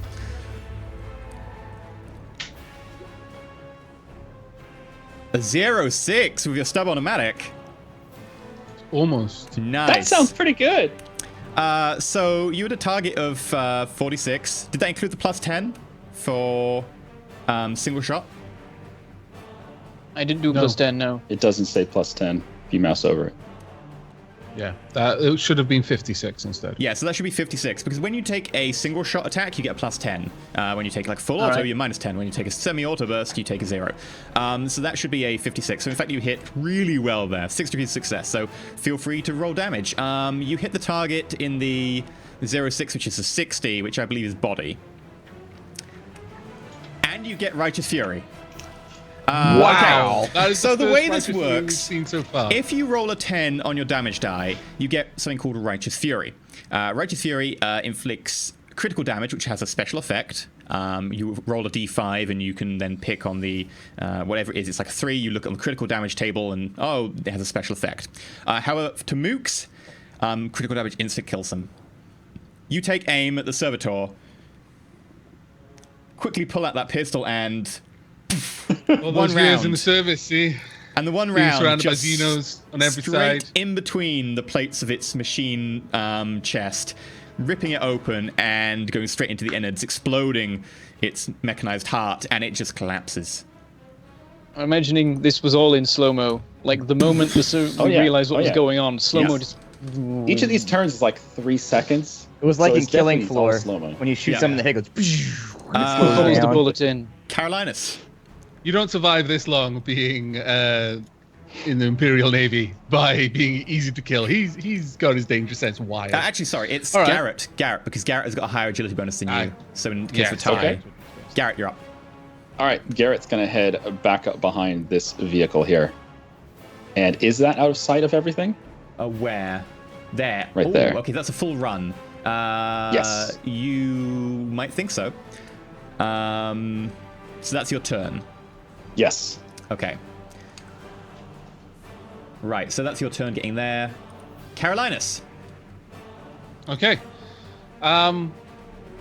Seeing all of the servitors clearly moving with some sort of malign intent, and of course Branda Thrail,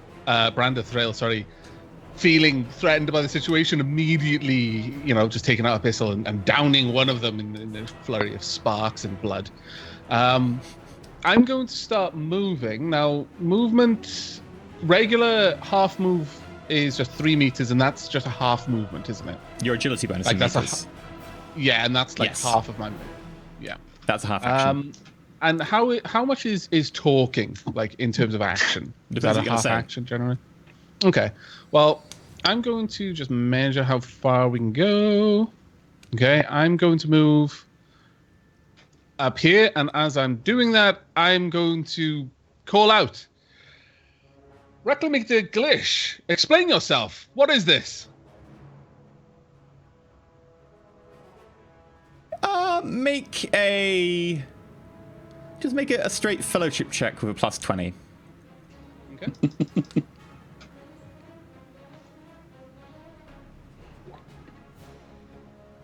Oh, I'll use a fate point for that. Okay. is that your last fate? Yes, it is. Wow, your Oh, fellowship's really good, man. Oh, Why is it my rolls are getting worse over time? Oh, damn. Okay, that Holy makes fantastic. it utility servitors. Ah, I'm looking forward to using them. Civitors. why are you suddenly Leonid? Leonid! Right, so that makes my move at a full run. Are there space Russians? We need to have at least like one guardsman group that's like space Russians. There's totally going to be space Russians, don't worry. I was playing around with the idea of a space Russian tech priest. Where's my move on the character sheet, by the way? Oh, there I see it, don't worry. 12 meters. Wow. I moved 2 meters. Hmm. Oh, he was looking at full run, Ooh, though. excellent, that's a charge. That's a charge. That's a charge. That's not in range.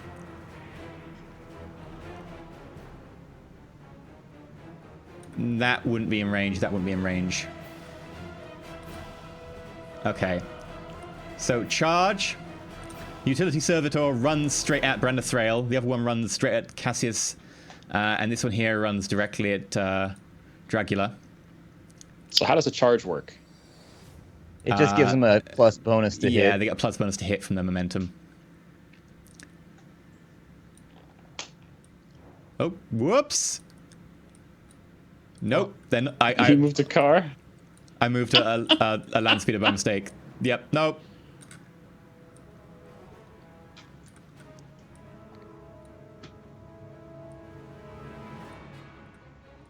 Okay. And I get to do some charge moves. Is it plus 20 from a charge? Mm-hmm. Yeah. And I get to make a single attack, which is plus 10, so that's plus 30. Oh, I'm so looking forward to this. In fact, I should probably pull my character sheet out. He's gonna kill us in the first episode. He's just Right, rubbing his well, hands that's together. it for Dark Heresy. We'll see you guys next time. Oh, yeah, totally gonna be amazing. Right, weapon skill. This is against Cassius. So this is a total modifier 30. 83, target was 55. The servitor runs forward, swinging widely with its hand, which has got some sort of heavy bladed instrument on it, obviously used for shifting through large amounts of rubble and dirt, sort of spade-like. But you definitely duck under that. The next one swings over at... They should get the single attack bonus, by the way. Oh, okay. The next one swings over at Brenda, then. Yeah, charge is a full... It takes up your entire turn, so no other action is declared.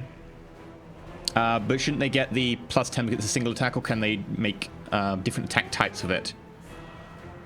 Because they charge I think and do a single lightning attack attack. is... 'Cause they can I don't charge you think with it'll lightning attack. stack, because it says that it takes a full turn to do a charge. Yeah, but then what does it say about the attack type? Does it say you can do any attack action then? Or is it just you have to make a single attack? Let me see here. Because the question is, can you then like charge and do a lightning attack? It says that it's full type, and then the subtype is attack, melee, movement. Yeah, in the text itself, it should say you get to move and then make Oh, let a me single see. attack action or a standard attack action. Let's see. I'll roll this with a 30, and then we can always decide afterwards. It says that you make Okay. a single melee attack after the charge. A single melee attack. Well, Okay, it in which delivers a case it's single not a melee s- attack. Yeah, in which I'm case not that is sure. a single one, so it's not a standard. So it is only a one attack. That is, however, a miss, as Brander deathly just dodges to the side, having quite easily seen this coming. The next one, however, is targeting Carolinus. How do reactions work? If you get hit, you can make a reaction. Or you can take it any other time, and it massively Whoa! misses. This one going like straight at you, and you just instantly sort of dodge backwards and then back forwards again as it sort of overreaches massively, putting itself at kind of overextended. Isn't 97 a critical fail? Or do they not No, work it's an like that? always fail. It's not a critical fail because Okay. there's other things that critical fail. Right, okay. By the way, could you just go over reactions again? Because I think At any I'm about point, to it's use not one, someone so- else's turn, you can make a reaction. If you choose to try and avoid an attack that hits you, you can then make a reaction to take a dodge or parry action. Okay, and in terms of attack, No, an attack can only be taken on your turn. What special reaction thing do you my have? mechadendrites can use a reaction to make a standard attack. In which case, you can make then a reaction now to make a standard attack. Yeah, I'll attack it with my Medicae mechadendrite. So as he comes in, my medical mechadendrite just immediately uncoils and just all of the like just opens up like a multi-tool of injectors and scalpels and other sorts of like pincers and even like a nutcracker, and just tries to gouge A can at opener. the guy who comes through. Yeah. Okay, go for it. So there we go. It's also the medical one counts as balance, but I think that only works for parry, doesn't it? It doesn't work Yeah, for only works the for balance balance, quality. Only yeah. works for that. Okay, so let me just see this. It would just be a weapon skill attack. Is that right? Yeah. Did I just roll weapon skill? Yeah. Does this use up It Cassius's would turn? be a... Yeah, it's a single attack, so yeah, it would just be a plain weapon skill. No, because it's a reaction, he makes it outside of his turn. It's a Interesting. parry thing. Got 16. Wow. And you attack with 20... Yeah, that is a hit. I'm used to taking things apart with this thing. It is what? I've had it for a 1d5 very long plus time. strength bonus? 1d5. Let me bring it up. That's a hit to the 1d5 body. rending damage, penetration 0. Okay. Feel free to roll 1d5. Okay, I will need to add these onto my melee weapons at some point, but I'll just roll 1d5 for now, if that's all right. Yeah. Sorry, I haven't prepared these.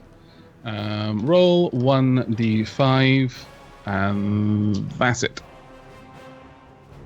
Did that go through? It tries to sort of the little scalpel on it tries to dig into the flesh near the neck. However, it quite quickly hits the machine implants around the collarbone, and it gets stuck and doesn't really do any damage before you have to pull it out.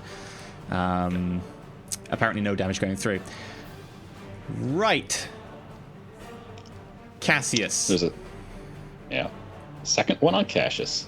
I whip out my straight blade with practice deficiency and whispering litanies into the air, go after the utility server beneath apparently I was me meant with to a add the stab. strength bonus to the damage, but Do you add it to strength bonus for damage for the Mechendrite?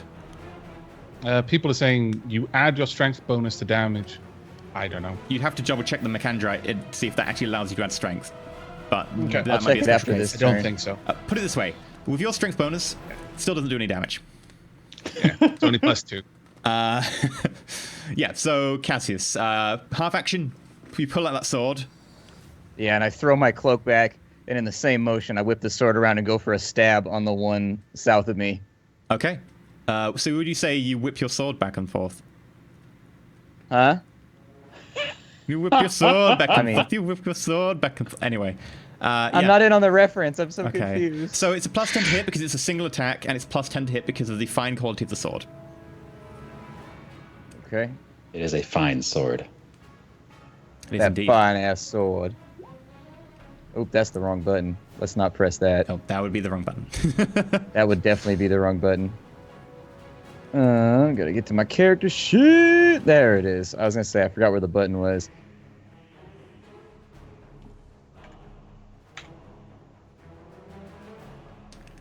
There you go. Yeah, that is 3 degrees success. You definitely hit with that. Cool. And then we go bow. In the Whoa! Oh, wow. Okay, so the way this works is if you get a 35, you reverse the digits, so it's a 53, and that determines hit location. There is a table that determines what is what, but however, 53 is body. However, you then got Righteous Fury with a 10 on the damage die, so because it's a mook, that results in critical damage and instant kill. You lunge forwards with your sword, having just instantly drawn it, seen the Servitor come for you and try and go for a backswing. And you just see it overextend as it swings towards you, and you just sort of drop down to a cat-like pose and then ram upwards one-handed. Dueling stars you've been trained to do from a young age. The sword sinks effortlessly into the armpit, straight up and out through the top of a shoulder blade. And the Servitor shudders for a moment, sparks, and then goes limp. And you withdraw the sword. Brutal. I do Just the brutal. cool ninja shit from animes too. When it comes out, I go like, and then it's back into a standing position, back into a ready position. It's gonna be legit. Oh yeah, and you do it and it looks awesome. RCG, doing okay so far. Grimdark ladies are like, ooh, I want to be with him right now. That was their response. That is totally how that works. Brander. Branda, you're up. I will remove that Servitor in a second. I'm just looking for hit locations. Got it. Right. Just so I'm aware, where's the exit? Is it this bit above us? No, it's all the In way case to the we need left to run where away. the parked speeder is. Oh, okay. I'll hold position for now. So I'm in melee combat now, I guess, with this guy. If I was to quick draw the chainsword, would that be a half action? And then No, that'd be a free action because it's normally a half action. right. And what would happen to the pistol? Would I keep hold of that? Yes, however, you'd be using your offhand, which does have a penalty. You can drop your pistol for free and You can draw drop your pistol for sword. free. I can probably get it back later. I will drop the pistol and quick draw the sword. Okay, you drop the pistol and you quick draw that sword up. And I guess aim and attack. Sure. Yeah, that's a +10. You're doing a single attack, so that's +10 as well. Aims can be taken as a half or a full action. Each person in their turn has a half action, or a full action. So in this case, it's 3 to draw the sword because he's got a special thing that allows it to go down from a half action from drawing to being a free action, and then half action to aim, which is a +10, half action to hit. He's using a single attack rather than doing multiple attacks, which you only do with traits. Single attack is +10 anyway, so it's +20. And that is a massive hit. 11 with a target of 50. Yeah, that is 5 degrees success. Please roll On my damage. right arm. Now, damage for this, you need to roll twice and pick the highest because it's roll 2 die and pick the highest. Because it's a chainsword. Please remember the special abilities on your weapons. Yes, that does in fact do 12 rending damage with a pen of 2. And that was a hit to the... What did you roll? Right 11. arm. Mm-hmm. Yes, it's right arm. Let me just double check what my armor is on the right arm. By the way, what's the speciality of rending damage? Is there any speciality to that damage type? Damage types only matter when you get to critical damage. And then it does different effects depending on what you did. So yeah, you managed to do 12 damage, pen 2. Is it the tearing that makes it so I roll 2 and pick 1? Yeah. Yeah. Okay. Right, let me just calculate this.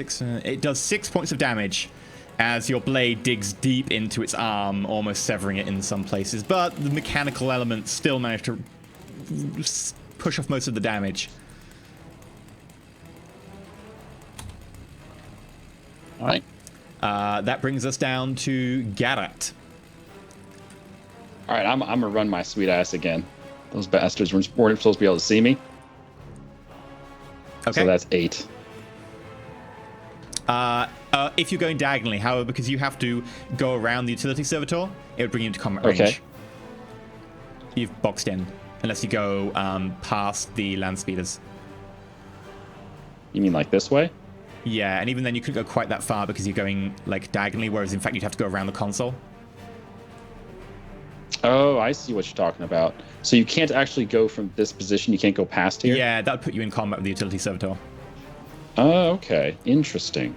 What about heading through these stairs? Is there anything down the stairs? Let's go through the stairs. You just went for a wall. That's a wall? How's that not the stairs? There is literally a Stairs? wall right next to you. That's a wall? You were literally standing next to a wall. Okay. Looks like stairs. No, those are stairs, but there is a wall between you and the stairs. Okay. I take your word for it. You're the GM. It's on the map. It's a wall. Okay, it's a Yeah, wall. there's a door over there. I take your word for it. Oh goodness. Okay, well, since I can't really move anywhere, I'm going to take out Las Pistol, which is half action, and I'm going to call a shot on Utility Servitor to the left over here. Okay, And, where are you calling the shot for? For his head. Okay, so Garrett has a special ability which means that he can call a shot with no penalty. Normally you take a -20 aim penalty, but he can go, yeah, I shoot it in the head, and it doesn't cost him anything. So, It's a really good ability. It is. No, Roll to hit. no penalty. You're at short range, so +10. Single shot, +10 again, so +20. Okay. It's a nice ability. It is a really good ability, yeah. You kind of have to have it if you're going to be shooty. 96, target 80. You do hit with 1 degree of success. Roll damage. It hits him in the head as well.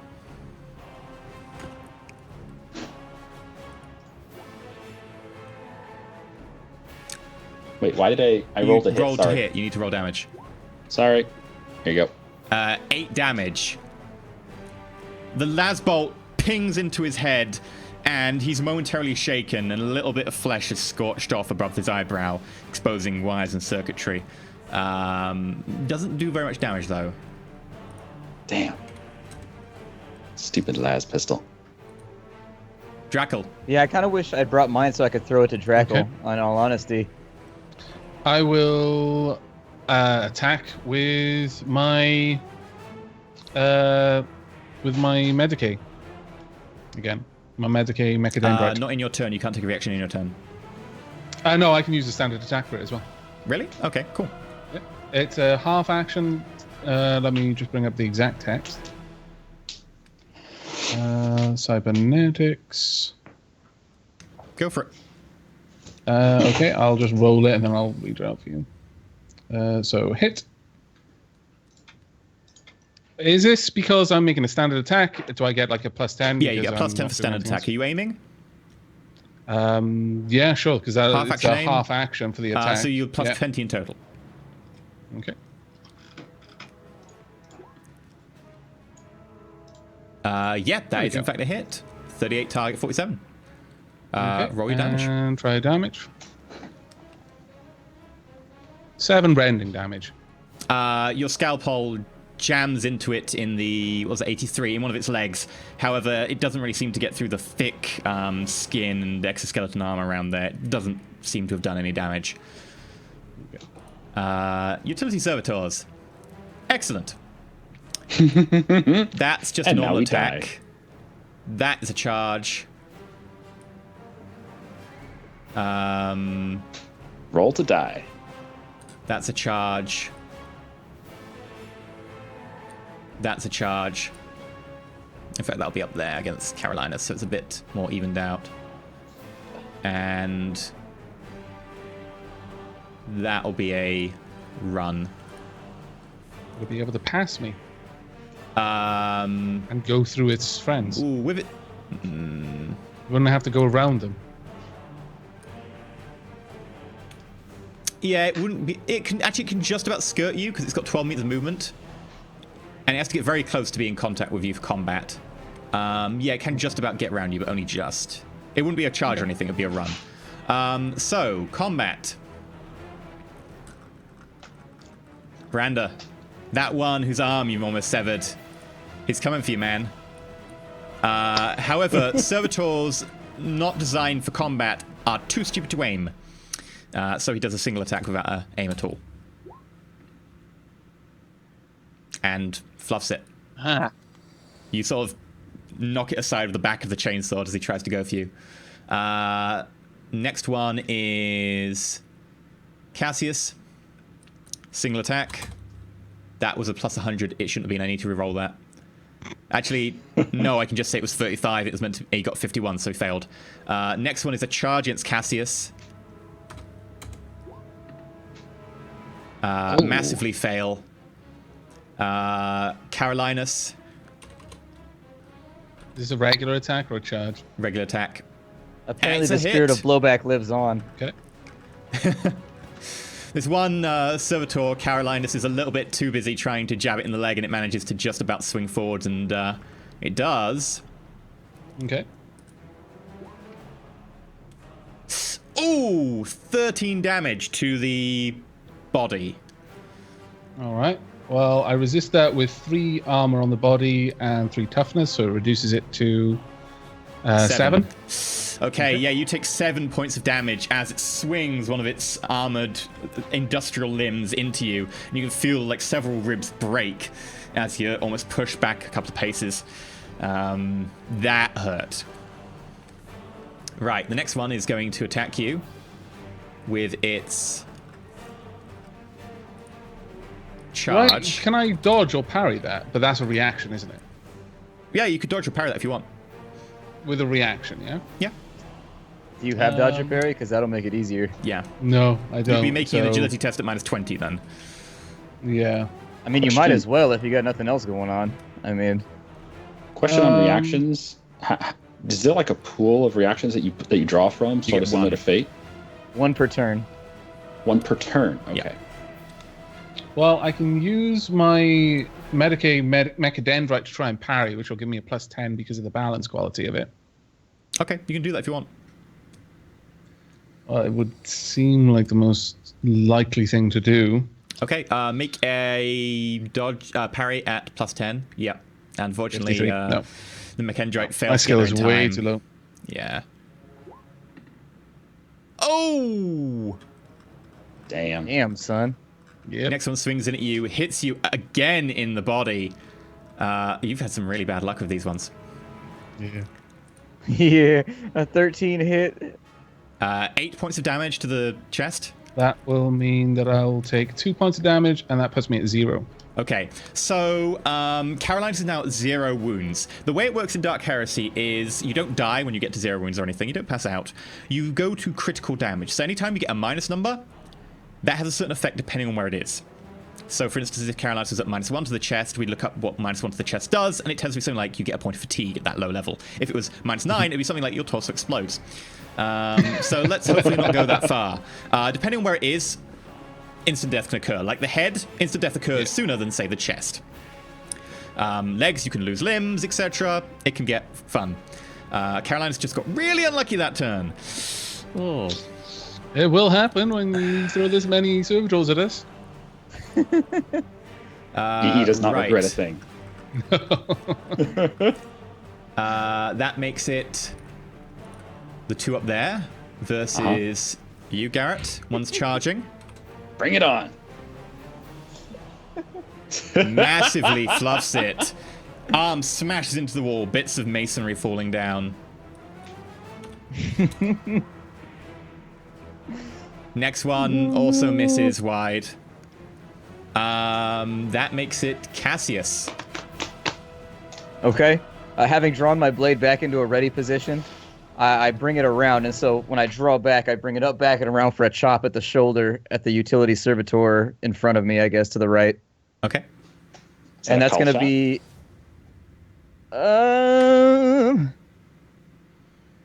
Can you aim with a melee weapon? Yes. So that's a +10. And then a single Okay, attack so +10 again. So I'll get +30 plus the balance, so that's not too bad. Ooh, wrong thing. If you hit, that will be the damage, though. You Yeah, can stop I'll rolling take damage. Gotta actually hit. Sorry, I got a button that says sword on it, and I keep seeing it being like, I'm gonna click it! Like, Okay, if the next one's a roll to hit and you hit, you can have the first damage roll. yay. Nice. Especially since you rolled a Very 0-3. That Man. is a 30, which is the left arm. You instantly pirouette around, momentarily take aim, and then just lob upwards, and it just completely severs the left arm of the servitor, and it goes over end, over end, over end. And then for good measure, you just pommel it in the face once as it sort of is very confused about what's happened to its arm, and it just keels over backwards. These poor servitors. Yep. Well, they're kind of like foot soldiers in TMNT. It's just like, they just get whooped on. That makes it Brander Thrail. All right, Chainsword. the guy that I was fighting, I'll carry on. I think I'll aim and attack again. You're damn Carry right on, you will. then. Cut this guy apart. That's the most English-sounding attack ever. I suppose I'll carry on with murder. Go for it. Indeed, let the killing commence. Now all I can imagine is English people like in trenches just been carry on, firing then, reloading. Good sir. That is in fact a hit. Roll your damage. Whoa! Yeah. I'll pick the. Wow. Yeah. roll twice? Where did you hit? That was a 0330. Oh, sorry, that was a 32, which is 23, which is again left arm. You strike into the left arm. The arm just flies off in a spray of gore as your chainsword cuts through it. Ribbons of sort of tendon and wire just left hanging out, and it kills over. That brings us back down to Garrett. This is going Damn it, so I'm much further pinched than in the over practice here. session. Can I do anything as being this agile assassin type thing? Can I do anything like get up on top of this car here? Sure, I'd like you making an acrobatics check, but you'd also get attacked by the people next to you. Okay, There no, are talents that allow I'll you to just do fight it then. something like that without getting attacked, There's but you need a talent for A that. jump full action thing. All right, Yeah. no, I'll just. I'm gonna drop my pistol, and it's chainsword time. Like simple action, chainsword is coming out. Okay, you've got another And- half action. I'm gonna swing at the guy who already took a little bit of damage to the head. I can't call action with this because I don't have the ability for what is that skill called anyway? It's called Precision Killer. It Yeah. only affects my ballistic, so it doesn't work Yeah. for melee. All Okay, right. so you get plus Let's 10 swing because this guy. it's a single attack. Mm-hmm. Because he actually used a half action to drop the pistol, didn't he? Yeah. Oh, I'm gonna fake I that. used a half action to draw, and used a simple action to drop. That's half an attack. I'm gonna fake that. Okay, you fade it. Reroll. Yes, sir. Here comes the 99. There we go. That's a Yay! hit. 33. That is also the body. Roll your damage. Remember to roll twice with a chain. Is it a chain blade you've got? Chainsword. Chainsaw. I feel okay. bad. I convinced Carolinus to leave his gun behind, and now he's just getting beat on. I just feel like an asshole now. Carolinus wouldn't have done it if he didn't think it was a good idea, to be fair. So 7 pen 2. That does 1 point of damage.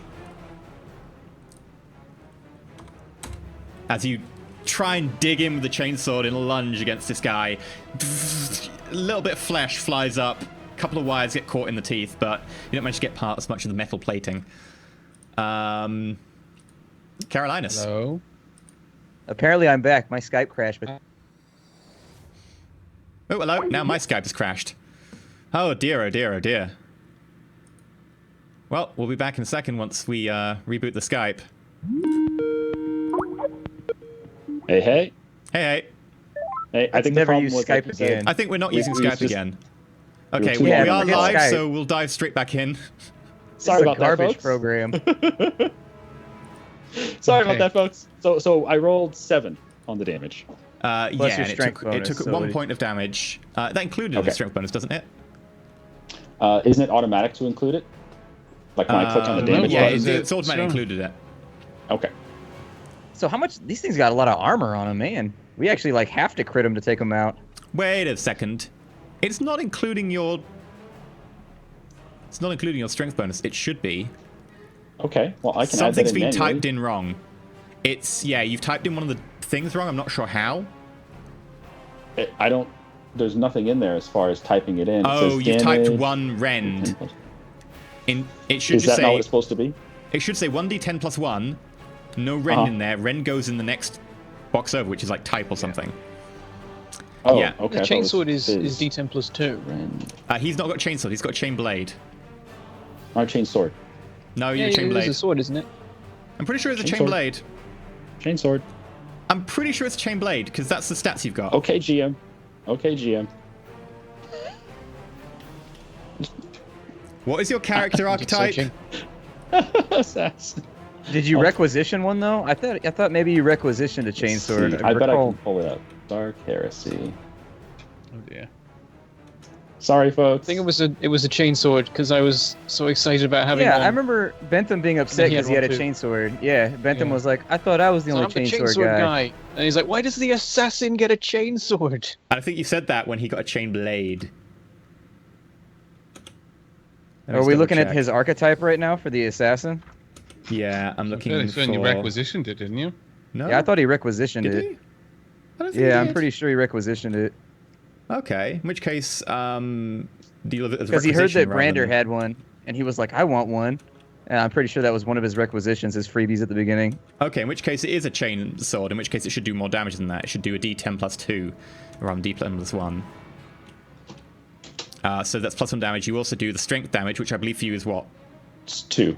2. So that's another 3 points of damage. So yeah, that does a little bit more than just tickle him. Okay, so I can change the damage roll to be 1d10 plus 2 plus 2. No, just leave it at 1d10 plus 2. It'll add your strength automatically. Okay, it'll add it automatically. Mind if I test it?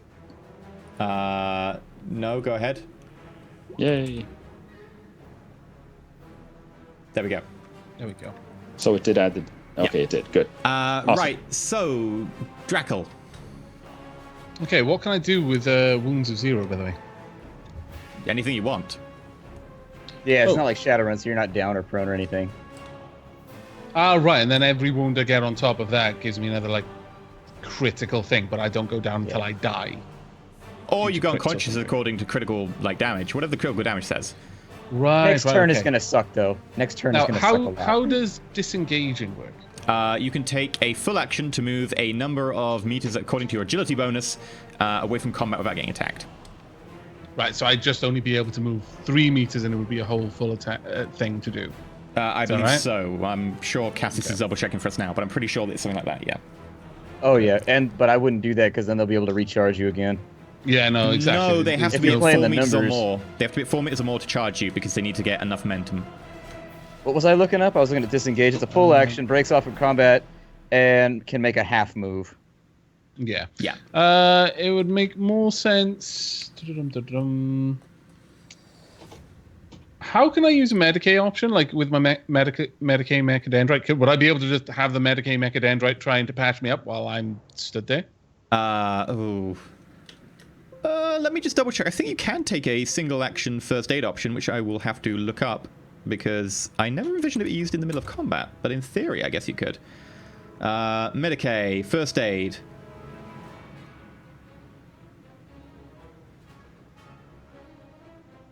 Is there a way that I could, like, doesn't kick my say- pistol over to him? Doesn't say anything about it being used as a combat action. And it does Yeah, Brandon remove should throw that pistol over there. quite a bit of damage, so I don't think it can be used. It says, stuff like to perform first aid check, you must do.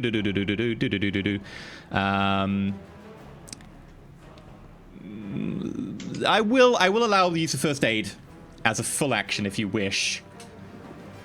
For now, I will double check it later. First aid. To perform first aid action, you must make a challenging Medicae test with a -10 penalty if you're heavily damaged, which you are. If you succeed, you remove the amount of damage from your patient equal to his intelligence bonus plus 1 additional damage per degree of success. Okay. Well, I'll give it a shot because my Medicae Mechadendrite gives me a +10 on medical tests. Yeah. So it'll bring it back to 0. Okay, And I so got you it. got 2 degrees success plus your intelligence bonus. Which is 4. So you heal 6 points of damage. 6 points of damage. Not too bad. Bear in mind, you can only do it once every 24 hours. Right. Okay. Well, that's fine. EE, if you want to check chat when you have time. Which chat? That's Skype chat. Skype chat. Just look at starting equipment. I see chainsword. Yeah. Chainsword. Oh, it's a chainsword. Who got a chain blade? I swear someone got a chain blade. Not me. I don't use primitive weapons like that. I use like a ninjato. Okay. Right. In which case, you are done with your turn. It's utility servitors. Right. Swinging over there against our good old friend Garrett.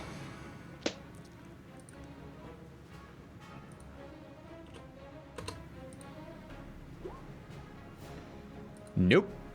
Goes wide again. We're lucky, so they're Wide so again. bad at attacking. They've only landed 2 hits, yeah. But they Against it. really, really hurt. They when really they- hurt when they hit, though. Miss. Who's I got my attacking? You. Everybody rally hats. Hold your breath. Miss.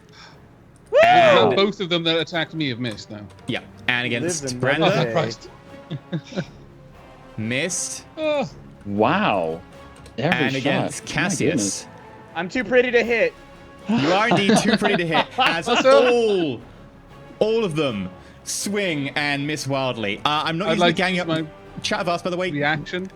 Give me a sec. Chat of us, by the way. Am I using the gang up rule? I'm not using the gang up rule for Svators because the servitors are unable to coordinate their actions efficiently to take advantage of each other. These are not combat Svators. They are literally menial Svators that are trying to swing arms and stuff. They can't really gang up properly, which is why I'm not using the rules for them. In addition to they're not getting aims. Yes, have you may melee take skill, a Abbott? reaction to attack with your little. Okay. Yay! Do you have melee skill, Avic? That is a hit. Nice. As in what? As in, like, do you have weapon skill? Like, are you good in hand to hand? I've only got 27 in hand to hand. It's one of my lowest ones. But You've landed 3 hits nevertheless, I already. managed to get a connection. This little Medicaid Mechadendrite is earning its keep at the moment. Holy crap! He's trying. If it wasn't for the armor value of these things, he'd I be know. doing real good. If it was like a human being, he'd be cutting him to pieces. Not really. It Someone only does seems to be knife killing the enemy damage. and patching you up. Like, Did 8 I just get damage a is a 5? decent Because hit. if I got a 5, that counts No. as Righteous Fury. Because Only counts if you get a 10. You got a 5 because you're rolling a d5. If you roll in the tabletop game, you roll a d10 and you it halve it. says in Righteous No, Fury it that says in Righteous Fury if you get a 10 when rolling a d5, which you then halve to get a d5. You have to roll a 1d2. If you get a 2, it's Righteous Fury. I'm so confused. Because in the board game, if you roll a d5, you can't. There's no dice of 5 sides. You roll a d10, you half and round down. A 10 on that dice, even when it's a d5, is counted as Righteous Fury. Problem is a 9 is still the same result because you're halving and rounding up. Oh, well, I know what I got then? You rolled a d5 because roll 20 rolls a d5, unfortunately. So you could have got Righteous Fury. I need to make a 50-50 check. Roll a d2. Ah, right. I see what you're Yeah. saying. Right, I get you. I was very confused as to how we would work out how I was getting Righteous Fury on it. Come on, Righteous Fury. No. Is it rolling? No. I'm not seeing anything. You need to roll a 1d2. Is it not rolled? Want me to do it? Sorry, I thought you were saying you were going to rely to No. It's your rolls. That you is go. Righteous Fury. So that hits 21 in the left arm. Your like medical Mechadendrite manages to find the sliver under the armor and the armpit, and it just dives in straight into I imagine the this armpit. thing now, properly it's burrowed in Yeah. like a ferret into the carcass of a rabbit, and is now rooting around inside, just stabbing organs. Yeah, you just severing sever arteries. some of the aortas and so on, and just cut a few like key wires here and there, especially with your knowledge of how the servitors Winding around work. inside. And just Eventually, eventually it just kind of picks itself back out of the neck, and then just unravels itself. and the servitor goes down in a shower of sparks and Thank gore. goodness. If I can get And- this Medicaid Mechadendrite like plated in gold and brass, I am going to spend quite a lot of requisition points trying to do this. And It's going to get a name. with that, I believe it's Cassius's go. Okay. I'm going to, let's go ahead and I'm going to aim and strike the one that's diagonal down from me, I guess. Okay, plus 20. Did you take the servitors off of the turn order? It doesn't Yes, matter. I'll add them again. Doesn't matter. We know what they were. They were. Yeah, they're 8s. Yeah. Doesn't matter. I'll roll the initiative and I'll just change it to 8. Boop. Okay. Yeah, that is a Whoa. hit. 10 with a target of 65. Cool. So that's 6 degrees so of well. success. Guys, Yeah. Yeah. rolling so well compared to. Why It's did it because take we're us 2 hours live to now. crack- We're I live assume I'm now. you gonna replace it replace with that a- too. Yeah, with a 6, so it's gonna be 9 damage total. Yeah, so the way it works, if you get loads of degrees of success, you can choose to replace the damage die, if it's terrible, with your degrees of success. That way, if you get like an awesome hit, you don't go, I glanced against them. In this case, because it was a terrible damage roll, Cassius is replacing the 2 with 6, which was a degree of success. So 6 plus 3, 9. 2 points of damage go through. Guess that represents the effect of actually putting the knife where it really matters. Yeah. Versus just stabbing someone in the thigh. Now, at the beginning of this turn, I need to make a load of intelligence checks. Uh-oh. Nope. Nope. Nope. The moment we see that big number, is it 2 or more? Ooh, Yes. There you go. Yes. Yes, also. And with that, both of the servitors fighting our friend Garrett up here become confused and agitated and then collapse on the ground, sparking. To the point that they're just confused, and Garrett can easily dispatch them effectively as a free action. Yes. The same happens for the one fighting Branda. However, the one fighting Carolinus and the one fighting Cassius are still operational. How are they failing? What is this intelligence check for? You don't know. Branda, you'll go. All right, I guess I'll jump up to the spot next to Carolinus. Will be like a half action, right? Yes. There. And then chainsword the servitor. Okay. Can you make like an awesome chainsword sound? Wait, I got it. There's a noise and you haven't been using it? I've been We can't using hear it. sounds because we got the music Yeah, we off. can't hear it. That's right, we have it off. That's right. Oh. I'll do it. There you go. Now you got it. That is a hit. Feel free to roll damage. I'll turn the music on for you. This is... There we go. Ready? Man, the audience is getting the full experience right I now. know. Yeah. Oh, We yeah. don't Yeah. even hear any of that. This is like theatrical. We didn't know what was going on either. Yeah. Yeah, that's a whole load of damage you did there.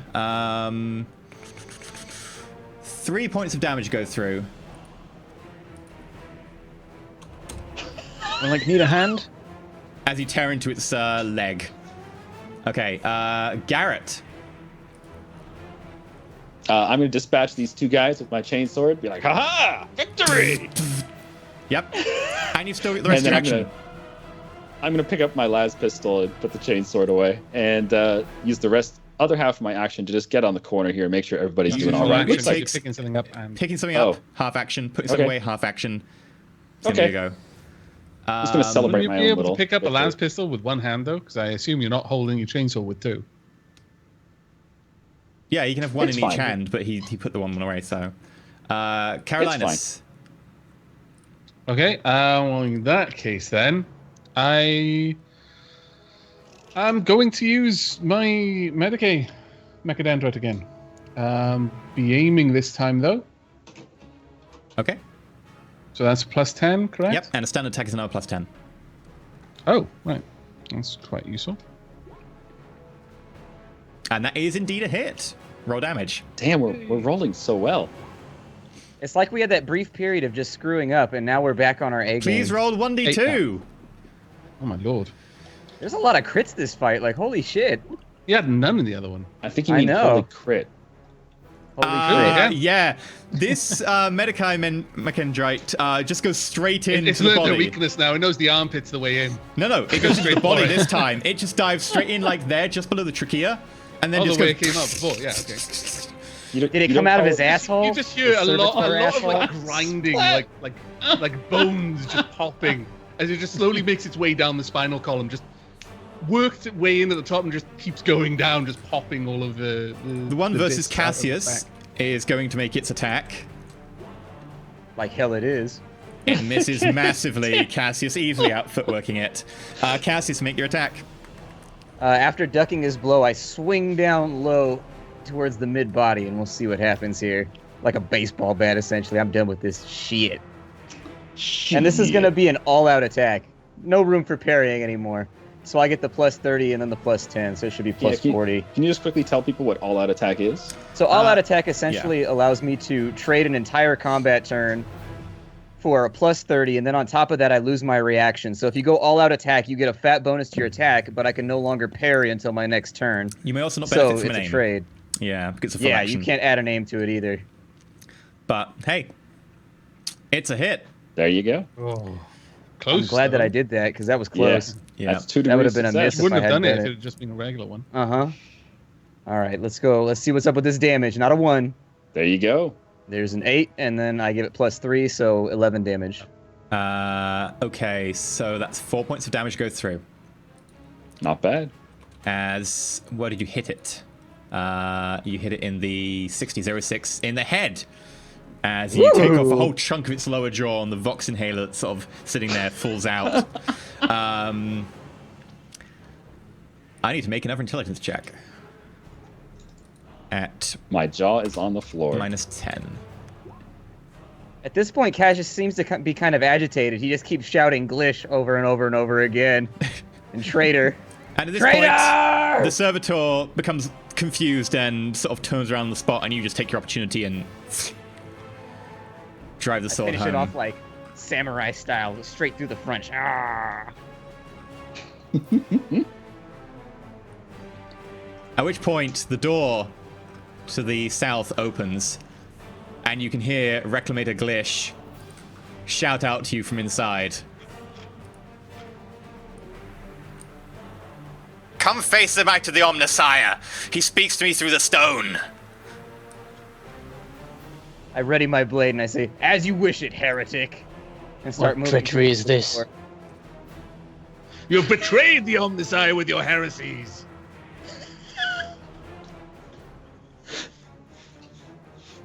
Ah! All right.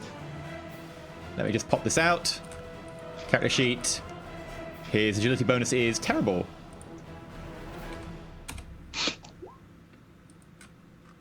Welcome to my world. Better than you. Got Brandon, a good roll. Brandon, you're up. All my everything just broke for a second and then fixed. Yay. My display driver stopped working and recovered. Yeah, everybody in the That's party good. at this point is just drooling and smacking Really? the ground with their weapons, shouting heresy. Your display driver crashed on this?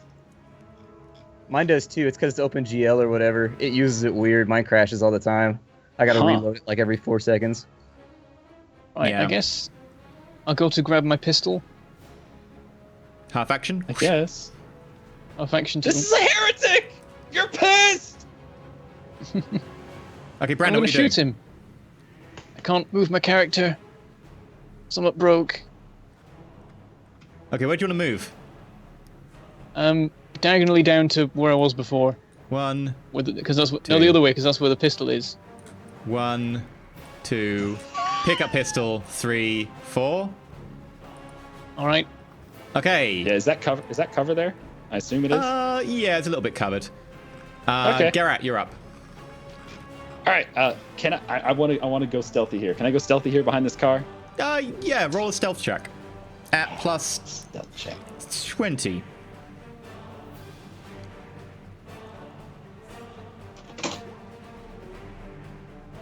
You're pretty sure you're invisible. Yes. Is that like a half action or is that the full turn? That would be, I guess, because of the distance, I'll let you do it a half action. Okay. And then can I move when I'm stealth? I assume. Sure. Yeah, you can do that. Is it just normal like 4 movement or can I go 8? It'd be half action because you only got half action left. All right. I'll head over to this car. Okay.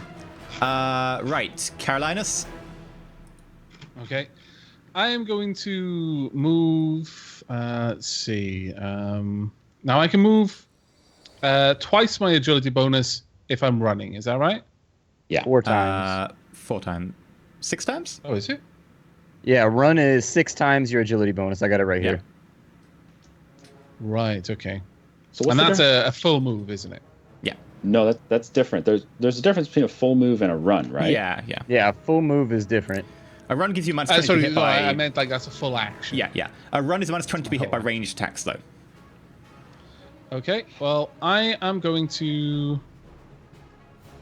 I'm going to be running, but this Okay. takes me 6 meters down to there. And I've got another lot. I'm easily going to be able to make it across to this corner here by that door. Quite easily, in fact, because I've got 18 meters with my run. So you head down to that door there. Yeah. And I'm going to say that, once I get there, my optical mechadendrite just kind of weaves out and is actually peeking around the wall. I'm not. I'm staying quite safely behind here. While this little thing with lenses is just peeking out to see what's further down the corridor. That's fine. Do you want your mechadendrite to get shot off? Because that's how you get your mechadendrite shot off. It would be very hard for him to hit it. Well, he might. Reclamina Glish moves away from the corner. Okay. Cassius. Doesn't he shout something heretical? Not yet. I shout, "The traitor is mine!" And I take off running over next to Carolinus, I guess. Let me measure it out real fast and see. So I got 4 to there, and then like 6 to there, and then I can do it. There we go. That's all that I got, though. Okay. Brander. All right. I guess I'll go to the other side of the door. Mm-hmm. Do I have control again? There you And That's I your guess full I'll move. switch to just my pistol, put the chainsword away. That would be your full move. All right. Right. I'm just you're there out. holding both things at the moment. Yep. This would be a lot easier if we had actually brought like our military grade shit. Yeah, but oh well. Can I do a run if I'm stealth? Yeah, you can. But it's very likely you'll be seen then. But sure. Oh, but I can just re-stealth up. It's all good. All right, let's see. How far is this going to be? Oh, perfect. Let's go. Grab my dude. Let's move, Garrett. All right. Awesome. Bam. Carolinus. Okay, standing, I'm taking cover obviously behind this wall. I turn to Cassius and say, use your, what's that little bead, the communicator bead? Microbead. Microbead. Use your microbead. Report this happenings to the Magos. You do know Inform the him microbead of- has a range of about a few hundred meters. Yeah, it's Oh. only a kilometer. Yeah. Ah, right. Is Is the there maximum no way range. for us to contact him then? 'Cause Is he there no, told like, us, "Oh, you've repeater got your tower or thing. anything?" Call me whenever. We had access to an astropath from the way that he implied it, but the astropath's probably at the office in the city, the municipal, like whatever, the Munitorum or whatever it is.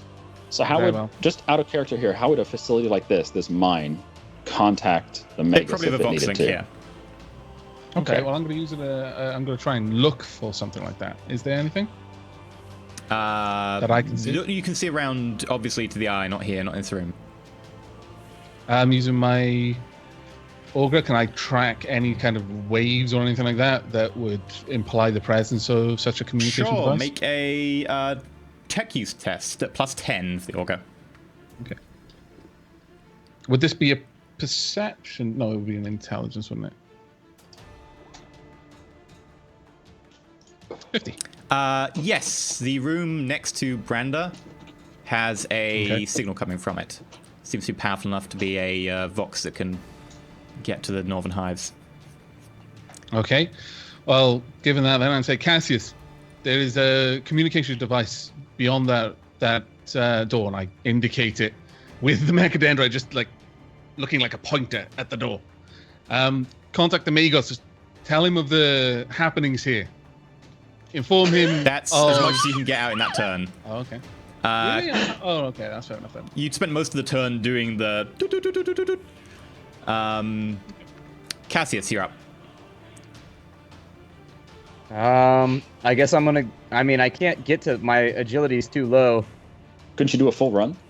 I can, but I still need to be able to open the door, and I don't know what the open a door action is. Do a karate kick. Ah! Wait, can he charge Smash the door? through it. Would charge work? If he wants to make an attack against the door. Get Avak to chant at it. I cast magic missile. Cassius, what are you going to do? I shout, "I need the door open!" in the hallway, just inside of there, and then I hold my action until somebody shoots it open, or blows it open, or whatever. Uses a weapon on it, essentially so get you the can hold door a open. half action to do that? Yeah. That's fine. You'll have to fight me if you wish to get in there. I shout back, "Silence yourself, filth!" However, that is the end of your go, so you would lose a half action as it goes into the next turn. Oh well, it's worth it to call him Phil. Okay. Brander, you're up. Brander. This is 40k after all. Nobody said we were practical.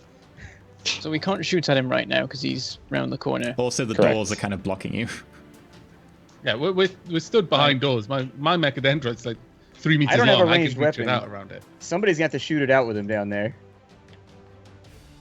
Can I, like, so how easy is it to get through these doors? What sort of doors are they? You could just attack them. They're heavy inlaid brass and steel. So The it's ones like a into bulkhead. the box room. Yes.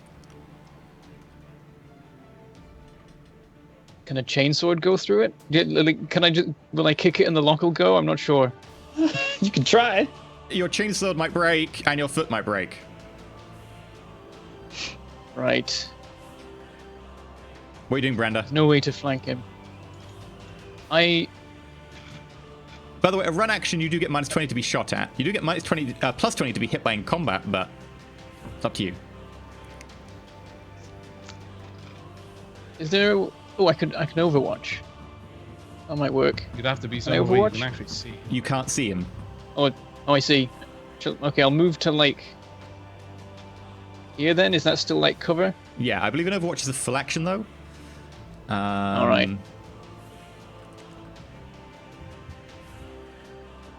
What are you doing? Working out what half actions can be done. I have to press you for time. I'll just hold there then. I don't know if there's Okay. anything I can do. Garrett. Need to ask a question out of character. Can I use different angles to make a run move that's going to go like around the door and then down the hallway?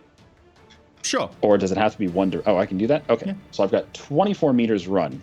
Is it 2 meters to the door, or do I have to clear it by going 3 meters this way? You kind of have to clear Brander as well, unfortunately. So it's be more like 4 meters. Damn it, Brander. You're such a fatty. But when you get there, you've got 20 meters of run down that corridor. Yeah, okay. So 4 meters past Brander. Assume I'm like right over, let's say, here. I think Doink. this dude has like a Devastator bolt or something. Yeah, it's gonna be ugly. bad. It's gonna be bad. And then 20 meters. Okay, that's 15 to this corner. And then I've got 5 more meters from there. So let's measure that out. 3, 4, 5. Can I get there? Yes, you can. Just. Ping it for you. When you come There around you that go. corner, all you're gonna hear is something spinning up. Just. As you go around that corner, That is some ninjing. there was a held Just run action. past him. Oh, held action. Okay. There's sorry, not a held action, an Overwatch action, but it disappeared at the end of the turn. You're fine. He's somewhat caught off guard as you notice his hand outstretched, somewhat luminescent as these electro tattoos going down. His bionics are glowing. He's caught off guard. He's like, ah. Carolinus, you're up. Okay. Let me measure things out. Now it's a.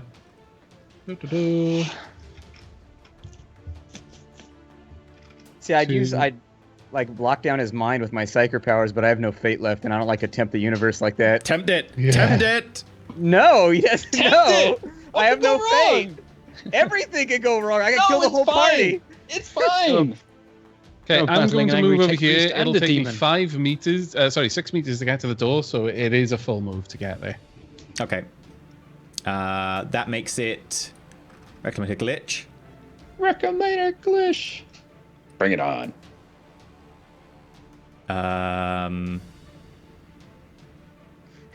See, now the entire chat's just gonna spam no balls at me. Tempt it, no balls. Yeah, do it. Look, these characters are made to die. They're disposable. I spent too much time on my character. Character creation took too long for me just to throw him away. He is going to run into close combat with you. He can't do a charge because you're just too far away for him. Right. Cassius. Let me see what kind of range I got right now.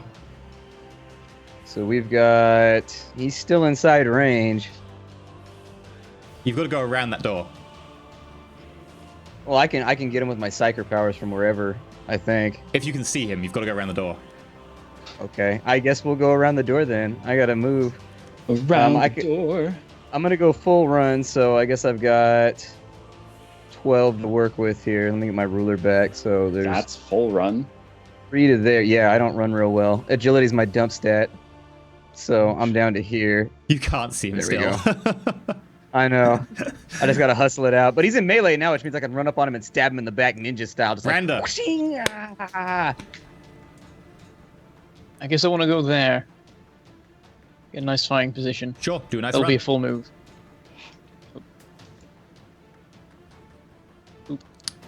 Geralt. That's all for me. All right. So you say I'm in melee already, Mhm. just because we're close to each other. Is there any way to escape melee? Yes, you can either just back up, Disengage, but- he'll get an attack, or you can disengage, and it'll take your entire turn. How do you? What happens if you disengage? You move agility bonus meters away from him. Ugh. It doesn't sound very good. All right, I'm just going to try for a run. I'll let him do his stupid attack. Let's see, 24. How far is that He is down? going I to just make wanna hit his around the stupid corner. attack against you. Yeah, You could You could whatever. just drop your sword. You could pull 15. your sword. I mean, 10. I can head way over there. He swings And he with misses. his chain spear, and he misses. he's got a chain spear, dude. That's so baller. Yeah? It's like a chain sword, but you can stab people with it from a range. Isn't It's that the got, same thing we like- saw him with earlier? Yeah, it's got 4 Why like is chain blades everything down the chain? side. Because chains Even are the muscle. scalpel's a chain. Basically, Yeah. he's got that thing that they use to trim tree limbs with. So if they reach up in the air, but it's got Geralt, a chainsaw on the end. If you're running over that rubble, I need you to make a agility test.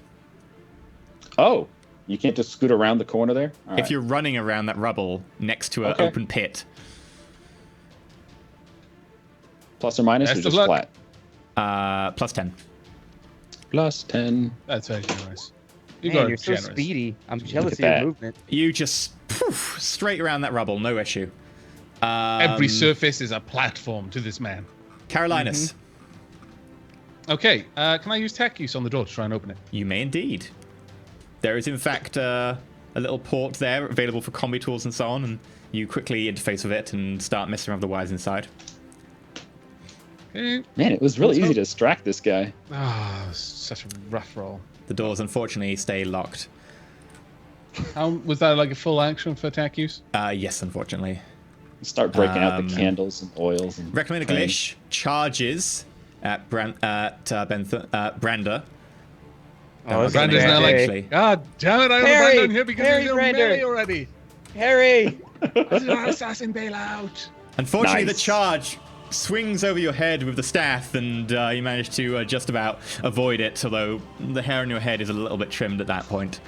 Question for the I need a GM. haircut. So Sure. in Shadowrun, a bunch of characters had wasn't Fate. What was it called? Edge. Edge. A bunch of characters had Edge. Do any characters in this game have Edge, or is it just the players?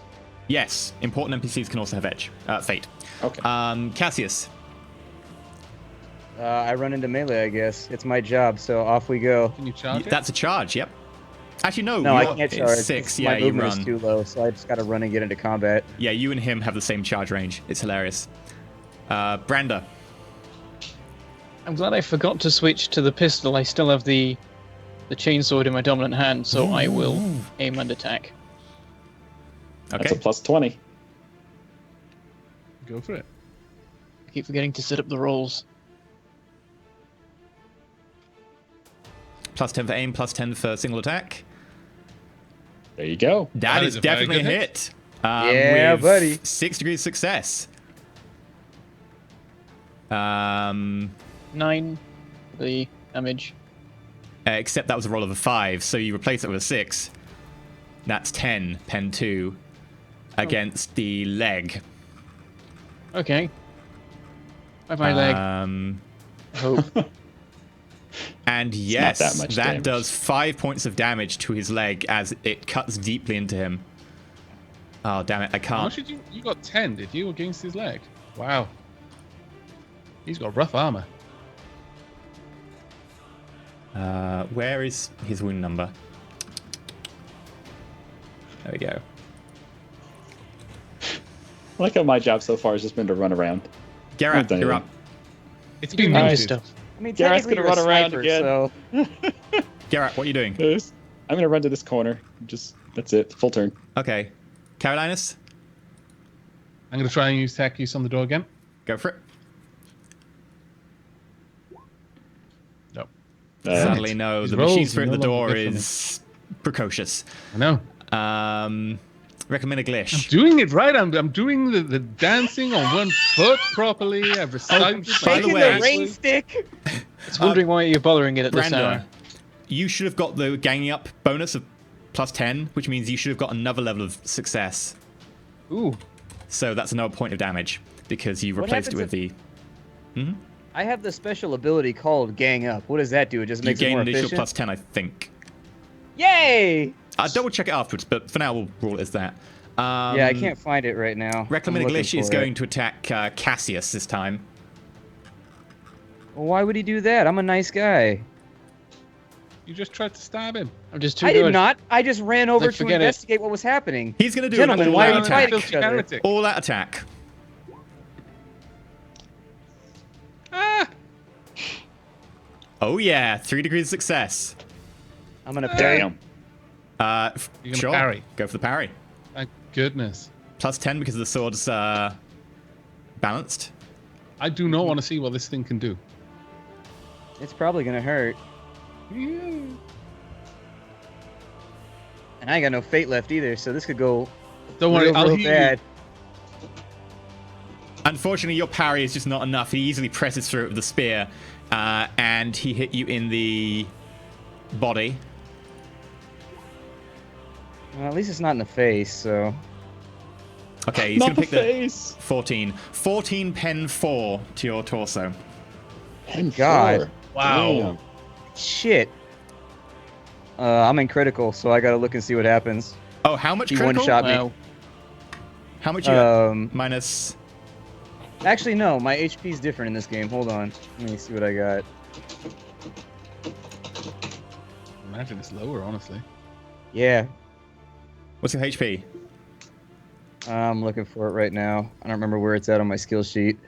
It is Armor and defense down underneath at movement. the bottom by armor and defense. Wounds, total and current.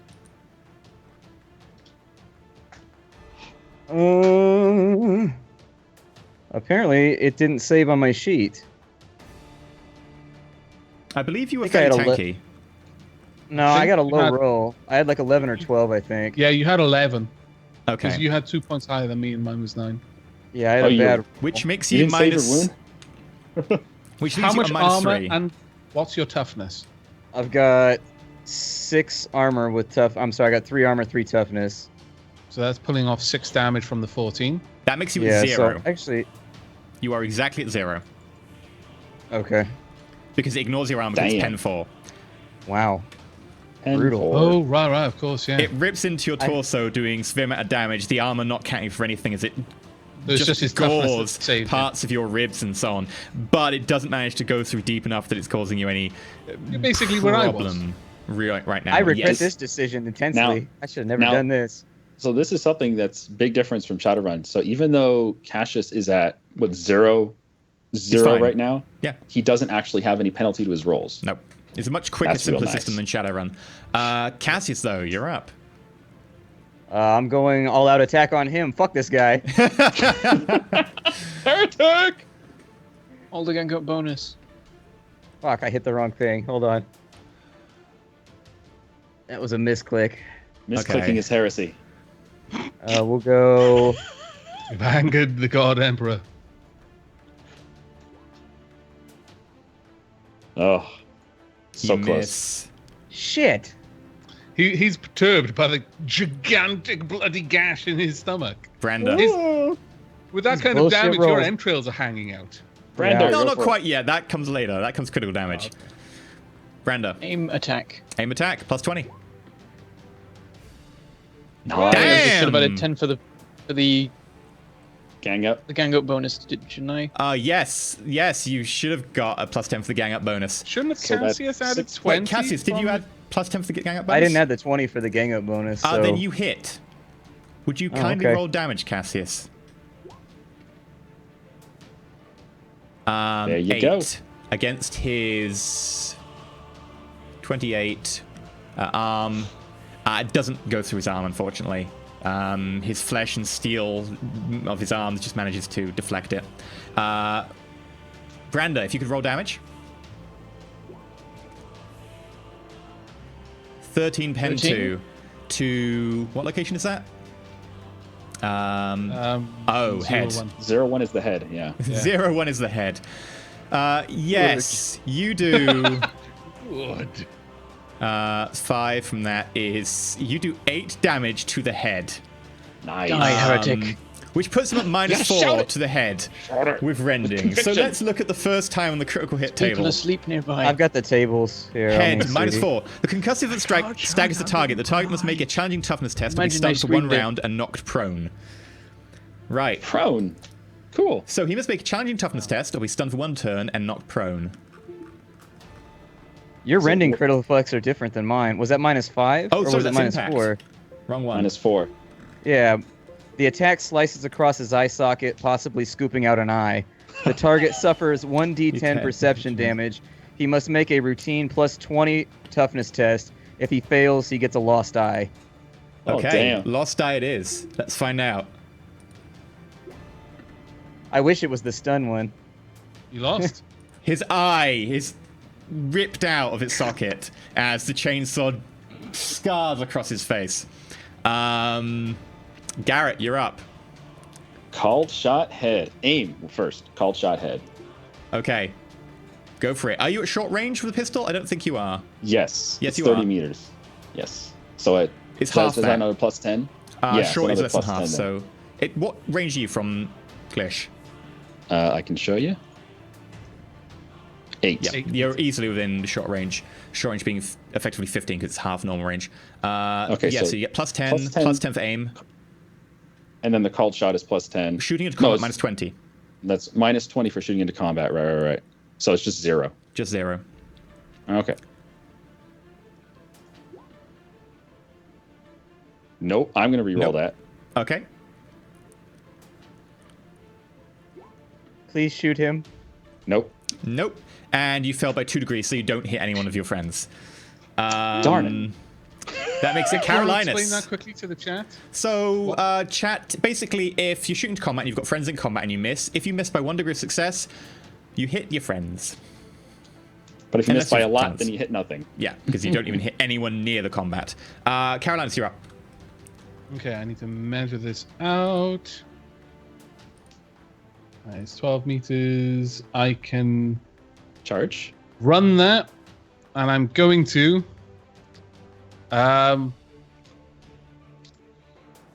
Whilst calling out, "Hold, brother! You will not die this day!" As I just abandon the door because, he's really badly hurt, and so is EE. That's Nurgle's blessing. You kick the door as you run off. I told you guys this combat was going to take an hour and a half, by the way. I just had to get my I told you so in. Okay. No, you were completely right. That makes it Reclamator Glish. The curse I think- continues. If EE ever says 5 minutes, think 45. If he says half an hour, think about 2. I think he takes a penalty for gang up too, by the way, because he's You he's sure? fighting multiple people at the same time. I Yeah, thought it just you got a positive. I didn't think he got a negative. I'll check it, but I don't know where it is in the book right now. I've been looking for it, but We're already way over time. You might as well look it up.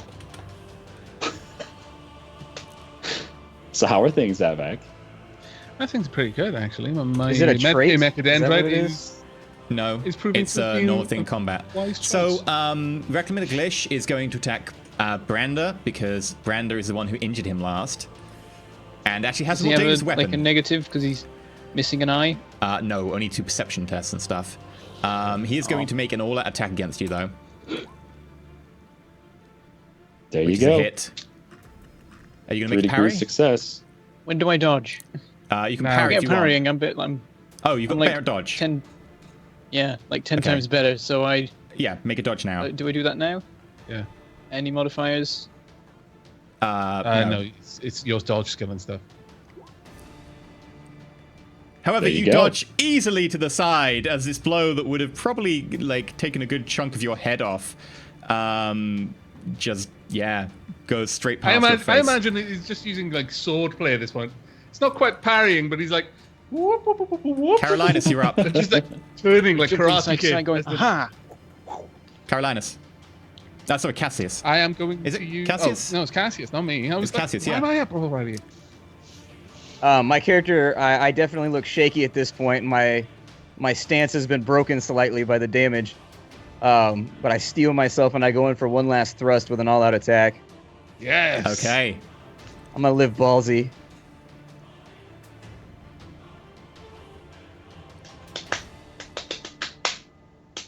And Any day Sorry, now. I was tabulating how much I got to my plus. It's a lot. Oh, damn. Oh, so whoa. Wow. close. So close. No, that's a hit. Yeah, that no, really- I mean, it's Oh, so okay. close that it Plus Oh, it was a hit, wasn't it? I thought I rolled How a many pluses 95. did you Okay. get? You got Right. plus 10 for ganging up, plus 10 for the bonus for ganging up, plus 30 for the... Yeah, that would explain it. Unfortunately, the If it damage had been just 95 or higher, bounces it would off have been him. an auto fail no matter what Yeah. his stuff was. I do feel like the brackets for like weapon damage in this game feel like they're really, really wide. Like you can do nothing or you can do like everything. It's because like they every switched in weapon. Dark Heresy 2 to doing only D10s. Yeah, it seems like some weapons should be like D6s, 2D Yeah. like 4s and stuff like that to even it out a little bit better. I- It feels like I you can. agree. It's yeah, a but wide, on wide the bracket. downside, his chain spear were probably like 4d10. Brando. Well, it's like it feels like you either one shot people or you don't do anything. Brando, and it's you're like up. that's basically it. Randa, I'll show us your skills. aim and attack. This is like a Okay. 30 modifier, isn't it? Yes, because you've got ganging up, plus 10 for the single attack, plus 10 for the aim. Oh, However, you fluff it. Do you want to fate? Wow. Fate. Yep. I will actually There use you go. fate. That's my guy. Don't let me die, please. I know I'm flailing I used it miserably yet, right huh? now, but please don't let me die. It's all serious now, Splat. It's like, I'm on 0 health. Oh my god. I know. This is Bam! fucked Oh, up. that is a hit. 5 degrees of success. There you go. Roll your damage. 11. 11. 7. Okay. Yeah, 11. Let me just double check. It's Yep. That was to the body. 7 points of damage to the body. He's dead. He takes another 2 points. He's now at -6. Oh, maybe not. Rending effect body. The mighty attack takes a sizable chunk out of the target and and knocks him to the ground as he clutches the oozing wound, shrieking in pain. The target is knocked prone, suffers blood loss, and suffers toughness damage. Which you'll be pleased to know. Okay, well, look at man. It's like, that's right.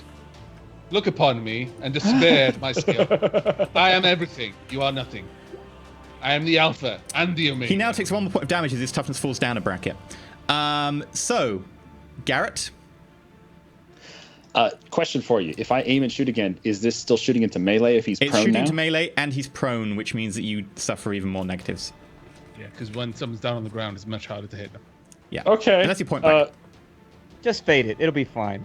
No, Yeah. I think I'm just gonna go ahead and charge here. I'm within 12 meters, so I'm gonna charge this guy. I still have. I'm gonna drop the pistol and charge this guy with a chainsword. Can we do that? Tell me. I if think we can. charge is a full action. You can charge with the pistol, Yeah. though, and shoot the pistol in combat. But then I'm still shooting it into melee, right? How far can you move by default? I don't want to shoot into melee You here. can't.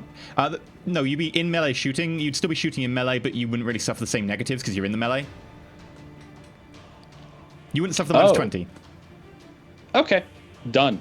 Okay, you charge into combat, and you fire your pistol. You don't get the bonuses to hit from charging into combat because you're not carrying momentum Right. with you, but you get a +10 for single shot, and you get a +10 because he's on the ground prone. Okay, called shot head. Let's do it. Oh, I forgot the +10 for prone. Wow, I need to fate Doesn't that. matter. Yeah, That doesn't fate, matter. Really, really do. fate No, that. you. Go for it. What do you mean it doesn't matter, Avak? Oh, you can say I forgot to add the +10. And I was like, it wouldn't make Right. any difference. It would still be a Right, 99 gotcha. 80. Gotcha. There you go. That's Oh, better. so much Yes, and it hits in the head. Roll damage. Oh boy. That is not damage. I'm sorry. My bad. I wish it was. 81 damage, please. There you go. Yeah. That goes through to the head, takes him down to -9 energy. Really? Has he got no armor on the head now? No, he takes 6 points of damage away on the head, but it's now 5 because his toughness went down. I take That's bets 8, that his so it takes eyeballs are going to -3. pop like popcorn. Superheated by the attack, the target's got one brain left. explodes, searing apart his skull and sending flaming chunks of meat flying across his nearby. The target is very, very dead. And with that, Recommender Glish head pops like cantaloupe, and chunks of superheated brain matter explode everywhere.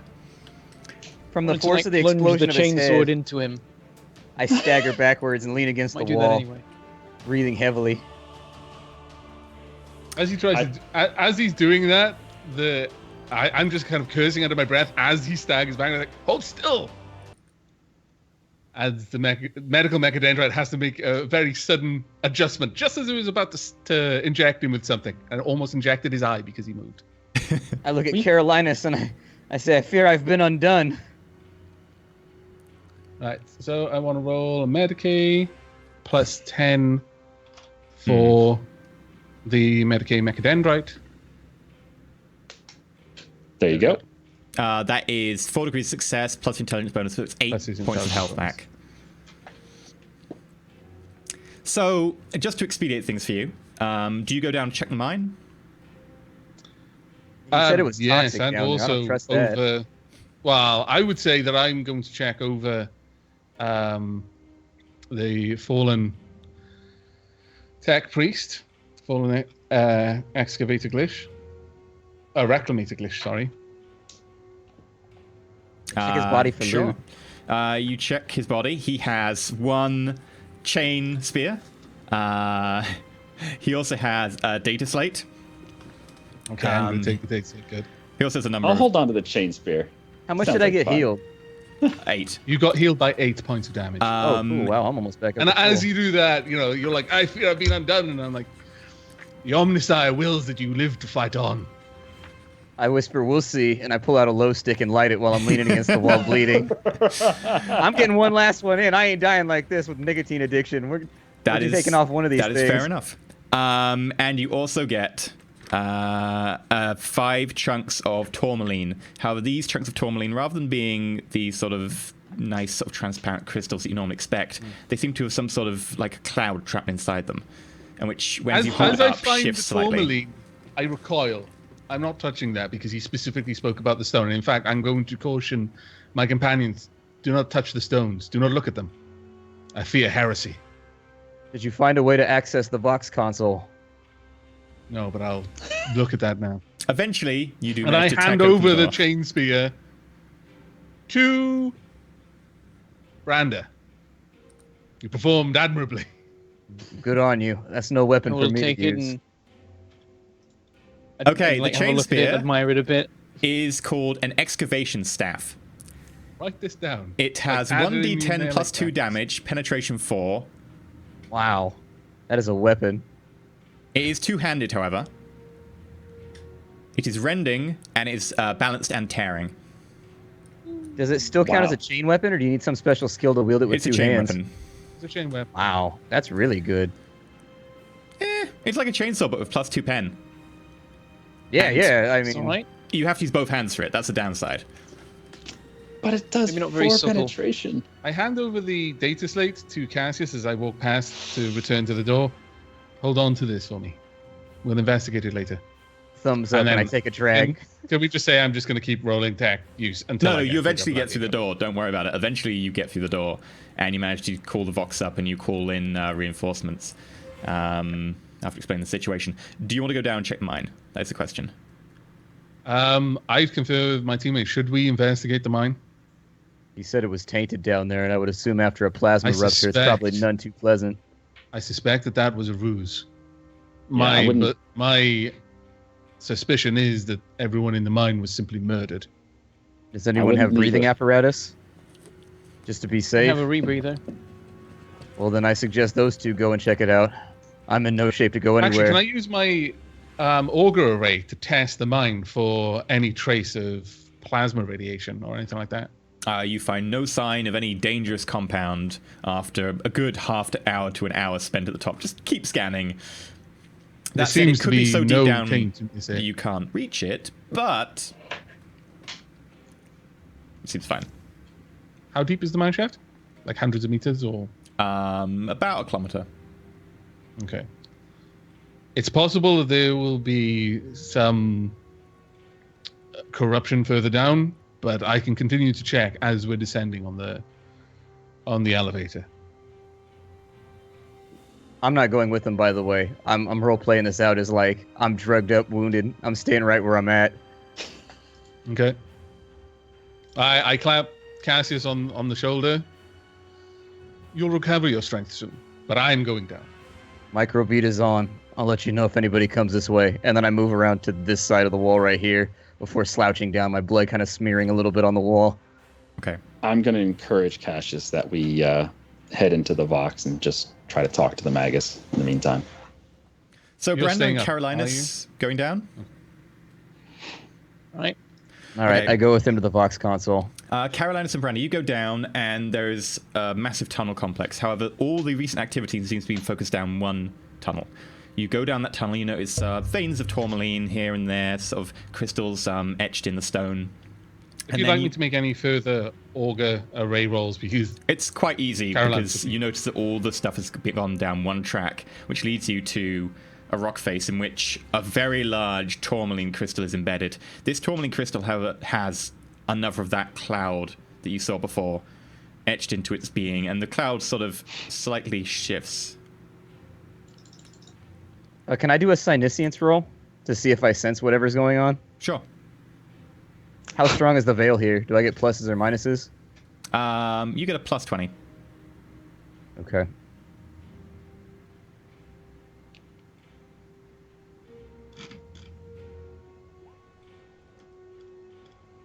You can't really tell. It seems to be some sort of emanation given off here that is very much churning up the background. Carolinus Brandy, you are confronted with a very large crystal. seeing the shifting cloud in there, I take a step back. This reeks of heresy. You should I not don't proceed. go near it. Can I hear any of this This over is- Brander's microbeat? Is You it an open cannot hear it. microphone? It's way too far away. And besides, we're gonna call the Magus. Come on, Oh, he's man, more than a compose kilometer yourself. away? The I chef keep was one my kilometer down. attention on Brander. Like I'm shielding my gaze from this thing. I don't want to look directly at it. Even my optical mechadendrite is tending to look everywhere else. We must report this to the what is it, Forge Master? I can't remember the name. The Fabricator General. We must report this to the Fabricator General and the Interrogator immediately. The interrogator, This yes, might must be sealed. but we cannot be certain that this corruption hasn't spread to other members of staff at this facility. True. We may need to check the other mines as well. At that point, I'm going to start heading back. I've seen what I needed to see, and that is a deeply suspicious giant rock. Okay. I follow close behind. Okay, so for expediency's sake, you head back. You report your findings to the interrogator, who asks you to just go over a bit more of a detailed check the other people on the planet. You have to inform the Fabricator General of what you found, and you start doing investigations to the other tech priests there. It doesn't seem to extend any further than recommend a glish.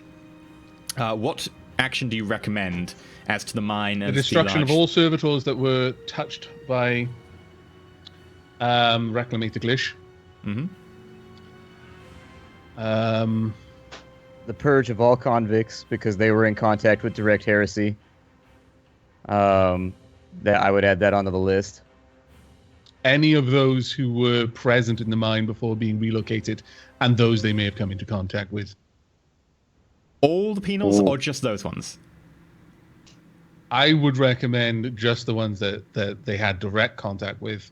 Like, so for example, we'll have records of who they bunked down with, that sort of thing. since I we moved recommend to the all of mine. them because heresy spreads. Chaos Bear in is mind that malignant. will slow down the production at the mine complex. I would caution that this would not only inconvenience my brothers in the Order Adeptus Mechanicus, but also the Imperium at large due to the slow production. I do not feel that we need to purge all of the convicts. I don't think you're taking this seriously enough. You need to track down everywhere that these crystals have traveled to, every single Without production doubt. destination that this facility has sent their merchandise to. We must follow up every trail on this. The convicts here are no importance. I'm in I agreement. will defer to Cassius' judgment on this, but I will caution that this will inconvenience the Adeptus Mechanicus. So, are you going to go But for of course, wipe out all the penals? That is my recommendation to the interrogator, but I give him a subnote saying that if the blowback between the Inquisition and the Adeptus Mechanicus is too large, then I recommend only eliminating the ones that were down in the mine. It's up to his judgment. Okay. What do you recommend for the mine complex itself, and particularly the large crystal embedded down the bottom? there can be Charges, no destroy it no opposition on this. This entire mine has been tainted by heresy. It must be destroyed. It must be Indeed. sealed. Okay. Whatever steps need to be Wait, taken. The other do you want mines. to seal the mine, or do you want to destroy the crystal and seal the mine? The heresy shouldn't be allowed to continue, so destroy the crystal and then seal the mine would Okay. be my recommendation. The mine itself has been corrupted. We cannot be certain how extensive the corruption has spread. Okay. So, in your investigation, you find no other tech priests have been particularly touched. You managed to oversee the extermination of 12,500 penal convicts as interrogator Titus Khan approves of your zealous methodology, Cassius, and makes sure that they're all shot. You're helped by Legion of the Scutari, who make sure they're fully rounded up, and then dumped down into the mine shaft at Charian before it is sealed. However, before it is sealed, you go in, and one of you has to place melter bombs on the tourmaline crystal. Can we not use a servitor for this task? Any I servitor certainly trying to would get push for close that. enough to the crystal begins to refuse to touch it and starts to act oddly. Can we rig a servitor to simply walk down there and then remote detonate the To explosive properly rather than damage the crystal, you'd want to place it on the surface. You could do that if you want, but you would risk a cave-in rather than destroying the crystal. It's up to you if you want to try that. I've no tech use, so I don't know how to plant melt the bombs. It literally is, you get a very quick primer. Bloop. Bloop. Boop, boop, boop, boop, boop, boop, boop, boop, boop. I ain't going down there. That place stinks of heresy. I did my part. I killed 12,500 people. My arm's tired. I said, Unfortunately, you also killed all of the convicts, and we've not got any convicts now we can send down there to do it. I'm sure we could find one guy that we could trick with some thrones and be like, oh, look, go take this happy kit down to the bottom of the mine. The mine full of You'll dead get- bodies. You'll get all the blessings of the Emperor if you do it. People are indoctrinated. It'll be fine. On a Forge World. All right, Garrett's. I'm getting sick of this crap. I'll do it. Well done, Okay. Garrett.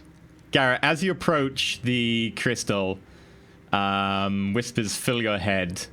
Temptations, promises of riches, of glory. Make a willpower test. A plus 20. Come on, buddy. You can resist the powers of darkness. We're all hoping for you to succeed. You've got fate. Yes. No. Willpower. No. 50, Fate. target 42. Fate. Fate it. Fate it. Fate. It's the last fate. Yeah, fate Do it. it We now. get it back every session. Fate it. No. 99. Superman! Garrett, you find yourself unable to advance further down the tunnel. The mere glimpse of the crystal, and you find yourself shuddering at the knees as you fall to the ground, and you try and just book it out of there before you give in anymore. I am out of there. Yep. I couldn't do it. I couldn't do it. When he comes back up, she said, I couldn't do it. I turned to Cassius. Could he be corrupted? What do you mean you couldn't do it? I am Garrett, on my you knees also take on the 3 ground, corruption panting. points. Okay. I go, fine, I'll do it. Hand me the thing. Where's the button? You get a quick primer on how to work the melter bomb. You go down there. As you go down, thoughts and promises of riches, of glory, of your every whim being fulfilled go through your mind. Make a willpower test for plus 20.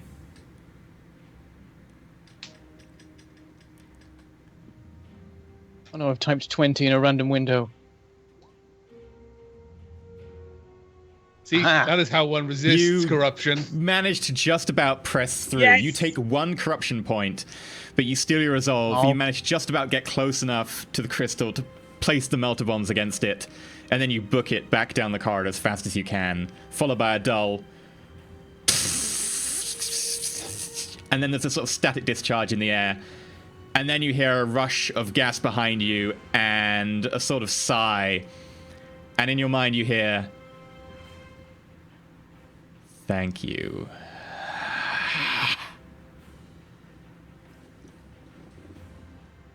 Do I sense gonna anything carry of my on running. psyniscience? Like, Do I feel any of this discharge? You feel this I'm assuming discharge. You Let this cannot be the not one feel time this you've used it discharge. that it works. How strong is the veil right now? Like plus 40. Oh, wow. Temporarily. Shit's going down out here. What you can only describe as some sort of intelligence sweeps up the mine shaft past you and is gone. I shout suddenly and then fall backwards, looking very, very shaken. Did we screw up? I'm not sure. I know what was ever in that crystal. We didn't kill it, though. It just left the mine.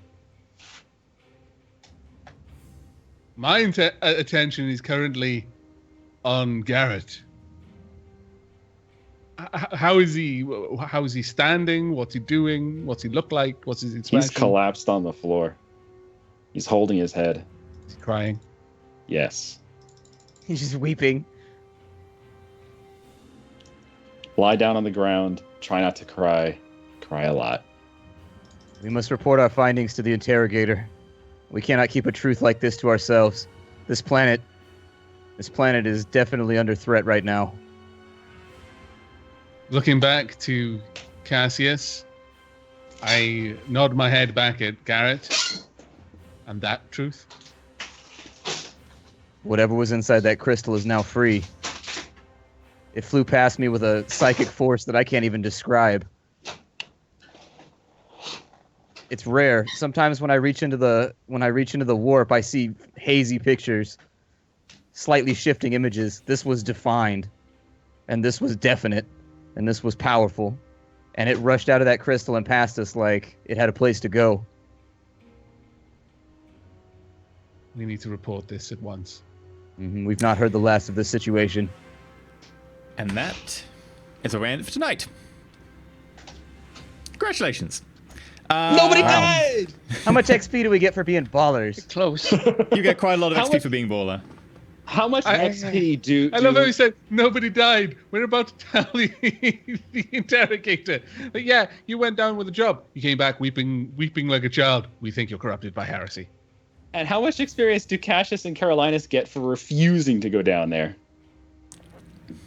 None, because they didn't know that was a problem. I would have, out of character, I would have volunteered if I had any fate left, but I got no fate left, so I was like, well, this is a terrible plan. You're sending the psychically attuned person down there, the perfect vessel for whatever is down there, and you're sending him, don't do that. That's Nope. a terrible plan. That's why Carolinus was like, don't worry. I was trying to come back and just moved on. Didn't press him to like, no, you need to come down with us. He was like, yeah, no, he's told me he's a psycho. Yeah, Carolinus wouldn't be too hot on him going down there. At least Carolinus is at least past machine. I'm just like, you're all useless. Navy discipline. Orders are You'll orders. get corrupted by heresy, you'll get corrupted by the fact that it's metal containing heresy, and you just come back up crying, sod it. There's only one thing for it, Exterminatus. So we'll be back same time next week. Not as long, but since it was an intro episode, I think it was, welcome. As per usual. He still needs to learn how long fights actually take. Well, it's hard to List gauge versus going into a new continued. system. But that said, you did kill servitors a lot quicker than you killed people in the practice episode. Which, interesting segue, if you want to watch the practice episode, you can subscribe to our Patreon at a certain tier and you get all of our terrible behind-the-scenes videos. Why has his voice changed? Heresy? Must be another voice changer thing. Definitely not. No heresy here. Move along. Nothing to see. Move along. These are not the droids you're looking for. So yeah, if you want to support us, you can go look over on the Patreon page, which has a load of interesting fun perks, including things like getting MP3s of the episodes so you can listen to them. Things like being able to watch character sheets, behind the scenes VODs. If you want to see like all the stats belonging to recommended Glish, they'll probably be up as soon as I give them to Cassius. Splat! Damn it! I'm in RPG mode. Just call me Castback. It's fine. I'm Castback now. Yeah, so loads of cool stuff there. Do go check it out. Be really appreciated if we could, get our Patreon off the ground nice and quick. We're also doing some character art, which hopefully we should have an artist lined up pretty quick, and a number of other cool things. So, thank you very much. Please do go check that out. But yeah, until next week, Avak, where can people find you? What you're doing? They can find me over on youtube.com/Abac, where I am currently playing Avon Colony, Rimworld, and I recently finished The Final Station. What a fantastic game that I'm not going to spoil for EE. But I finished it. I finished recording it. It's really good. You? It's really good. Such a good game. Such a good game. I really Such enjoyed an that ending. one. I know. Yeah. I know. I couldn't stop. I literally started Save it for the playing after it. show. I Save it finished for the the after whole show. thing in one go. We'll save it for But, the after show. yeah, After so show, it's fine. Also on Twitter, where it's Abac_, and on Twitch, where it's just twitch.tv/Abac, where I am currently mostly streaming Seer, The Awakening, but I'm probably going to start on Mass Effect 2 pretty soon, possibly over the weekend. It is time. It is time. You use a Vox for that. Can you make it even more demonic? Oh, Can you make it yeah. really rumbly? It's time for what? You gotta throw it in there. You kids, what's coming over here? Awakening. There has been no awakening. I have felt a disturbance in the Force. Oh, he's got outside assistance now. I know. He's got his Vox doing all of this. I can do it with my actual. You little socket kids! Get out of here. Bentham, where can people actually what you're doing? Oh, okay, I'm the guy with two names because I'm terrible at names. So, I Also am really Bentham, indecisive. but my channel is called Mangled Pork Gaming. It'll make sense one day. Where I play Factorio all the time, and also at the moment I'm playing Rodina, which I think is how it's pronounced, which is like No Man's Sky, but better. No, Well, yeah, Yeah. Apparently it's Russian-based, so it's Rodina or something. Ah.